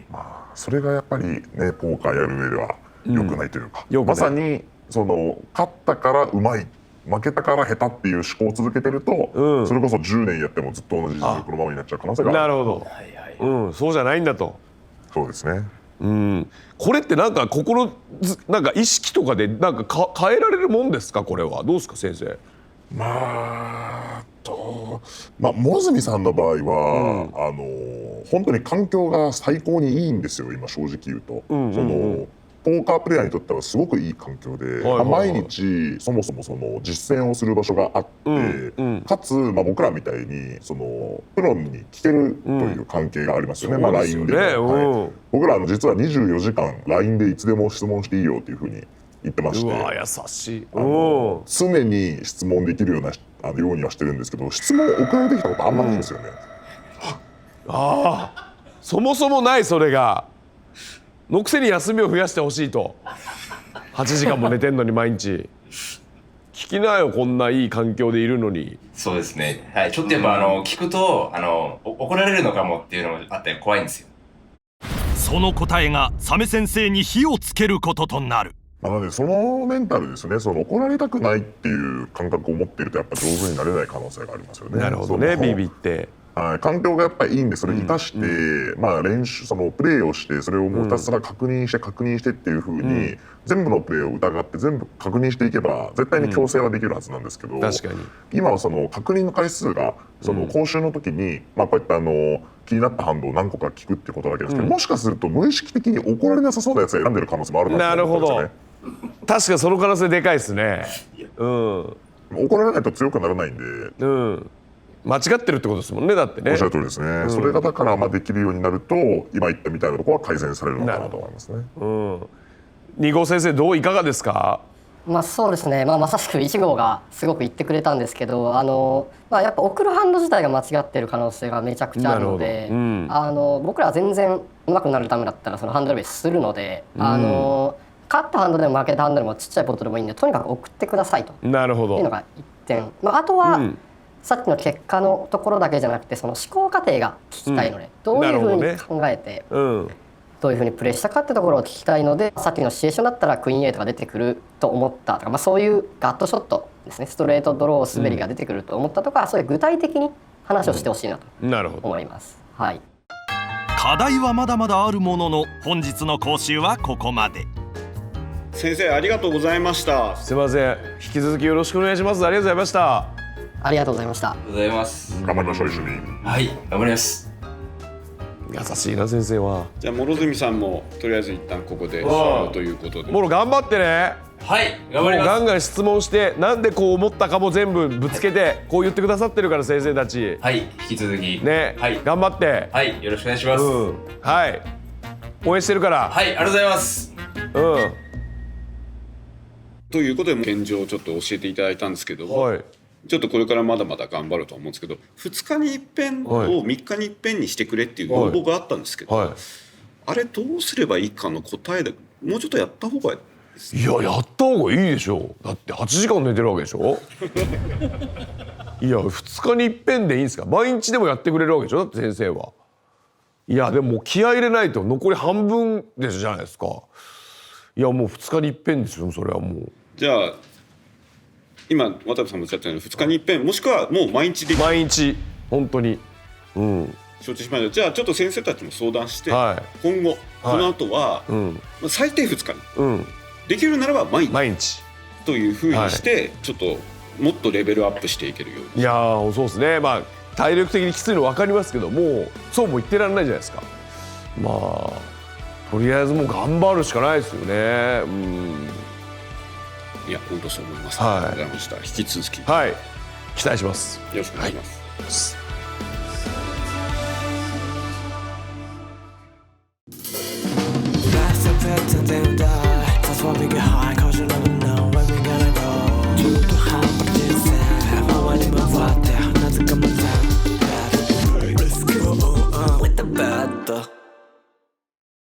どうもアンジャッシュの渡部です。第9回目、今回もよろしくお願いします。よろしくお願いします。お願いします。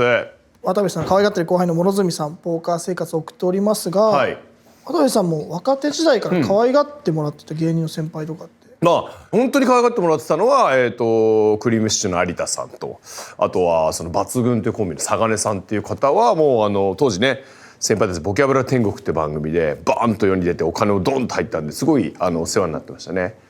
有田さんにはもうお笑いのことを一から教えていただきですね、サガネさんには「サガネさんなんかまたキムタク似てきましたね」とか言うと「おう」っつって小遣いもらったり、だからだいぶちょろい先輩だったんで、それである意味両方で金銭的とお笑い的に両方にお世話になりましたね。今となって恩返しとかっていうのは。いや、だから有田さんに関してはこの僕の騒動中もさらに本当は恩返ししなきゃいけないので、さらに世話になってる状況なんで、まあもう借金でいうとどんどんかさんでる状態ですよね本当に返さなきゃ返さなかったらまた借りちゃったみたいな感じですね。だからねなんとかしたいですね。はい。それでいうと諸角さんというのは今そういうなんていうんですか有田さんと渡部さんみたいな関係性というかいやそれとまた全然諸角とお笑いの話したことないんで一回もはいなのであんまそういうのないですけどこれを縁にねこれで仮にこの結果ワタベットの結果じゃないですか今後の2人の関係値はだってね、はい、仮に全部すっからかんになってなったら多分ギクシャクもするしなんか大きくバックがあって例えばもうこの番組がもうネットニュースに取り上げられまくるようなとんでもないお勝ちとかしてくれたらもう多分一生可愛がると思いますし、はい、結果してですね結果して頑張ってほしいです、はい、前回現状報告ということで諸角さんと久しぶりにお話そうですねはい、なんかこう僕もここまでの分のちょっとイライラもあったんでかなり強めにはいちょっと接してしまったんですけど、はい、でも僕の理想とする生活になってますよね。ポーカー漬けでもうホテルもねグレードダウン僕の思う通りになってるんで期待したいですよね。わかりました。そしたら今回どうなっているのか、続きを見ていきたいと思います。じゃあ VTR どうぞ。ありがとうございます。譲りますじゃないっすよ。チェックアウト朝早くにさせられて宿がないから外で待機で宿のレベル落ちるんでしょ。そうですね。おはようございますじゃないっすよ。じゃあポーカー疲れでメンタルがやられている諸角。疲れてんだ。勝つしかないじゃん。じゃあいや本当ですよ。今日から勝つしかないじゃん。めちゃめちゃでかいトーナメントなんで、勝つしかない。しかも今回メトロのメインイベントのチケットを持ってます。なんせ6位になったんで1回6位になることでここのメイン高いんですよ。1万以上するメインの参加券を手に入れてるんですよ。勝てないと生活変わんないよ。こんな追い込まれるとは思わなかった。勝つしかないです。マジでいいっすよね。自分はねあといいホテルでね寝てね Wi-Fi 環境がとかなんか言い訳してさ休まんないんだよ。結果出してください諸角さん。結果が全てですね。本当にそう。全世界共通の結果が全てならば結果を出してみせましょう。今回参加するのは PPT メインイベントメトロカードクラブで行われる比較的大きな大会。約2週間前に行われたトーナメントで6位に入賞したため無料で参加できる。今回 Day1、Day2、ファイナル結構段階踏むトーナメントなんで最終目標順位ないです。何言ってんすか。最終目標でしょ。これちなみに何位の時にもらったチケット。6位の時にもらったチケット。はいはい。これマジで上位入選しなきゃ大金手に入らないって分かったでしょ。分かりました。もうで何位かでしょ。はい。6位6ポケ入ったらオールインします。わかりました。地上挟むなって先生から教わりました。すいません。6ポケ入ったらいきます。よろしくお願いします。お願いします。まずは Day1 突破を目指す。諸角は6位に入れるか。あっさり敗退し諸角はランクダウンしたホテルへ移動。早っ諸角さん背中が悲しそうです。背中が泣いてます。背中だけじゃないよ。さらにホテル変えて虫出ろ虫出ろ虫出てくれ虫大量に出てくれ。今後いるじゃん。仲良さそうにじゃないのよ。虫出るかやっぱり。待って水しか出ないじゃん。嘘。これからプール入るんじゃないんです。お湯出ないのシャワー。うわーきつい。掛け布団とかいう概念はないの。掛けるものはユニフォームってこと。ユニフォームかけてね。諸角さんお疲れ様です。うわお疲れ様です。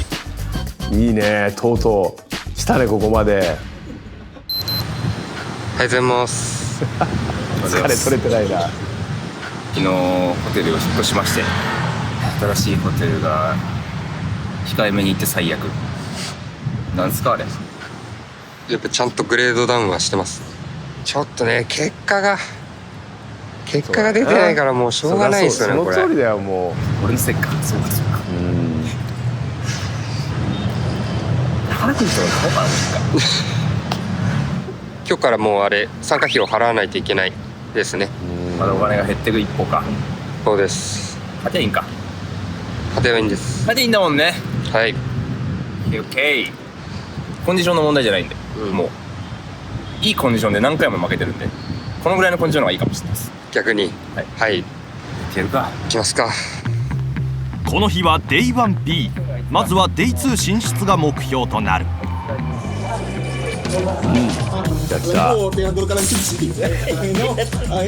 人がコールした状態で諸角は1600点の3ベット。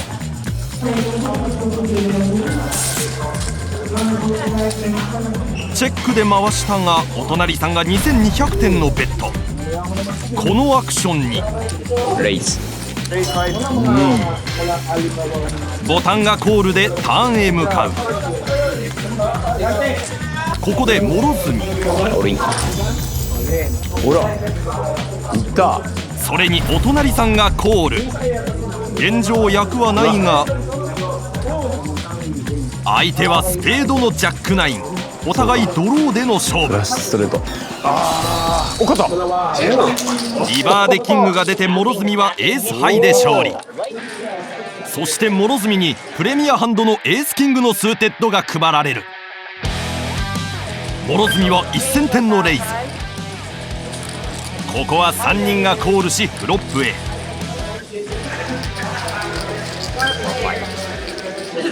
2人がコールしターンへ。キングのワンペアが完成。3者がチェックで回す。すると1人がコールし長考する諸角が出した答えは、相手はエースナイン。もう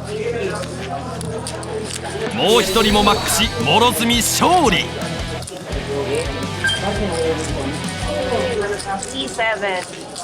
周り降りないですよ。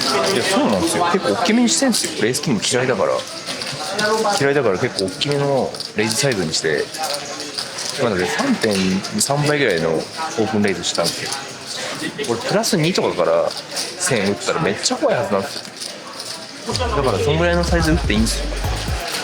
オープンも大きめ。迎えた38ハンド目。SB の諸角はコール。諸角フロップからエースと5の2ペアが完成。フロップはチェックで回し、ターンのカードはクラブのクイーン。諸角はコールではなく4000点のレイズに。隣のお兄さんがコールしヘッズアップ。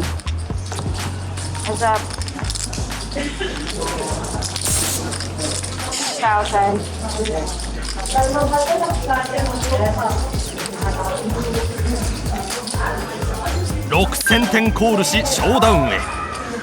ありがとうございます。ありがとうございます。相手はダイヤのフラッシュで諸角の負け。迷ったんだけどな。何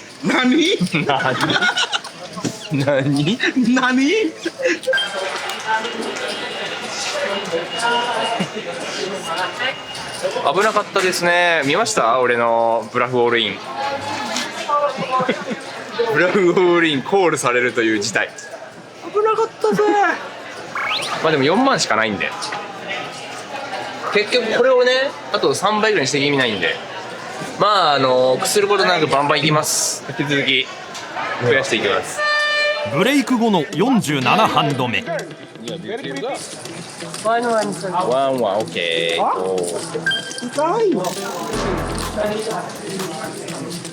フロップから9の3カード。チェックで回すと相手から1700点のベット。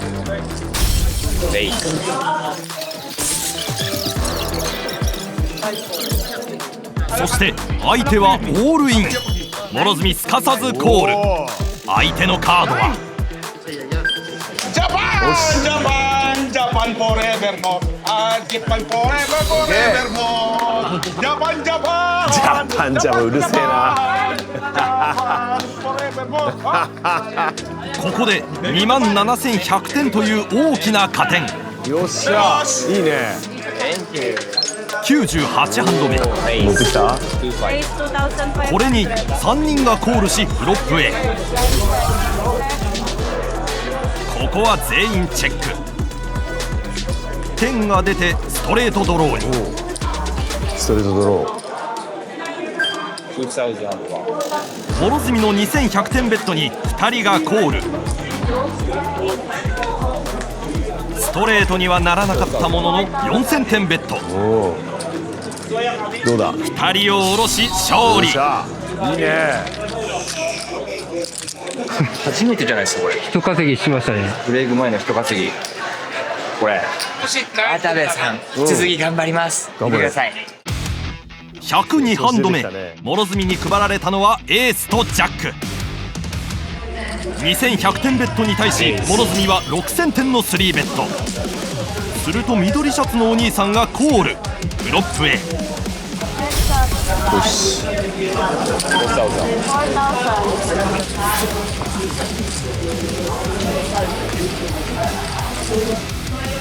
諸角ターンでも6000点のベッド。お兄さん引き下がらずここもコール。ここまでにベットしたチップは26,000点。どうする。お兄さんもコールで応戦。勝てば多くのチップを獲得できるが果たして。おおすげえ。同じジャックヒットながら諸角が強いエースのキッカー持ちで勝利。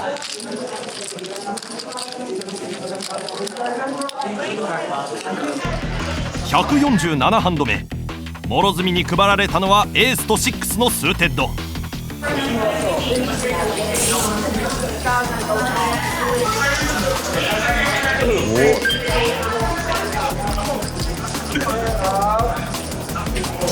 起きた。フラッシュドロー。おじさんはチェック。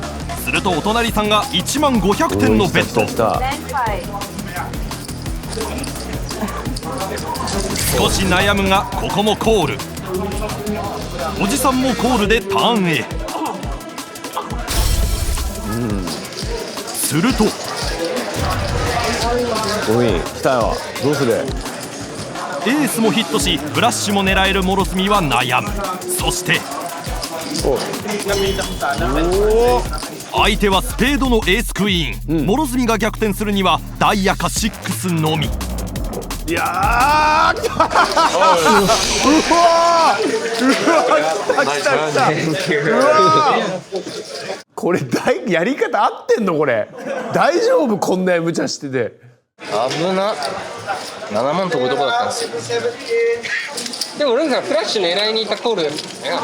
いや結果オーライだけど諸角のスタックは16万点超え。154ハンド目今度はキングスが入った諸角。プリフロップでカットオフがオールイン。みんながホールドした状態だが諸角は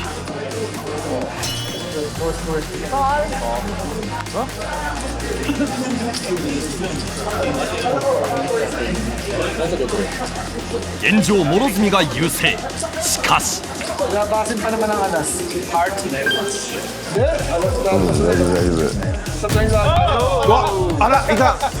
あららら。5万点の痛すぎる負け。うわただここから諸角はプリフロップで強気に攻める戦略でゲームを進める。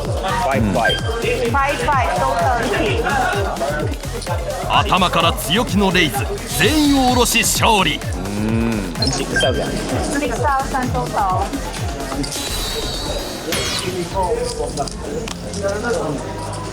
いねいいねいいねいいね。諸角はプリフロップから大きなレイズを仕掛け順調に勝ち進めていく。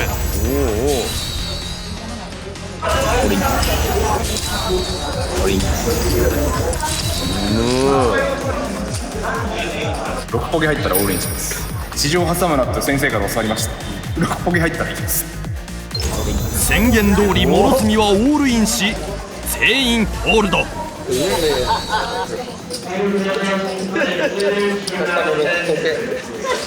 ケはもう行くからね全部。ここまでのプレイ時間約9時間。気づけば残りの卓も4つに絞られていた。諸角はどこまで残ることができるのか。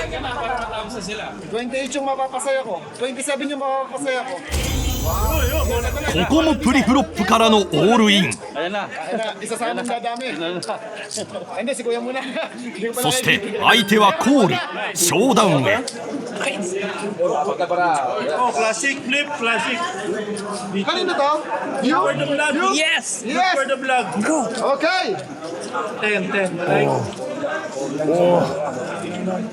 おー、オッケーオッケーオッケーオッケー。よしよしよし。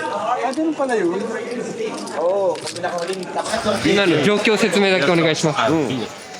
今4テーブルがあって、あと1人飛んだら多分デイ2進出なんですよ。だから今みんなこれつまついてて、しかし自分 BB でオールイン圏内という最悪の状況。デイ2に進出してる人の情報あるんですよ。A の最低は本当3万とか。Tapos na. Okay na, tapos na. 飛んだ。やったウィナー。諸角さん突破。オッケー。よしよしよしよしよしよし。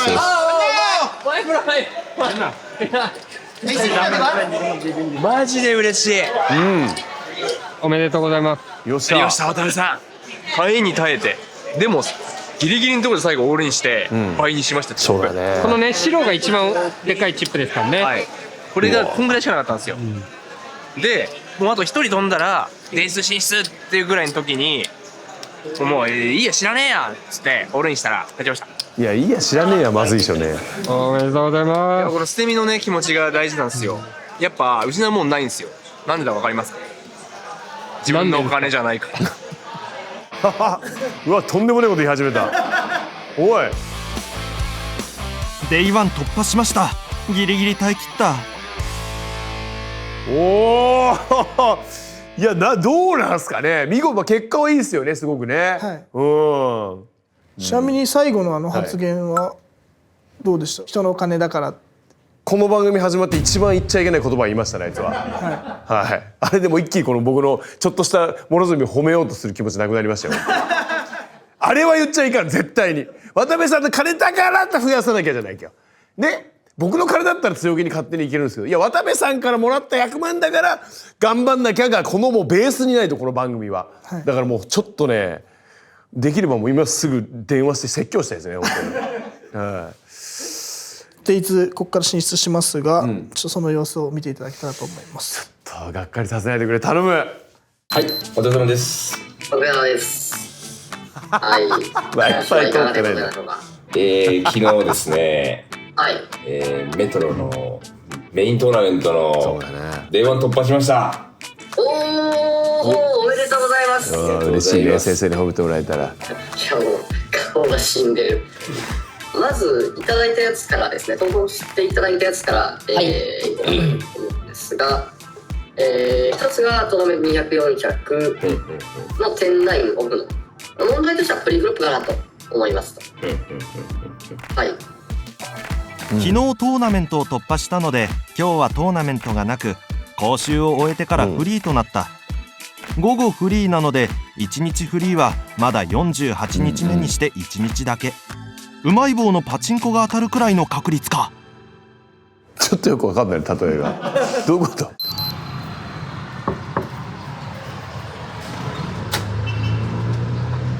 あ、お疲れ様です。あれ部屋変わりました？追い出してたんです。急に追い出された。なんかこのホテルでなんか修理するかわかんないけどっつって、こっちに変わってくれっつって、変わりましたよ急に。あとここラブホじゃないですか。安いからじゃないんですよ。ラブホっすよ。そうなんだ。すごいのよ声が。声がすごい。ポーカーから帰ってきてさ、でも夜中よ。それやらなきゃいけない、勉強もやらなきゃいけないし、ハンド表をまとめなきゃいけないし、日記書かなきゃいけないし、ツイートに書かなきゃいけない。いや、すっごいのよ。今日はですね、いやちょっと急に来てしまったんですけど、トーナメント参加してないオフは諸富さん何をしてるのかっていう、そういうこと？ちょっと抜き打ちチェックに来ました。いや、勝手にさせてくれよ。ちなみに、やってるじゃないですか。やってますよ、それは。先生もなんか、そうですね、毎日ポーカーには触れといた方がいいですね。そうだね。触れた方がいい、触れた方がいい。ちょっと見ていいですか？触れないよ。一番実際。あ、ハンドをまとめてるってことですね。今日あった相手がこうやってきたからこうやりましたっていうのをまとめて、こういけなかったなっていうのを見返してる。ちょっとなんか諸富さん変わりましたね。何が？それ強くなろうと思うよ。そりゃ誰がラブホにぶち込むの？ねえ、誰がラブホにぶち込むのよ。誰がラブホでポーカーの勉強すんの？イライラする。掛け布団がないな。掛け布団はないですよね。あれですかこれ？ユニフォームで。ユニフォームをつなげて。すごい。ラスタから。掛け布団がないからこれを掛け布団にしてると。やっとユニフォーム役立ったね、これ。もう打開策は稼ぐしかなくなったから。もうなんか分かってきた。稼がないと地下に追いやられる。そうだよ。そうなんだよ。これちなみに便座がないです。これ。わあ。どうやってするの？確かに。どうすんのこれ？どうやってしてるか教えましょうか。はい。たまになんか注意書きでこうやってやっちゃダメですって書いてあるやつ。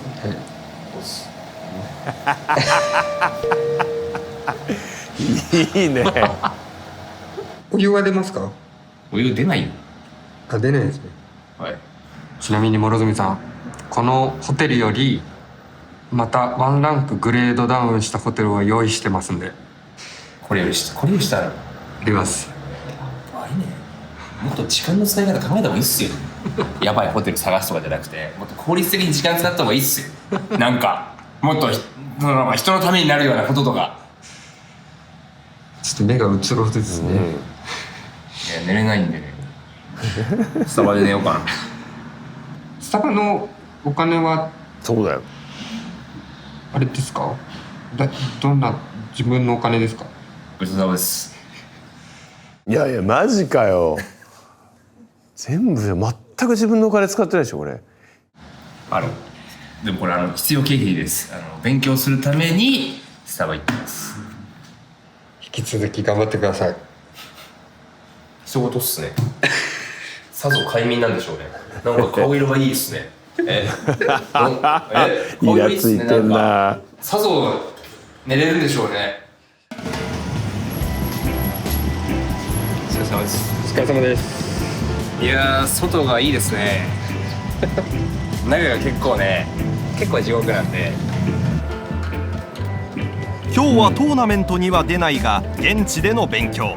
おーすごいね。プレイヤーとの交流のためにメトロに向かう。 Most important tournament is you must know how to trap. All out on this now. Just move it. You all in on the river so that you have one chips. Oh yeah. Correct? Yeah, my everyday poker. How I do? How you? Your side, How I do? なるほど。 You have a good basic poker. Oh, basic poker. Basic poker. You're very good. でちょっとね今日は行きたい場所がありまして、ネイルサロンですね。なんで？どうして？なんで？何？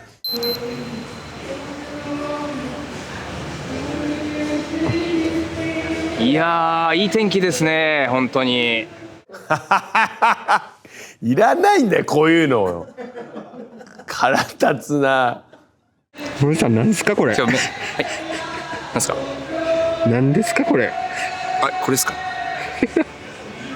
ネイル。ちょっと衝撃的なんですけど。すみませんネイルさせてもらいました。何してんの？ちょっと待ってください。よく撮らせてくださいね。はい。こっちに渡部のもうラステルがもう気持ち悪いことになってるね。はい。要はこれはオーナーの名前を刻ませてもらいまして、この方に出していただきましたよ。なんかベッドだけなんかちゃんと1文字ずつなのに綿だけなんかちょっとちっちゃい指に収めて、ジアマリです。ジアマリ。こっ気持ち的にちはエーシーズを体にね取り込むことでエーシーズを着やすくする。体に入れることでもうエーシーズ呼び込むよっていう。やばいな。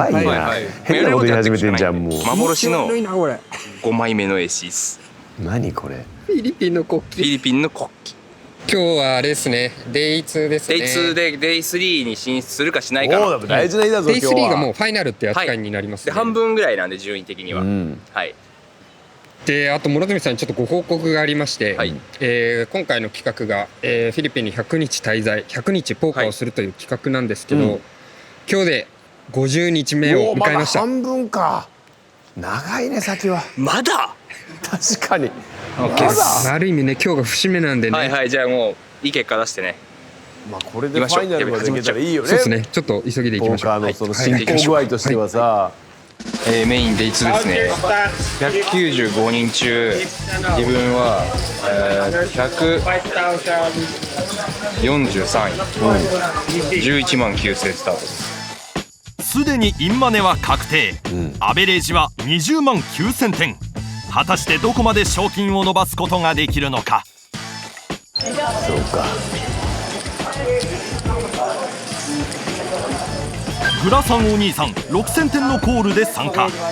他の相手は皆フォールドし、諸角はチェックでフロップへ。諸角はチェックすると相手が1万点のベッド。お互いチェックでリバーへ。6のワンペアができたものの、それほど強いとは言えない諸角。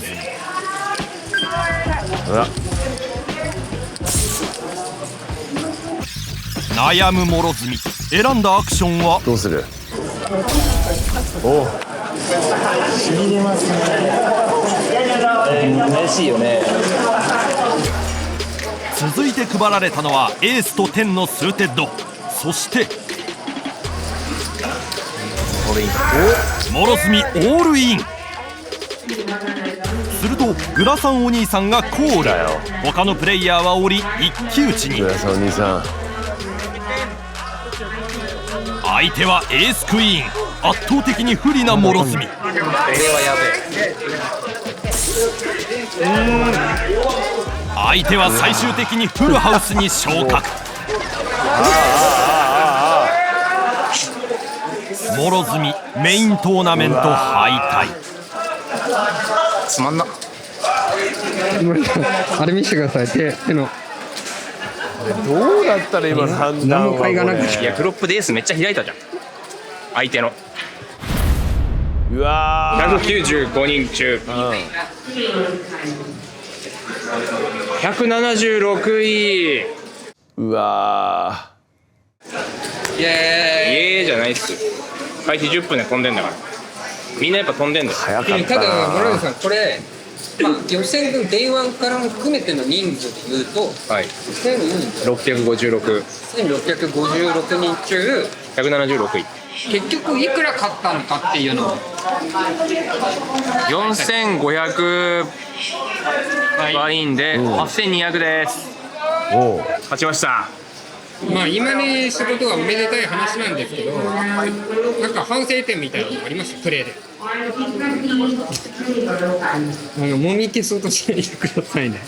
カットオフのキング8スーツでオールインしませんでした。そこが一つ反省点ではある。ちょっと始まってまだあれ2ハンド目だったんで、やりたいって欲が出ちゃった。まだ焦らされました。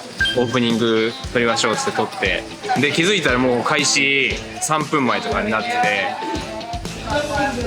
て、でそのバタバタと来て気持ちの整理もできないまま始まって、そのせいで1回オールインを、逃しました。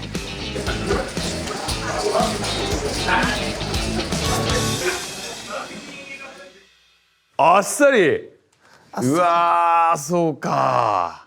Day1 を突破することも全然すごいことだと思う。まあすごいですけど、なんかもうちょっとやり終わった気しますよね、なんかね。ただこうやっぱりいろんなことで諸角の持ってる本当に根っこのちょっと悪さが出てきたんで、性格のそれちょっと面白いですよ、見ててね。イライラしてる感じとかね。あれ現地のディレクターもっと煽りまくってほしいですね、やっぱね。これでないとね、やっぱね、この人間の汚い部分がどんどん見えて、こうどんどん研ぎ澄まされて勝つっていうのはやっぱね。最後にここまでの残金をどうなってますか、発表したいと思います。37万9000円。うわ来たね。経費37万じゃん、ほんで俺危ない。いや経費か。こうなると前半のねホテル代とかがやっぱ悔やまれるよね、これ。ちょっとラブホテルも一回考え直した方がいいかもしれないですね。もうちょっともうホテルなし生活ぐらいでももうちょっと経費削減でなんかねちょっと考えた方がいいな、これはな。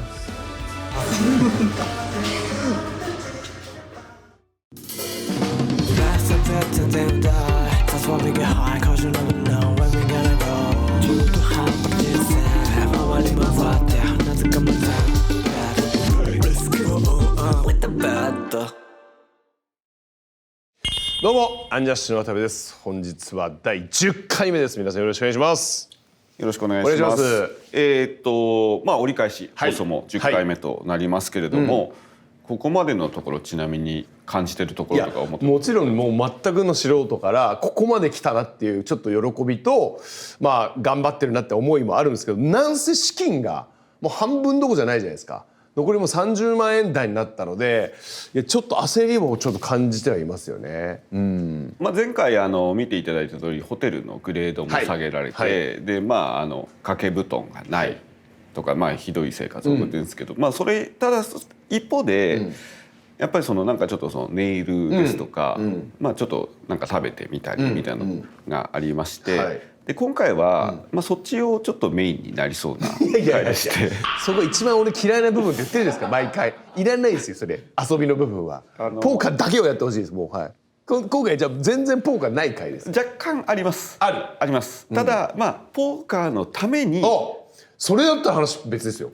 ということで、ちょっといくつか前編後編に分かれますけど、ポーカーのためにということで、それはね全然話変わります。ポーカーのためにしているプライベートのことだったらそれはもうポーカーのためですから。じゃあ VTR いきますか、どうぞ。この日一行はオルティガス地区を離れ、ある場所へ向かっていた。そうこの日は引っ越しです。ラブホの生活から抜け出しました。なんで？諸角ついにラブホ生活卒業の時。便座なし水シャワーに聞こえてくる喘ぎ声。決して良いとは言えない環境で生活していた諸角。よほど答えたのかかなり嬉しそうな様子。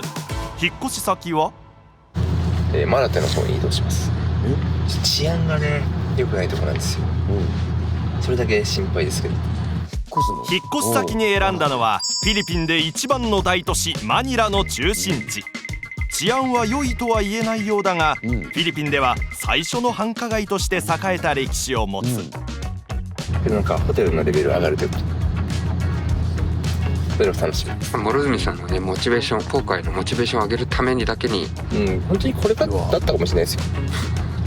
それ1個で変えてあげるんだ。いきなりね、すごい稼ぎ方するかもしれない。いやそうだよ、それ頼むよ。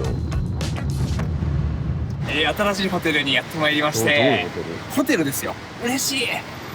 レッドプラネットマビーニというホテルですね。だって綺麗ですね、パッと見。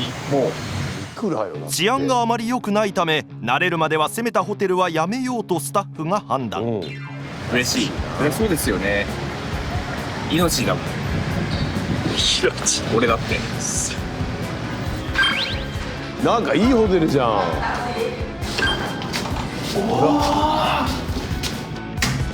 どう？めっちゃいい。なんかいいじゃん。こんなベッドメイキングしてくれるんでしょ。なんかわけわかんないのついてるし。本当だ、ファンがついてる。高級そうな。だって掛け布団があって、おい、便座おい久しぶり。諸角念願の便座との再会。久しぶりだ便座おい便座久しぶり久しぶりおいノープロブレム。シューティングシューティング。どうした？発狂してるから心配して。嬉しいね。ホテルで心配してきてんだよ。暖かいシャワーも出るなかなかいいお部屋。資金も底をつきそうな今、諸角に勝機はあるのか。いやまあそれはもちろんね、頑張りますよ。調子乗るなお前それ。勉強もしてますから強くなってるし、もうあと確率の問題なんで、あとね出る回数によって勝てる回数も増えていくんだと思うんですよね。もう頑張るんで、このホテルのままいさせてください。快適な部屋に移り、憎たらしいほどの余裕を見せる諸角。これをきっかけに大逆転を見せてくれるのか。あとは今回勝てばいいだけ。この日はトーナメント会場ではなく、ある場所にやってきた。何今日は。すげえ。俺もす。そこは。いやなんだこれ。ポーカーのためなの本当にこれ。やってきました。やってきたのはマニラ動植物園。何よ。日頃溜まったストレスを動物を見て癒されてほしい。そして野生味あふれる諸角を取り戻してほしいと現地スタッフが連れてきたのだった。野生味あふれるって動物園の動物見て。ほらなんか縁起でもないもん。カバもいるらしいですよ。ゾーンと。お昼寝中になったんですか。いないんじゃん。幸先よくはなかったが、その後も生き生きとした様子の動物を観察した諸角。生き生きしてないよ全然。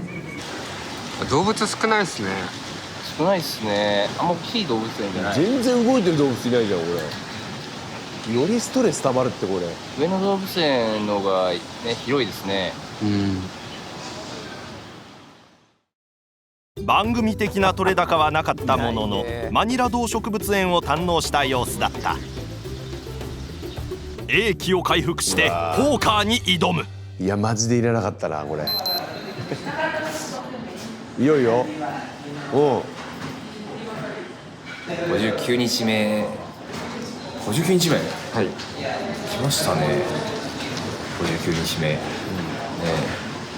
あと1ヶ月以上やるの？はい。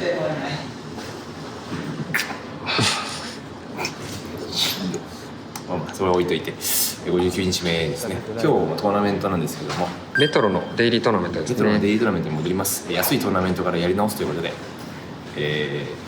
ワイン700ペソ、ウォーミングアップでちょうどいいんじゃない2000円ぐらいですかね。実は諸角、数日後に岡田マニラで行われるメガスタックというイベントを控えていた。それに向けた前哨戦としてここで勢いをつけておきたい。今日メトロのデイリートーナメント行くんですけど、ゼロカードクラブのちょっとマネージメントとの都合上、今日ちょっと撮影が NG となってしまったので、すいません、結果発表だけ聞きに行く形になるんですけど。しかしこのデイリートーナメントで諸角がファイナルテーブルに。スタッフが撮影を懇願すると、なんと許可が下りた。ファイナルテーブル。インポジションは全員ホールド。すると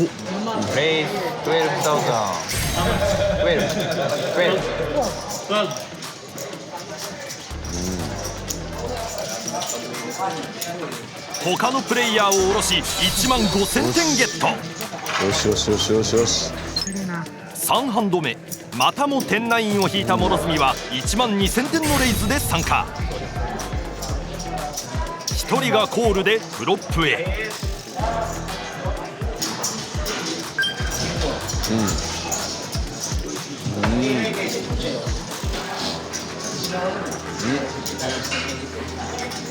諸角、ここで1万点ベット。相手は少し悩み、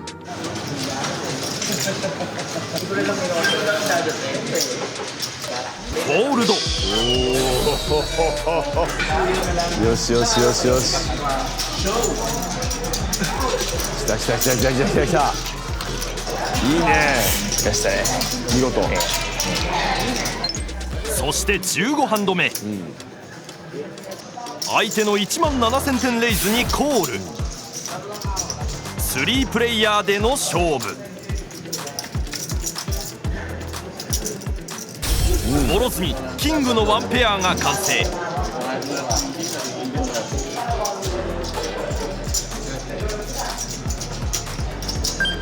ここはチェックで回すと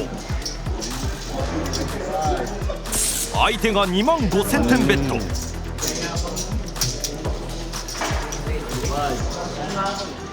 どうする？諸角25000点コール。キングとクイーンの2ペアが完成。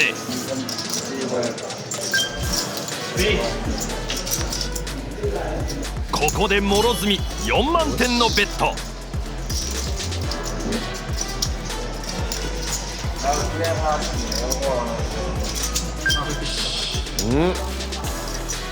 どうだ。相手はマックシ、諸角の勝利。来た来た来た。来たよ。諸角のスタックは一気にアベレージの3倍となる30万点近くに。28ハンド目では帽子斜めかぶり兄貴とヘッズアップ。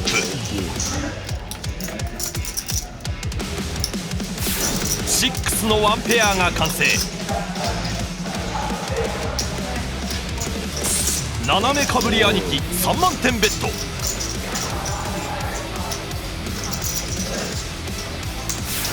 諸角コール。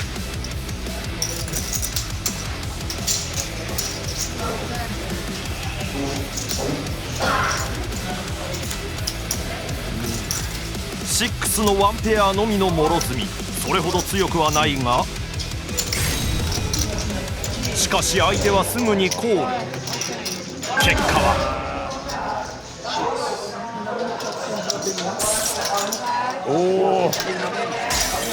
ここで大きく減らしてしまう。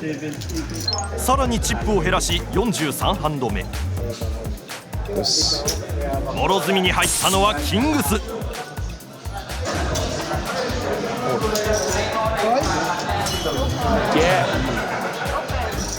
フロップから一騎打ち。現状諸角が優勢。相手にエースがヒット。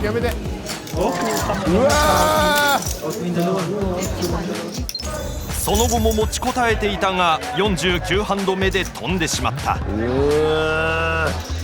諸角の順位は今ね7位。いくら？3500。賞金3500ペソ。ね、確かに悔しいね、これは。反省点もあるようだが、7位は今後の期待が膨らむ順位。確かにちょっと嬉しそうだもんな、顔。さらに諸角の勢いを強めるべく、我々はある場所へ向かうことに。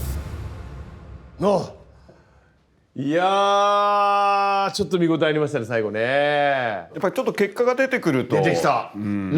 すごくいいなと思うのと、撮影 NG だったんですけども、なんかどんどん勝ち上がってファイナルテーブルに残ったということで、急遽その場で交渉して取って。それ OK だったと。へえ。でも結局カメラ入ってこう負けるわけじゃないですか。もうカメラなしでいいんじゃないですか。もう全編。調子いいです、カメラない方が。まあちょっと確かにおっしゃる通りだなと思いながら聞いてますけども。いやー、なんかそうですね、今途中うわっといういい流れの時に乗れるようにはなってきてる感じしますよね。引っ越しを実はVTR 冒頭であったようにそうですよ、あれ、はい、しまして、マラテという地区に移動になりました。で、マラテというのが、いわゆる繁華街でして、で、そっちの方が、宿もいろんな種類があって選びやすいということで移動して、ちょっとランクがアップされたっていうことなんですね。はいはいはい。それはまあオーナーというかいやいやいや渡辺さん的には。まずなんかもう経費のこと触れてないじゃないですか。嫌な予感してますし、危ない治安が悪いからこそちょっとカメラマンすごく遠くから撮って街中歩くとか、もう動物園行くよりそっちの方がよっぽど見たいですよ本当に。ちょっと絡まれるような街中で。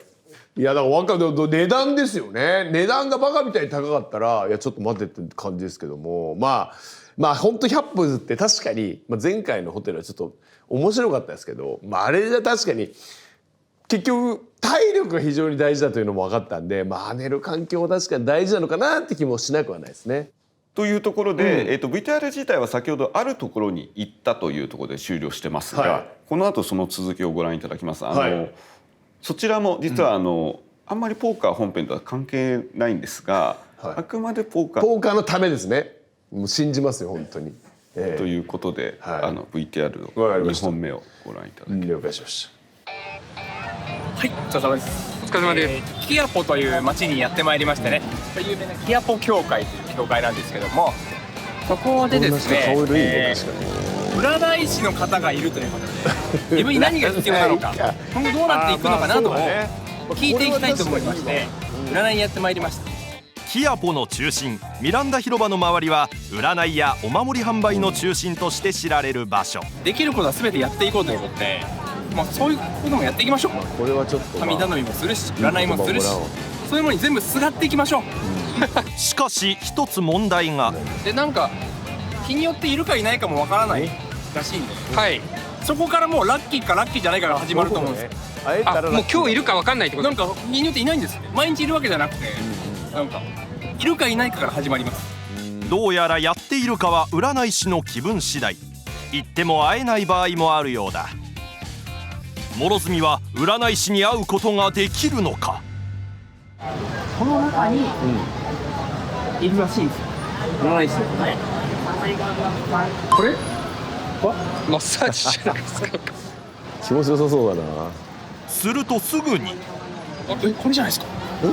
この人いました。おお、いるね。いましたよ。いた。多分この人っす。毎日いるかいないか分かんない占い師。多分この人。いた。占い別の人してるんで、この人終わったら有名な人なのかな。もらいました。もうどうした。ちょっと奥入ったら何人かいらっしゃいますって。結構いるのね。うわ。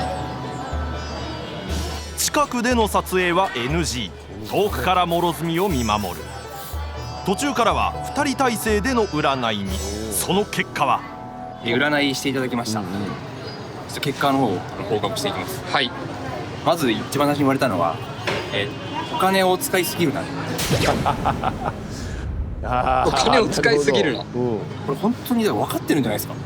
僕がこっち来て散財してるっていうことを次に言われたのが、はい、エンターテイナーに向いてない。芸人に向いてないみたいな。すごいな。もうこれエンディングでいいんじゃない。エンターテイナーみたいなカードが出て、それが逆さまに出たんですよ。エンターテインメントに向いてます。向いてない。金を使いすぎてる。あとはなんかこれがおすすめですみたいな何点かいただきました。はい。そんな諸角に開運アイテムを教えてくれていたキアポの占い師。まず諸角のラッキーカラーは黄色って言われました。黄色。はい。黄色がいいです。ユニフォーム持ってるね。黄色ね。続いてあまり聞かないがラッキーアニマル。鳥。はい。鳥って言われました。鳥がいいですよ。黄色鳥。そして食べて取り込むラッキーフード。諸角がキアポで食べるのはおにぎりって言われました。おにぎりってフィリピンで全てを見透かしたキアポの占い師が諸角に伝えたのは黄色、鳥、おにぎり。教えてもらったアイテムを探しながら最後は散髪でラッキーヘアに変身する。早速もう取り込めるものをね、取り込みに行きましょう。早速行ってみたいと思います。ラッキーヘア。するといきなりお、何あった？なんかある。黄色い鳥。嘘だ。何黄色い鳥って。あれアヒル。早速ありましたね。Wash him. How much? 35 pesos. Which one? すごい。これさ、組んでない占い師と言いましたよ。グッズ売り場で。これはどうするんみんなにですか。言ってないこれ。みんな頭につけてるんですよこれ。あ、いいっすね。ちょっと汚くない？鳥。これ絶対そうじゃん。ちょっと汚れが目立つけどグッズ売り場組んでるでしょこれ。あ、ハッピーバレンタインって書いてあります。なんでだよ。関係ないです。関係ないね。バレンタイン仕様の少し汚れた鳥をゲットして運気が上がった諸角は次の場所へ。はい、やってまいりました。ラッキーフードを買いに。ラッキーフード。ラッキーフードですよね。ラッキーフードがまさかのおにぎり。おにぎりって日本のもんじゃないですか。でもフィリピンにもあるみたいで、おにぎりを今から買いに行きます。おにぎりです。あ、占い師からここ指定されたんです。そう、ここは例の占い師から指定されていたおにぎり屋。その指定された開運おにぎりとは。めちゃくちゃだな本当に。自分で握りたい、おにぎらずですけどまだ、大丈夫か、おにぎらずなんだけどまだ今のところ。パスティル、パスティル握るの、握った方がいいよ、おにぎりって言われるから。急にしましょう。ラッキーフードおにぎり。これテロップとし。美味しい。めちゃくちゃうまい。YouTube です。あっという間に完食した諸角。するとある変化が。観客がいっぱい集まってます。来てください。開運おにぎりを食べた途端、街のギャルの人気者に。Hi guys, my name is Medium Bullshit. これラッキーを取り入れたんで、美味しかった。こんなこれで勝てます。渡部さん、勝ちました。大丈夫かみんなも応援してくれてるし。この通りに何軒か髪お屋さんがあるらしくて、はい、ここで髪切りいたいと思います。ちょっと伸びたしな、もろこれ。いいですね。いいです。これいきますか。あ、OK だって。OK。でも寝てるよ。美容師さんは寝ていたが、代わりにこのお兄さんが散髪してくれることに。ありがとう。キヤポの占い師直伝のラッキーヘアを伝える諸角。さらに追加してお願いしたのが、ストロングヘア。ストロングマン。とにかく強そうにしてほしい、ストロングマンに見えるアレンジをオーダー。ストロン糸がうわ怖いな。なんとかオーダーも伝わった様子。諸角はどんなラッキーヘアに生まれ変わるのか。おいいね。キヤポ占い師の開運ストロングマン角刈り完成。いやいやいや、ここもすっごいないかつくしてくれちゃって。いや、これは多分ね、ポーカー相手にかなり圧をかけられるんじゃない。角刈りネイル。角刈りネイラーはちょっとキモすぎないですか。俺こんなやつ。おもろ。これ強そう。果たして。いや、なんか全然圧はこれで。こんな髪型のやつがこんなやつで強そうないかもしれない。強そうではあると思う。怖いよね。気味悪いもんね、だってね。ラッキーヘアにすることでアドバイスをコンプリートしたストロング角刈りマンは、これでもう向かうところ敵なしになった。いいね、角刈り。今後の意気込みは、すがれるものに全部すがりましたので、あと結果を出すだけです。はい、待っててください。渡部さんにもおすすめですけど。いや、いいわ俺。渡部さんなんか最近ちょっと髪伸びちゃっててなんか前髪なんか長そうだなと思ってたんですよ。一回ね新規行ってこのぐらいにするっていうのもねどうでしょうか。ぜひおすすめなんで同じ髪型にしませんか。であとはもう今回やるだけということで頑張りましょう。頑張りましょう。いやーなるほどちょっと番組始まって以来一番笑いましたね角刈り日本にないフォルムの角刈りですよね後ろから見ても。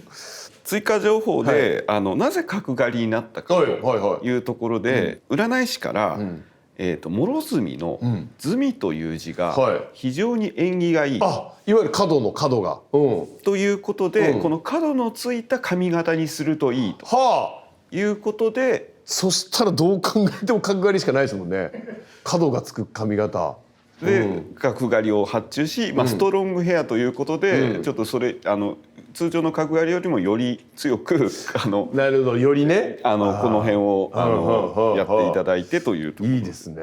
いや面白いな。ちょっといいですね。やっぱ髪長かったですもんね見ててね。そこまではでもほら占い受けていわゆるグッズもすぐどこで売ってたりおにぎり屋も指定の場所ってこれソフトな詐欺にやってますよねだってねもうねこれ。ただただ詐欺にあってますよこれ占い詐欺ですよこれ。正直、何も気づかずに VTR を確認したんですけど、渡部さんが今 VTR 見ながらおっしゃってるのを聞いて、確かにそうかもしれない。いや気づくでしょこれどう考えても。おにぎりがラッキーフードで指定の店があるっておかしいでしょだって。いやでもいいですね。新規一点確かに取り込めるものは取り込むって姿勢はいいなと思いますけどね。この後、次回になりますけれども、大きい大会が控えてまして、いよいよ勝負ですね本当ね。現在の、ほとんど動きはないんですけども現在の状況をこちらになります。お願いします。うわ経費かさんだね経費やっぱり。でもねホテルめっちゃ高いんじゃないのこれだって。ちょっとそうですね。そうだよね10万ぐらい経費。もう経費で半分いっちゃったじゃんもうとうとう47万って。いやちょっとこれ角刈りで笑ってる場合じゃなかったの本当に。これいいホテルすぎませんか大丈夫これ。現地から言うとそれによって、前のところはあまりに疲れが取れないとか、それはあるか Wi-Fi がないので、勉強もままならないとかあったらしいんですが、それを解消されてこれから大きい大会のいやもう4分の1ですよ資金がね。日付はあと40日残ってるわけですもんね。でも本当に勝たなきゃダメですね。お金をゲットしないとダメですね。本当にいよいよ追い込まれている状況です。を迎えて、次回大きい大会に行くのをちょっとご覧いただこうと思います。今回はここまでになります。いや本当の勝負どころ来ましたね。期待しましょう。あらっしゃ。ハサミがでかい。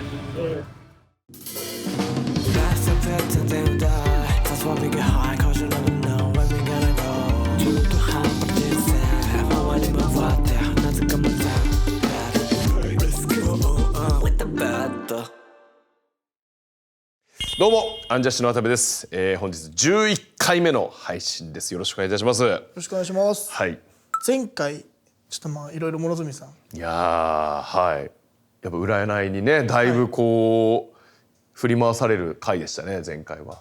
占いとか渡部さん信じるんですか？いやこれね僕も全然信じなかったんですけど、なんかラジオ番組で年に1回ゲッターズの飯田さんに見てもらう回があったんですよ。その時のディレクターからこの間久々に連絡来て「渡部さん」と「2014年に飯田さんに5、6年後にとんでもない女性問題起きますよって言われてます」って聞いて覚えてるかと思ってどうやら俺2014年に2020年あたりに何か起こるっていうのを飯田さんに言われてるって放送をしたらしいんですよね。その連絡がこの間連絡が僕のとこ来まして「遅えよ」っていうね2020の前くらいに「渡部さんこういうの言われてますから気をつけてくださいね」だったらいいんですけどね、もう2024ですからね。もし信じてれば、回避してた可能性。回避者はどうですか分かんないですけどね。だからそのぐらい番組の企画にしてもらわなければ占いはいかない感じですかね。開運のために何かっていうのも特にされてない。でもねそう思い出したら今例の騒動の時にもう毎ち写真週刊誌が家の周りにいたんですよね。その時たまたま東野さんにお会いして、当時やってた東野さんのラジオの、グッズの帽子をもらったんですよ。お世話になってるし、東野さんのラジオ番組のグッズの帽子をかぶったらそれ取られてちょっとネタにしてもらえるからちょっと恩返しになるなと思ってその帽子をかぶって毎日出かけたんですけど、そっからピタリと取らないかった本当魔除けみたいに一回も取らなかった。そっから、はい、占いの運気アップが果たして諸角さんにも効果出ているのか、実際に VTR 見ていただきたいと思います。大事ですよここは。はい。ポーカー生活61日目、軍資金100万円をおよそ20万円まで減らしたが、この日から始まるマニラメガスタックは一攫千金の大チャンス。したね。いよいよですね。いよいよ始まりました。ここからの10日間が稼ぎ時。これをなんなら逃してしまったらもう稼げるトーナメント多分ないです。もうこんな莫大な金額、多分一番メインで多くて優勝賞金1000。目標金額だね。その分ねエントリー費が10万とかします。なるほど。1000万かかります。いやー本当に1000万。今日出るトーナメントなんですけども、15日から始まる、まずこちらですね、13時からのキックオフクオリファイというやつに出ます。これはですね、このキックオフフライトっていうトーナメントに出るための参加券を安く手に入れることができるトーナメントです。キックオフフライト A の予選ってことですよね。はい、なるほどね。ここで勝てば本来16,500ペソ払わなきゃいけないトーナメントに3,300ペソで出れるんです。これはいいね、割安だいぶお得ですね。はい、ということでまずこれに勝ち上がることをしたいと思います。はいはい。でこれに出る。でこれで勝ったら2日後のファイナルに行きます。なるほど。はいはいはい。はい。ここで起死回生の大立ち回りを見せられるか。3人で始まりました。3人で。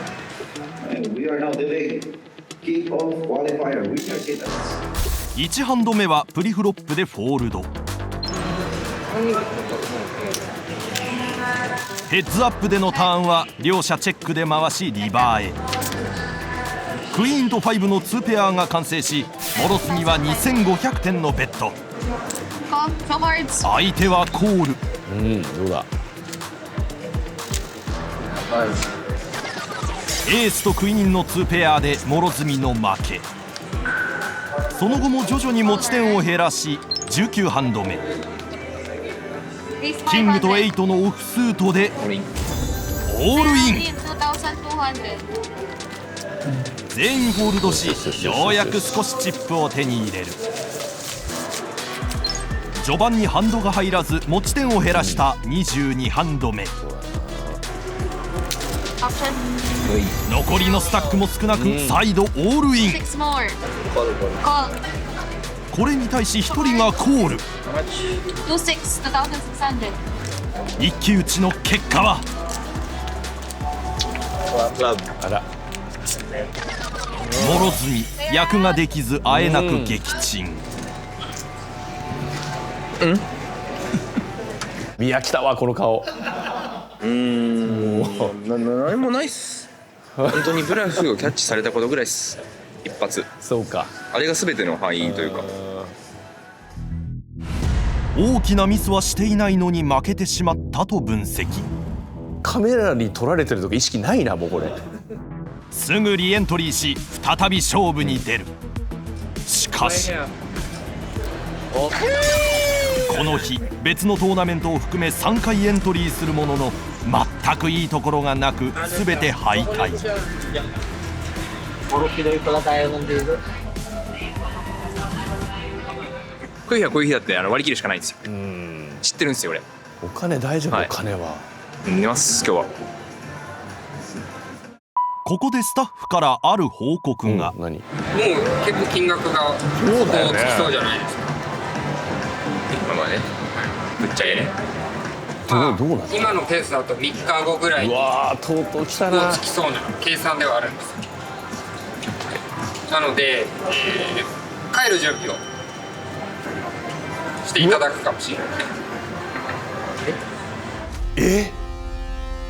100日間を想定したポーカー旅であったが、資金が底をつきそうな今、続行することが難しい状況に。本当にちょっと結果出さないと。OK、結果出せばいいんですよ。結果出せばいい。OK、じゃあ大丈夫です。明日明後日で結果出せばいいんです。じゃあ大丈夫です。はい、試合です。まさに絶体絶命の諸角。メガスタック2日目、崖っぷちの諸角は結果を出すことができるのか。もうあとね2日ぐらいでお金尽きちゃう前に勝たないといけないんで。いやそうだよ。本当に渡部さんに合わせる顔ないんで。本当そう、いよいよだろ。荷造りはどうですか？進んでます？進んでないっすよ。進めんだ進めんだよ。そうだそう。何言ってんすか？そうだよ。この日もまずは前日と同じトーナメントの予選に挑戦。エントリー費はおよそ8600円。序盤は徐々にチップを減らされていった諸角だが、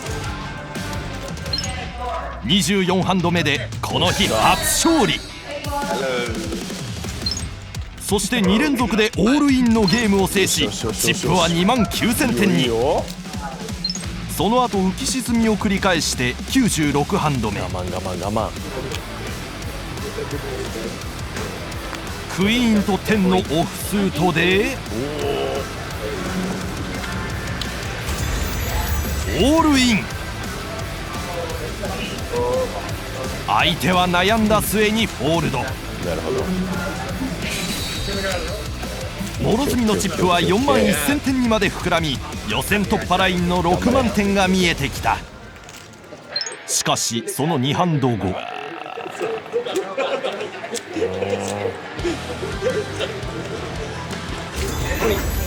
再度オールインを仕掛けるも、うわ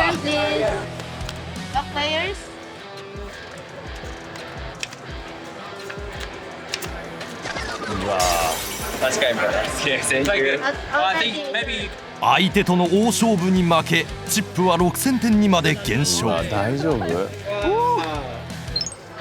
そして102ハンド目、クイーンと4のダイヤスーテッドでオールイン。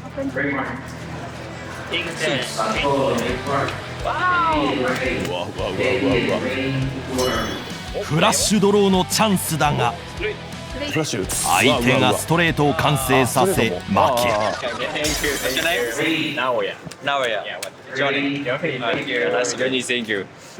もう楽しそうに口聞いてんじゃないよ本当に。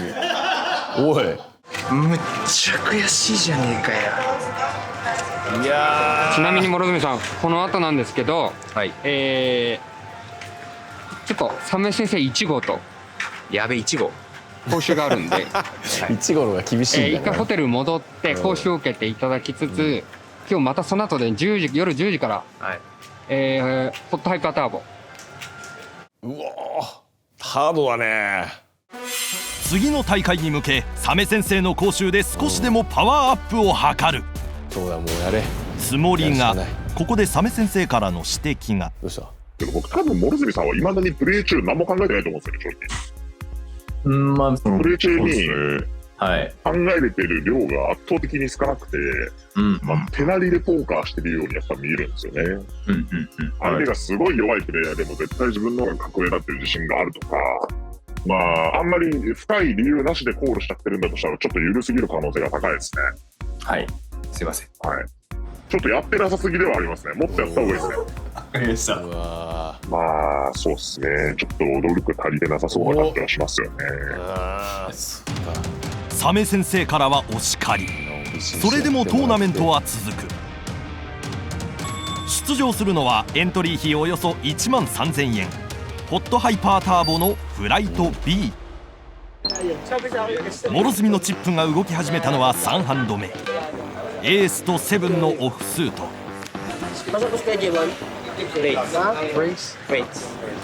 500点のレイズに対しコールで応戦。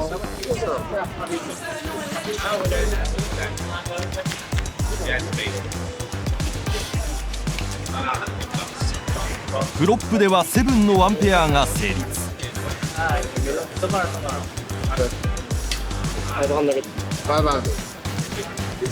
相手は500点ベット。ここもコール。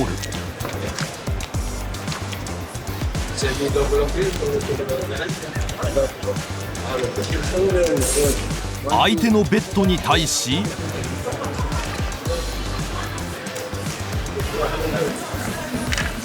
諸角再度コール。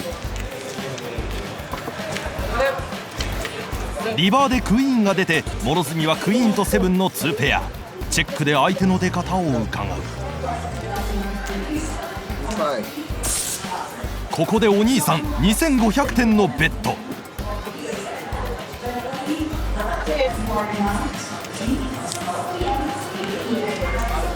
諸角またしてもコール。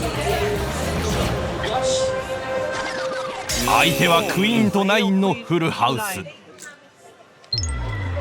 11ハンド目、諸角にプレミアハンドのジャックスが入る。諸角2100点の3ベッド。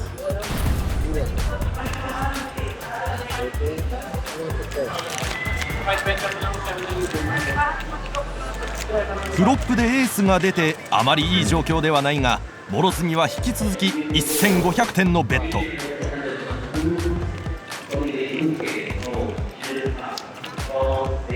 ターンはセブン。あまり勝負に関係なさそうなカードが出る。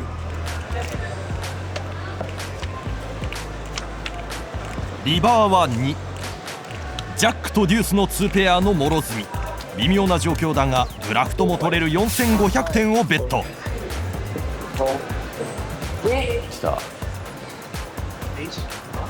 相手はマックシ、諸角の勝利。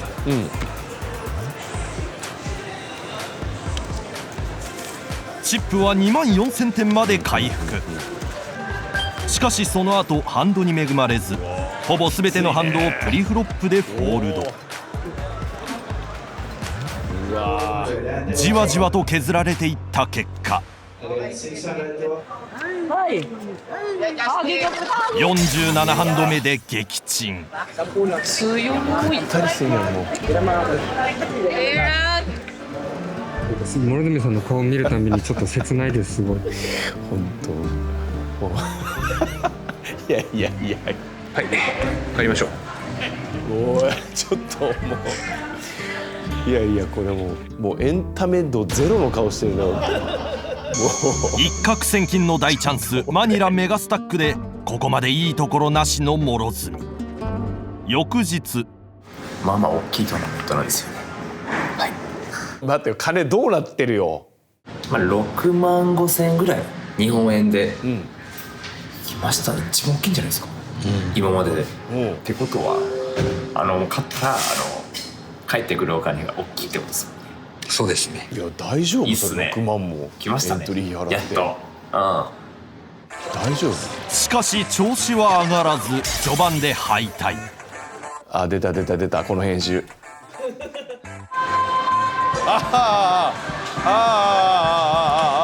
い、お疲れ様です。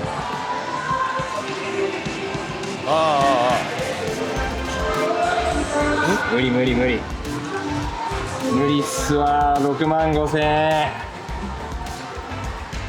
6万5千円負けちゃった。すいません。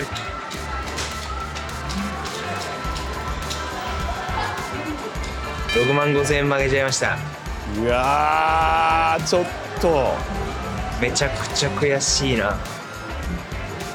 もう一回出るのあり？大丈夫？もう一回全然出んのありなんですけど、お金ないっすよ。ほら、いやとうとうだよ。確かにお金もうないんだよな。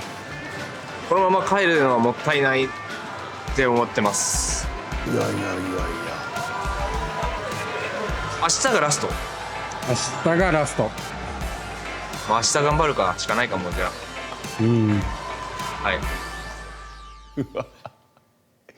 いやー、とうとうこんな時が。すごい状況ですよね。だって逆に言うところポーカーで負けてってでも分かるんですけど、一応番組でメインでロケしてこれから世に出てく若手芸人じゃないですか。0点ですよね、本当にね。何のリアクションも取らない。ただただ憔悴していくっていう。なんかもう嘘でも元気よく負けちゃいましたじゃないとこのやり取りもできないですよ。こうなっちゃったら。だってもうあんな憔悴しきって角刈りが本当に。続きがある。続きがあります。一応ちょっと見ていただいて。ポーカー生活64日目、諸角の軍資金は本日出場予定のトーナメントのエントリー費で尽きてしまう。うわ帰りたくない。渡部さんに直す顔ないから。このまま帰って何言われるのか分かんないよ。ちょっと贅沢して。そうだよ。このままでは帰れない諸角。今日のトーナメントは絶対に勝つしかない。そのなんか大負けしたとかでもないじゃん。そうなんだよ。じわじわじわじわなんだ。ちょっと旅行じゃんこのままじゃん。絶対に勝ちます。この日出場予定のトーナメントは優勝賞金およそ1000万、メイントーナメントにつながる予選。勝利の女神は微笑んでくれるのか。勝ち上がるしかないぞ本当に。1ハンド目はキングとナインのオフスート。周りのアクションを見てここは無理をせずフォールド。2ハンド目エースとキングのオフスート。相手のレイズに対し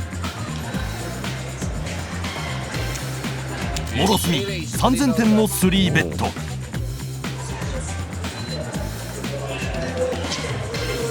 相手からフロップ前にオールイン。諸角はそれに応える。相手のハンドはジャックス。勝率はほぼ互角だが果たして。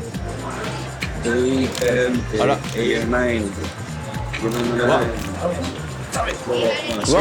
リバーで相手がストレートを完成させてしまった。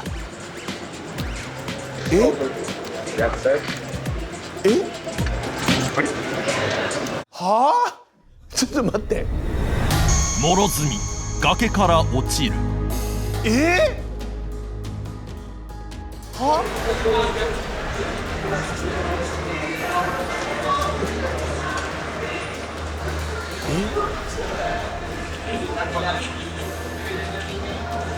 夢っすか夢じゃないよ。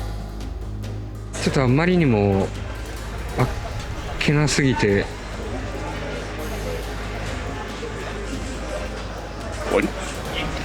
終わりですね。はうわ何それ。いや何それ。エースキングです。エースキング。いやなんすか。ということですね。なんで VTR2 本にしたんですかね。後半があるから一盛り上がりあると思うでしょうよ。ラストの大会だし、2本に割ったってことはさあと思ったら2ハンドで終わり。はい終わりです。いや待っていや終わりですよ。どうすんすかこれ。だってどうすんの。正直番組側もですね20回撮りたいんですけど今11全然足りてないじゃないですかね。どうすんすかこれ。だってお金はもうなくなりました。いやなくなってどうすんすか。あとだって9回ぐらいやっとなきゃいけないでしょ、予定通り。打ち切りとかになってまた悪い風にネットニュース流れて嫌なんですよ俺は。またいろんなこと言われるの。やっぱ渡辺の番組途中で終わったとか。なので、本当に申し訳ないですが緊急会議ちょっとこちらで開かせてください。緊急会議。はい。なんすか緊急会議。それちょっと方向性を。方向性。まず緊急会議俺入れなきゃダメでしょうね。なんで俺のいないところで緊急会議するんですかね。俺のお金でやってる番組なのになんで俺を弾いて緊急会議やってるんですかね。じゃあちょっと、今回は特別に渡部さんもなんで俺特別に入れてもらえる扱いになってんのよね。そもそも俺を入れなきゃダメなんですよね会議は。諸角と一緒に話し合う会ですよね。ちょっともう本当にカメラ止めてくれって言ったら止めてくださいねちゃんと。わかりました。ちょっときっちり行かなきゃいけないんでこの会議は。はい。なので次回。いやちょっと話しましょう。これまずいこのままじゃ。よろしくお願いします。お願いします。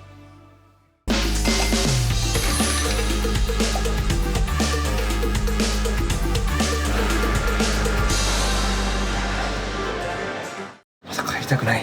渡部さんに直す顔ないから。前回残りわずかの軍資金全てをかけて戦ったトーナメントでまさかの2ハンドでの敗退。ポーカー生活64日目にして残金が0円になってしまった。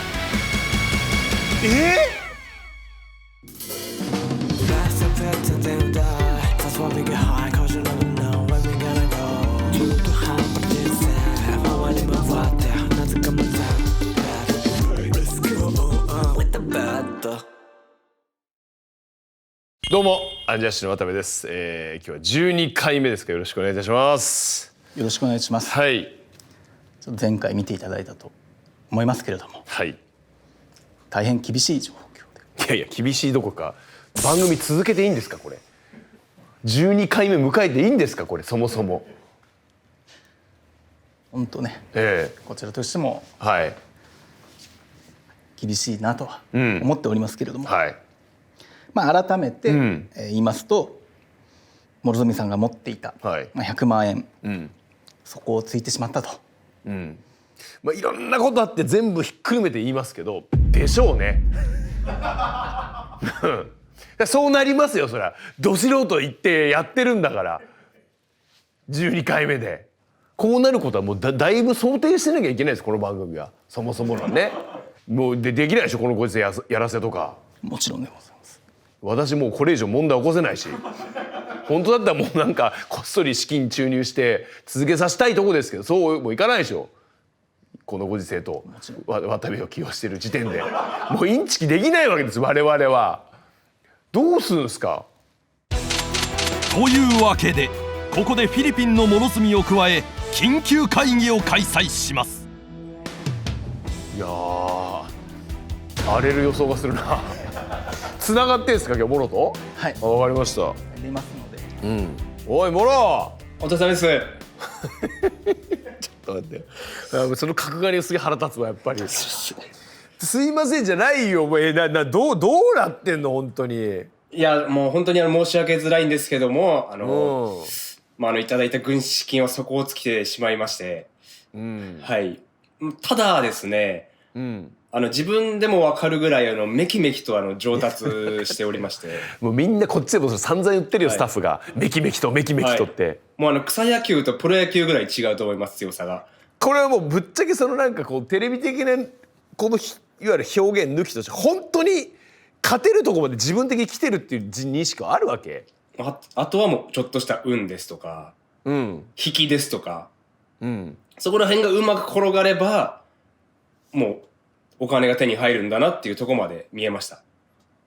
いやこれでもちょっとでも69日目。そうなんです。100日届かずに。いや100日計画っての分かってたわけじゃない。分かってました。でもここで行っちゃったわけです前回のメガスタックでもはいここだと思いまして、はい。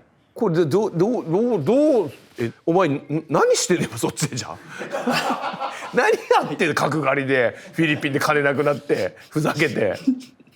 でもこの角刈りはフィリピンの元大統領エミリオさんに似てるってことで、人気ではあります。知らないよそれは。エミリオ大統領みたいらしいで、はい、はい。でもそもそもこの企画ともお金なくなったらもう終わりじゃない。だっておっしゃる通りです、はい、おっしゃる通りってやつは今フィリピンじゃダメだよな。帰国しないとまず、はいはい、ただちょっとはいなんと言いますか、もったいないと言いますかこれでもさもう一番こうギャンブルとして考えた時一番危ないパターンでこれはもう次やったらもうちょっと資金あったら勝てるっていうのはさ、もう失敗する人のパターンじゃないこれって。ただ確率がぐんと上がっております。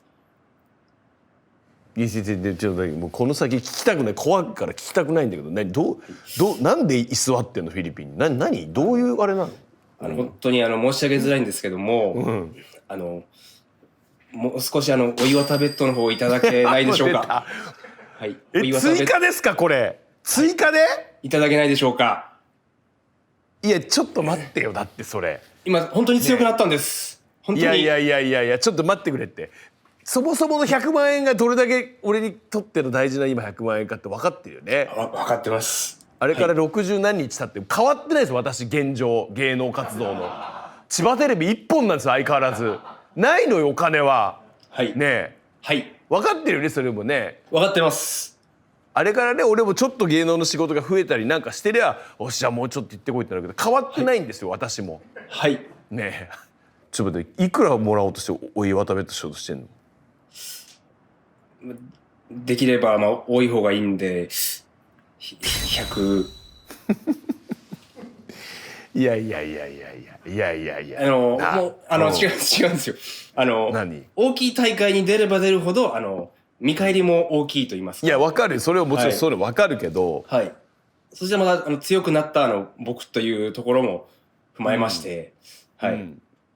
なんかこんな話したんかこれさなんか収録中にしたくないけどもろって今貯金いくらあんの？個人の、こんな話したことないけど俺はもろは若手でね、仕事なかなかないけど貧乏してるイメージがないのよ。ちゃんとうまいこと、かつてねサラリーマン時代の貯蓄があったりなんかほら、いろんなアルバイトうまくいってたりするじゃん。はいでなんかちゃんと聞いたことないけどいくら持ってんのよ貯金額。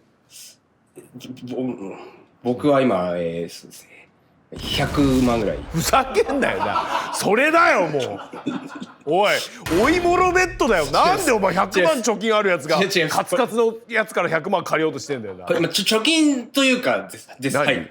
結婚式を挙げようとしたんですけども、挙げられずに離婚してしまった過去がありまして。だからそれ貯金じゃもう使わないんだよ結婚しないんだから。これはでも使いようが難しいじゃないですかこれ。いやダメだよ。これです。しかも俺祝儀もあげたんだぞあの時、返せあれ。その説は早々に離婚して。その説はありがとうございました。その説はじゃないよ。はい。いやこれさここはもうねなんかもうね押し問答になっちゃう。本当に実力ついたのかついてるんですね。いや本当に大丈夫ですでこっちの結局現場スタッフも同じなのよもう、なんか半笑いでめきめきとみたいなめきめきと一辺倒なのよ。ちょっとこれはマジで一番フラットな人に本当にこれお岩とベットして可能性があるかはちょっと聞きたいね俺これは。はいそれはよろしくお願いします。もうおっしゃる通りでしてでしょ。はいなので、呼んでますサメ先生を。サメ先生はどのぐらいまで番組とズブズブなんですか。ちょっと怖い関係値。サメ先生もそちら側サイドでしょ。だっていけますよ渡部さんっていう忖度抜きでサメ先生に実力聞いていいですか。もちろん渡部さんの判断でいいですか。判断で分かりましたから、サメ先生いるのね。はいサメ先生どうもご無沙汰しております。うわ先生も先生だけだよ俺の頼りはこれね先生今ねちょっとやり取り、聞いていただいたかもわかんないですけど、確かに最初に比べれば実力もついてる結果も出てる。でこれどう捉えたらいいですか。もう100万円渡ベットしていい実力まで来てるのかも率直に聞きたいですけどどうですか。率直に言うと、サメ先生から見た最近の諸角の実力はどうですか。率直に言うと、フィリピンで、今諸角さんが戦ってる、そのカジノだったりとか対戦相手に対してはもう勝てるようにはなってますね間違いなく。つまり実力的には彼らに対しては、エッジを出せるつまり利益を出すことができるぐらいの実力にはなってますね。それはもうお墨付きを出せます。はい。お墨付き出せる。出せます。明らかにプレーが良くなってるっていうのもそうですし、なんでそういうプレーしたんですかっていうことのその説明とか裏付けみたいなところっていうのも、かなり理論的に正しいことが説明できるようになってるので、そこの部分の実力っていう意味では普通にそのなんていうんですかね、プロレベルっていうとちょっと言い過ぎかもしれないですけど、少なくともアマチュアの人には勝てるレベルにはなってきてるのかなと思います。なるほどね。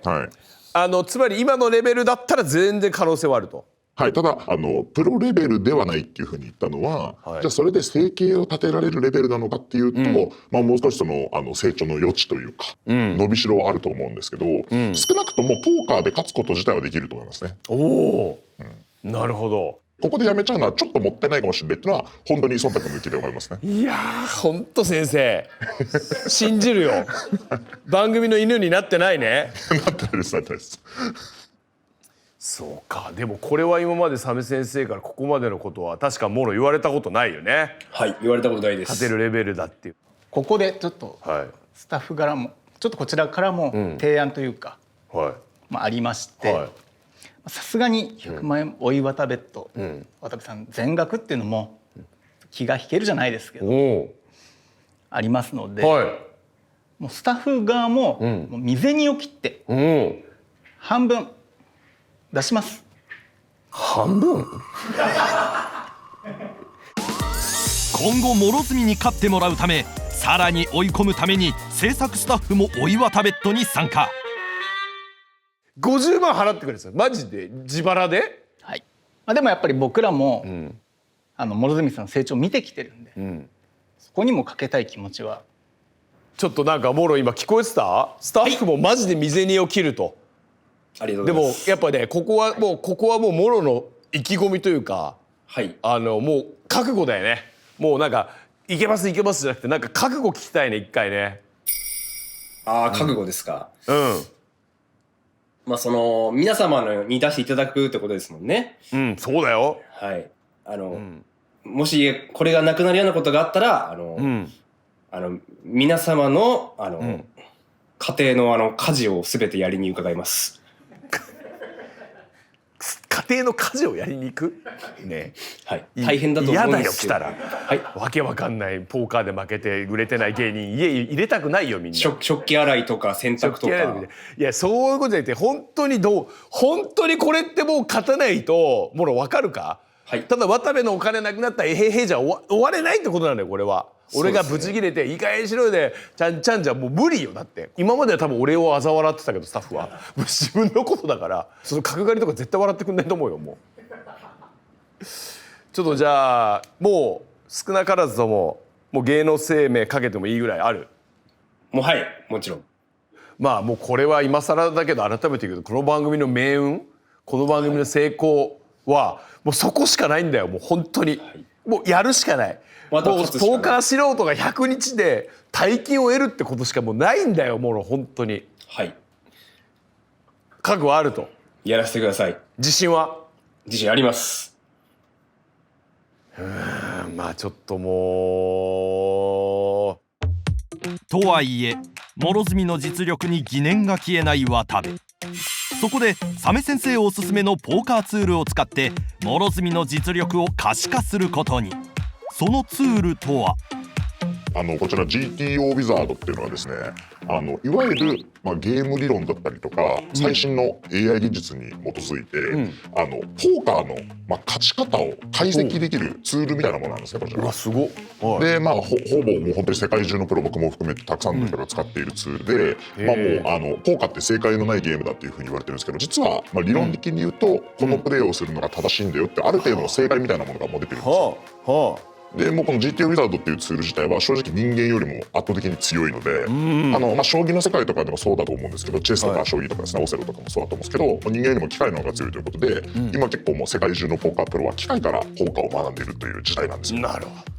これ実力は分かるんですかこれ？そうです。この GTO ウィザードの中に、いわゆるそのトレーニングツールみたいなものがありまして、実戦形式でハンドが配られて、プレーをどういうプレーをするかっていうのを選ばされるんですよ。でこの選んだ選択肢が、正解だったのか不正解だったのかってことを GTO ウィザードが採点してくれる、言っちゃえばそうですね、テストみたいなものがあるんですよ。なるほど。最低でもやっぱり80点ぐらいは取れてくれないとっていうところはありますね。これ単純に10問やったら8問当てなきゃいけないってことですか？いやっていうわけじゃなくて、実際に言っちゃえばテストと一緒で1問10点というわけではなくて、なるほど。点数の採点が5点だったり7点だったりとか、それこそ0点だったりとかっていうのがあるわけですね。なんでこれもすごい難しい計算式に基づかれてるんですけど、本当にその体感としてはえぐいミスをすると点数がすごく下がるし、なるほど。ちょっとしたミスだったらほぼ点数が取られるみたいな感じになってるので、なるほど。これで8割っていうのはもう実力が、8割ぐらいの実力を持ってるっていうふうに正しい結果が出ますので。先生、この8割以上点を上げたらこれ大岩田ベッドの価値大いにありと考えていいですか？そうですね。8割をクリアできたら、勝てる可能性は十分にあるんじゃないかなと思います。やりましょうよじゃあ。一番これいいじゃん、分かりやすいじゃないこれ。ということでまずは GTO ウィザードがどのようなものなのか実際に使ってみることに。ではちょっと早速まずは渡部さんにどんなものかをちょっと理解していただくと。はい、わかりました。これはポーカーテーブルを上から見た状態だと思ってもらえると分かりやすいかと思うんですけど、今例えばこの画面であれば、8人でプレイしていて、アンダーザガン一番最初のプレイヤーが2ドルのレイズをしてきているという状態ですね。ははでは相手のスタックがこの30って書いてあるのが相手の、持ってるチップ数ですね。はいで今渡部さんはボタンの1個手前ですね、カットオフっていうポジションでクイーンと2のオフスーツを持っているという状態です。であなたのスタックは今17点という状態なんですけど、この状態でこのハンドをフォールドするかコールするかレイズするか、それともオールインするかっていう4択の中からアクションを選びます。そういうことね。はい。おちなみに渡部さんはこれはどう？いやこれで待ってでも待てよ。でもクイーンありますもんね。コールでどうですかね。じゃあコールで渡部さん選んでいってください。はいコールいきます。コールしました。うわおもろ。みたいな感じでやるとですね、はいこちらですね見てください。あらららら。致命的なミス。致命的なミス。これはマイナス100点。恐ろしい数。マイナス 100。これマイナス100です。なるほど。でこれちょっと次も行ってみましょうか。はい。こんな感じで採点を1回ずつ。これで今の1問目ですね。これ2問目が今出題されている状態ですね。同じように45点を持っているという状態で、一番最初のプレイヤーで今エースとクイーンのクラブを2枚ですね、スーツを持っています。このハンドを渡部さんどうしますか？これ3択ですか？これはフォールドかレイズかオールインの3択ですね。いやこれはちょっとレイズですね。じゃあレイズお願いします。はい。ですね。いや面白。なんかみんなホールドして。来たオールイン来た。オールインがボタンのプレイヤーから入ってますね。じゃあこれはもうオールインが入っているのでフォールドかコールの2択どちらかを選ぶ。じゃあもうコールします。じゃあコールしましょう。はい。そしてこちら完璧ということで今回は100点の。なるほど。面白い。これは分かりやすいですねこれ。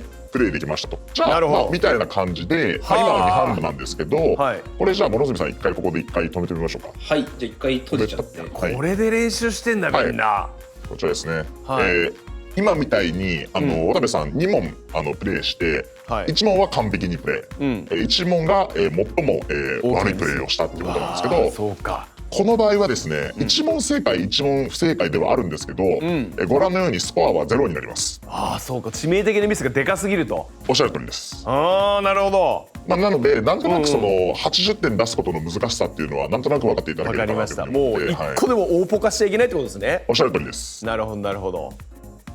これ緊張感あるね。諸角さんが実際これ点数が出るまでは僕も正直見てて何点になるかっていうのは分からないので、終わってみて何点になるかっていうところですね。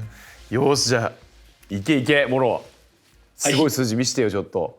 じゃあ早速してんだいつも。はいこれいつもやってるやつなんで、早速じゃあやらさせていただきます。頑張ってください諸角さん。はいちょっと緊張するな。はい。今から行う10問ほどの問題でスコアが 80% を超えた場合、追い渡ベッドに見合う実力があるとみなす。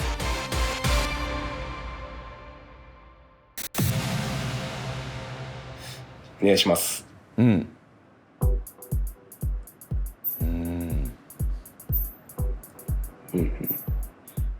ハイジャックからですね。はい行きます。はい。これはホールドです。完璧。いいね。次行きます。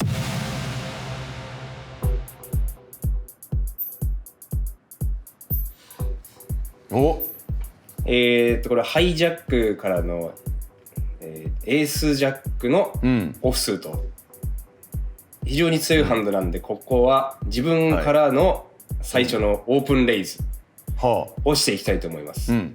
のでレイズ。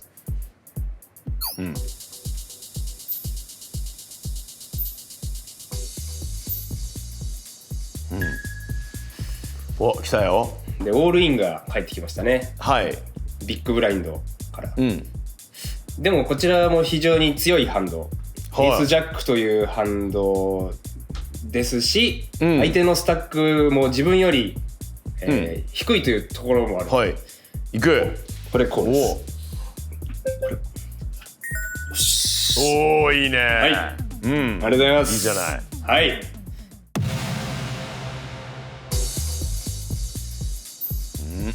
はいはいはい。ちょっと難しいここは。これちょっと難しいですね。むずい。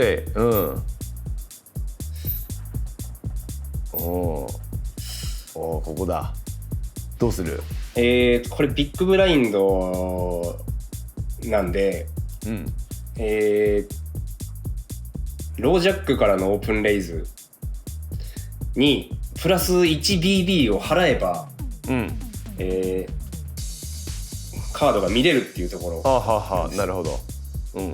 ビッグブラインドのディフェンスというところ、ジャックデュースギリギリだ。はい。ってことはなんで、広めにハンドレンジをしましてコールしていきます。コール。あ、やりましたね。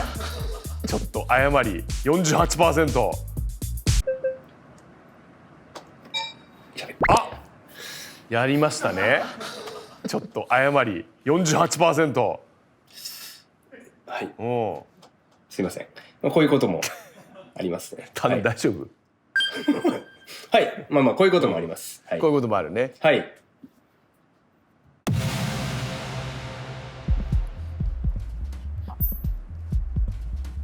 はい。アンダーザガンプラス1からの10-8のスーツ。これはまあ強くないハンドなんで、ホールドします。あら、ちょっと大丈夫？ね。はい。強くないハンドなんで、ホールドします。あら、ちょっと大丈夫？ね。はい。誤り出てるよ。はい。ちょっと弱気になっちゃったんじゃない？はい。大丈夫ですか？大丈夫ではないですね。連続ミスで窮地に立たされる諸角。今彼の両肩にはこの番組の行方が託されている状態。次いきますね。はい。ちなみに今諸角が見ていたものは GTO ウィザードが計算した選択肢の答え。この3択ではレイズが正しい選択になる。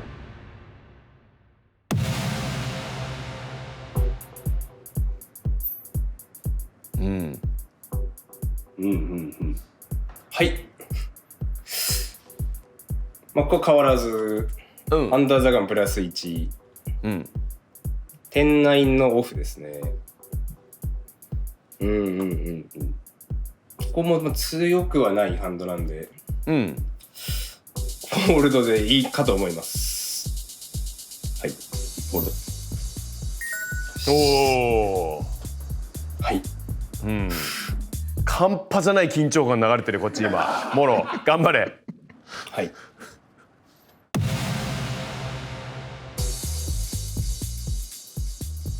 はい。続いて、来た。アンダーザガンからの S7 ですね。一番ポジション悪いところからの、A7 のオフなんで、これはフォールドでいいと思います。いい？本当？はい、フォールドです。おー、いいね。ありがとうございます。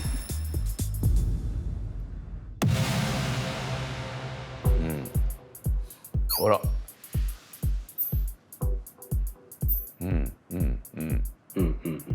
はい。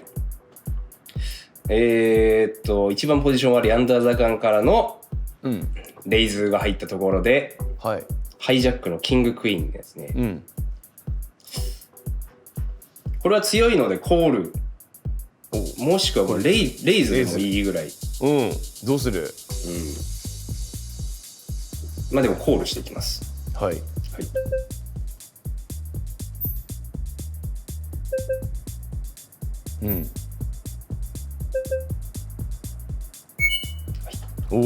まあまあ正しいだね。はい、ありがとうございます。はい。すごいね、シビアに出るんだねこれ。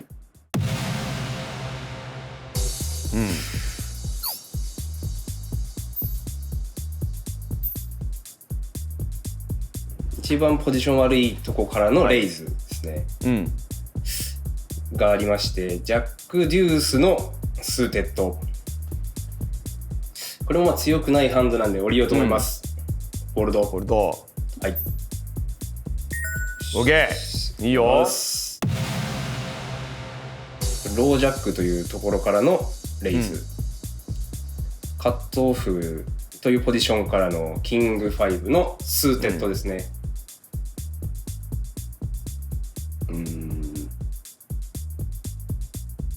戦いようはあるんですけども、そこまで強くはないハンドではあるので、フォールドでいいと思います。 OK。 はい、フォールドします。OK、いいじゃない。いいね。ありがとうございます。オールインが飛んできてもう一人がコールしてる状態には戦えるハンドではないので、なるほど。はい、これ折ります。よしよしよしよし。これで一応10ハンドなんですけど、ちょっとまだあれですね、簡単な問題も多くて、なるほど、ちょっと実力が問われるような部分がちょっと少ないので、これは諸角さんの実力出たんじゃないかなというのが出るところまでちょっと追加でやってみましょうか。わかりました。はい、よろしくお願いします。すごいよ、追試で追試。はい、お願いします。はい。あら。はい、エースクイーン。非常に強いハンドなんで、レイズしていくところではあります。はい。レイズ。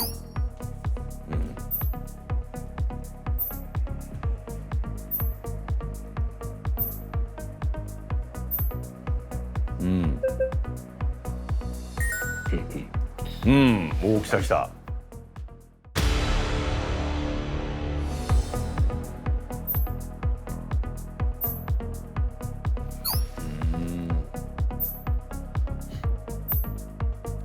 はい、ロージャックからのレイズに対しては戦えない弱いハンドなんで折ります。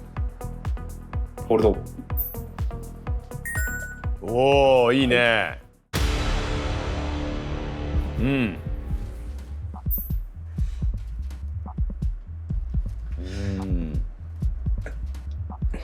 非常に難しいハンド来ました。お、来た。ここだね。ですね。ポジションがあんまり良くない場所からのジャック9のスーツという、はい、絶妙なハンドではあるんですけど。難しい問題だ。ここがポイント。完璧な正解を選択できるのか。戦いようがあるハンドではあります。ポジションが悪いんですけども。なんでここはレイズしていこうと思います。はい、レイズ。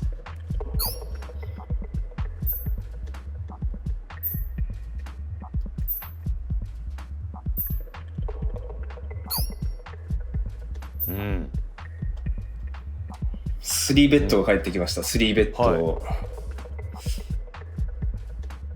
3ベッドに対しても、ストレートとフラッシュの目も見えやすいハンドではあるのでコールしていこうと思います。コールしていこうと思います。おお、来た。これはよしよしよし、すごいですね。今のはこれは結構、いや僕は見てて間違えるんじゃないかなと思ってたんで。なるほど。これは素晴らしいですね。よく正解しましたね。これはいいですね。僕も結構びっくりしました今。びっくりした。おお、いいね。危ない。はい、ありがとうございます。ちょっと点数で見てみましょうか。ここまで僕もちょっと分かんないんですけど、序盤に大きなミスをした諸角だが追試でミスを取り返したようにも見える。スコアが 80% を超え無事追い渡ベット成立なるか。80超えてればいいのね。はい、じゃあいきます。70ちょっとガチだなこの番組。70ちょっと70ちょっとガチだなこの番組。ねえ、ちょっと待ってどうすんのこれ。これちょっと待ってよね。これ足りてないじゃん。ちょっとこれちょっとサメ先生、どう判断したらいいですか。これは難しい局面最後当てたんですよちゃんとね。最後のはすごい難しい局面をちゃんと正解してましたね。もちろんそのハンド数が少なくはあるんで、本当はね増えた方がより正確なスコアにはなるので。ちょっと待ってくださいね。これどう捉えるかだな。最初のなんかちょっと動揺してたのかな、2個ミスね。そうですね、そういう諸角さんの良くないとかちょっと出てた気がしますね。普段だったらしないようなミス結構してたんで、やっぱちょっと本番に弱いタイプ。本番に弱い。ちょっと後半慣れてきた感じはするんで。ちょっとこれどうしますかこれ。77% で出ちゃったじゃないですか。はい、出ちゃいました。ちょっと案ですけど、こちらが55万で。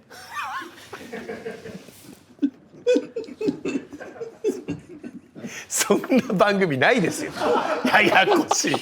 77%だから5万増やして俺45万ってもう気持ち悪くてしょうがないでしょ。今後見ていく上で視聴者もどう見たんですか。俺もいや45万145万って気持ち悪いでしょ。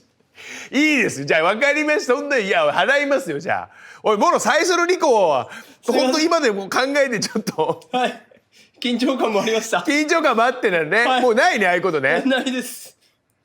佐部先生もじゃあいいねこれ80超えたと捉えて。そうですね。いや気持ち悪いでしょこの後スタッフが55万で俺45万ってわかりましたよ。もう分かったじゃあ払いますよ。頼むぞもろ本当に。ありがとうございます。でもこれ佐部先生これは本当いいトレーニングになるねこれね。結構長い期間実はもう本当にこれを7000とか8000とかやってるんですよ実は。でそれの平均スコアが一応諸角さんは 80% ぐらい出てるんで。出てる。今日はちょっとやっぱり本当にその調子が悪かったというか緊張してたのかなっていう気がしますね。いやわかりました。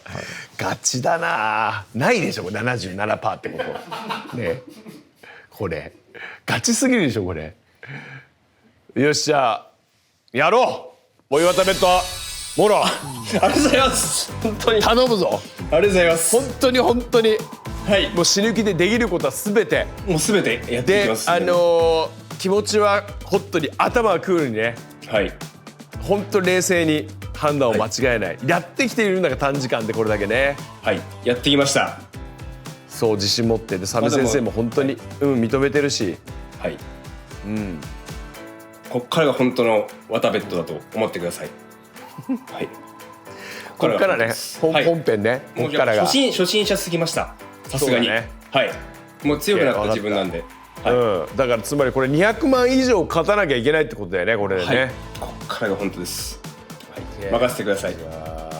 頼むわ本当に。ありがとうございます。期待してます。頑張って。ありがとうございます。頑張ります。全力を尽くしますので。見守っててください。頼むね。オッケー。よし。じゃあ佐部先生引き続きそういうことになりましたのでまた今後ともよろしくお願いいたします。本当に今日でもその課題感はだいぶまたねこの見えたと言っても過言ではないと思いますのでこれからバシバシ鍛えて絶対に勝ちましょう。よろしくお願いします。よろしくお願いします。よし。いや気持ち悪いですね 77% って。いやでも大丈夫ね。あえてちゃんと理論づけてこれがこうだっていうので先生からお墨付きもらってからもう大丈夫なんだよ。あとね経験と。じゃあ本当に本当に今までねもう何度も言ってます本当に期待を込めて次回、楽しみにしたいと思います。今回は以上でございます。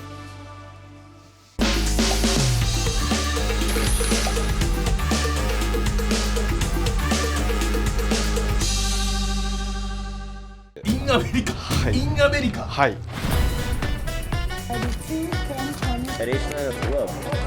プロが2人やってくれるわけね。そうです。頑張るぞ。かけましょう。ありがとうございます。その2人マジですごい人ですよ。いやもうすごいです。やったぞ。すごいな。そんなレアなやつ開けて。やったー。またベッドインアメリカスタート。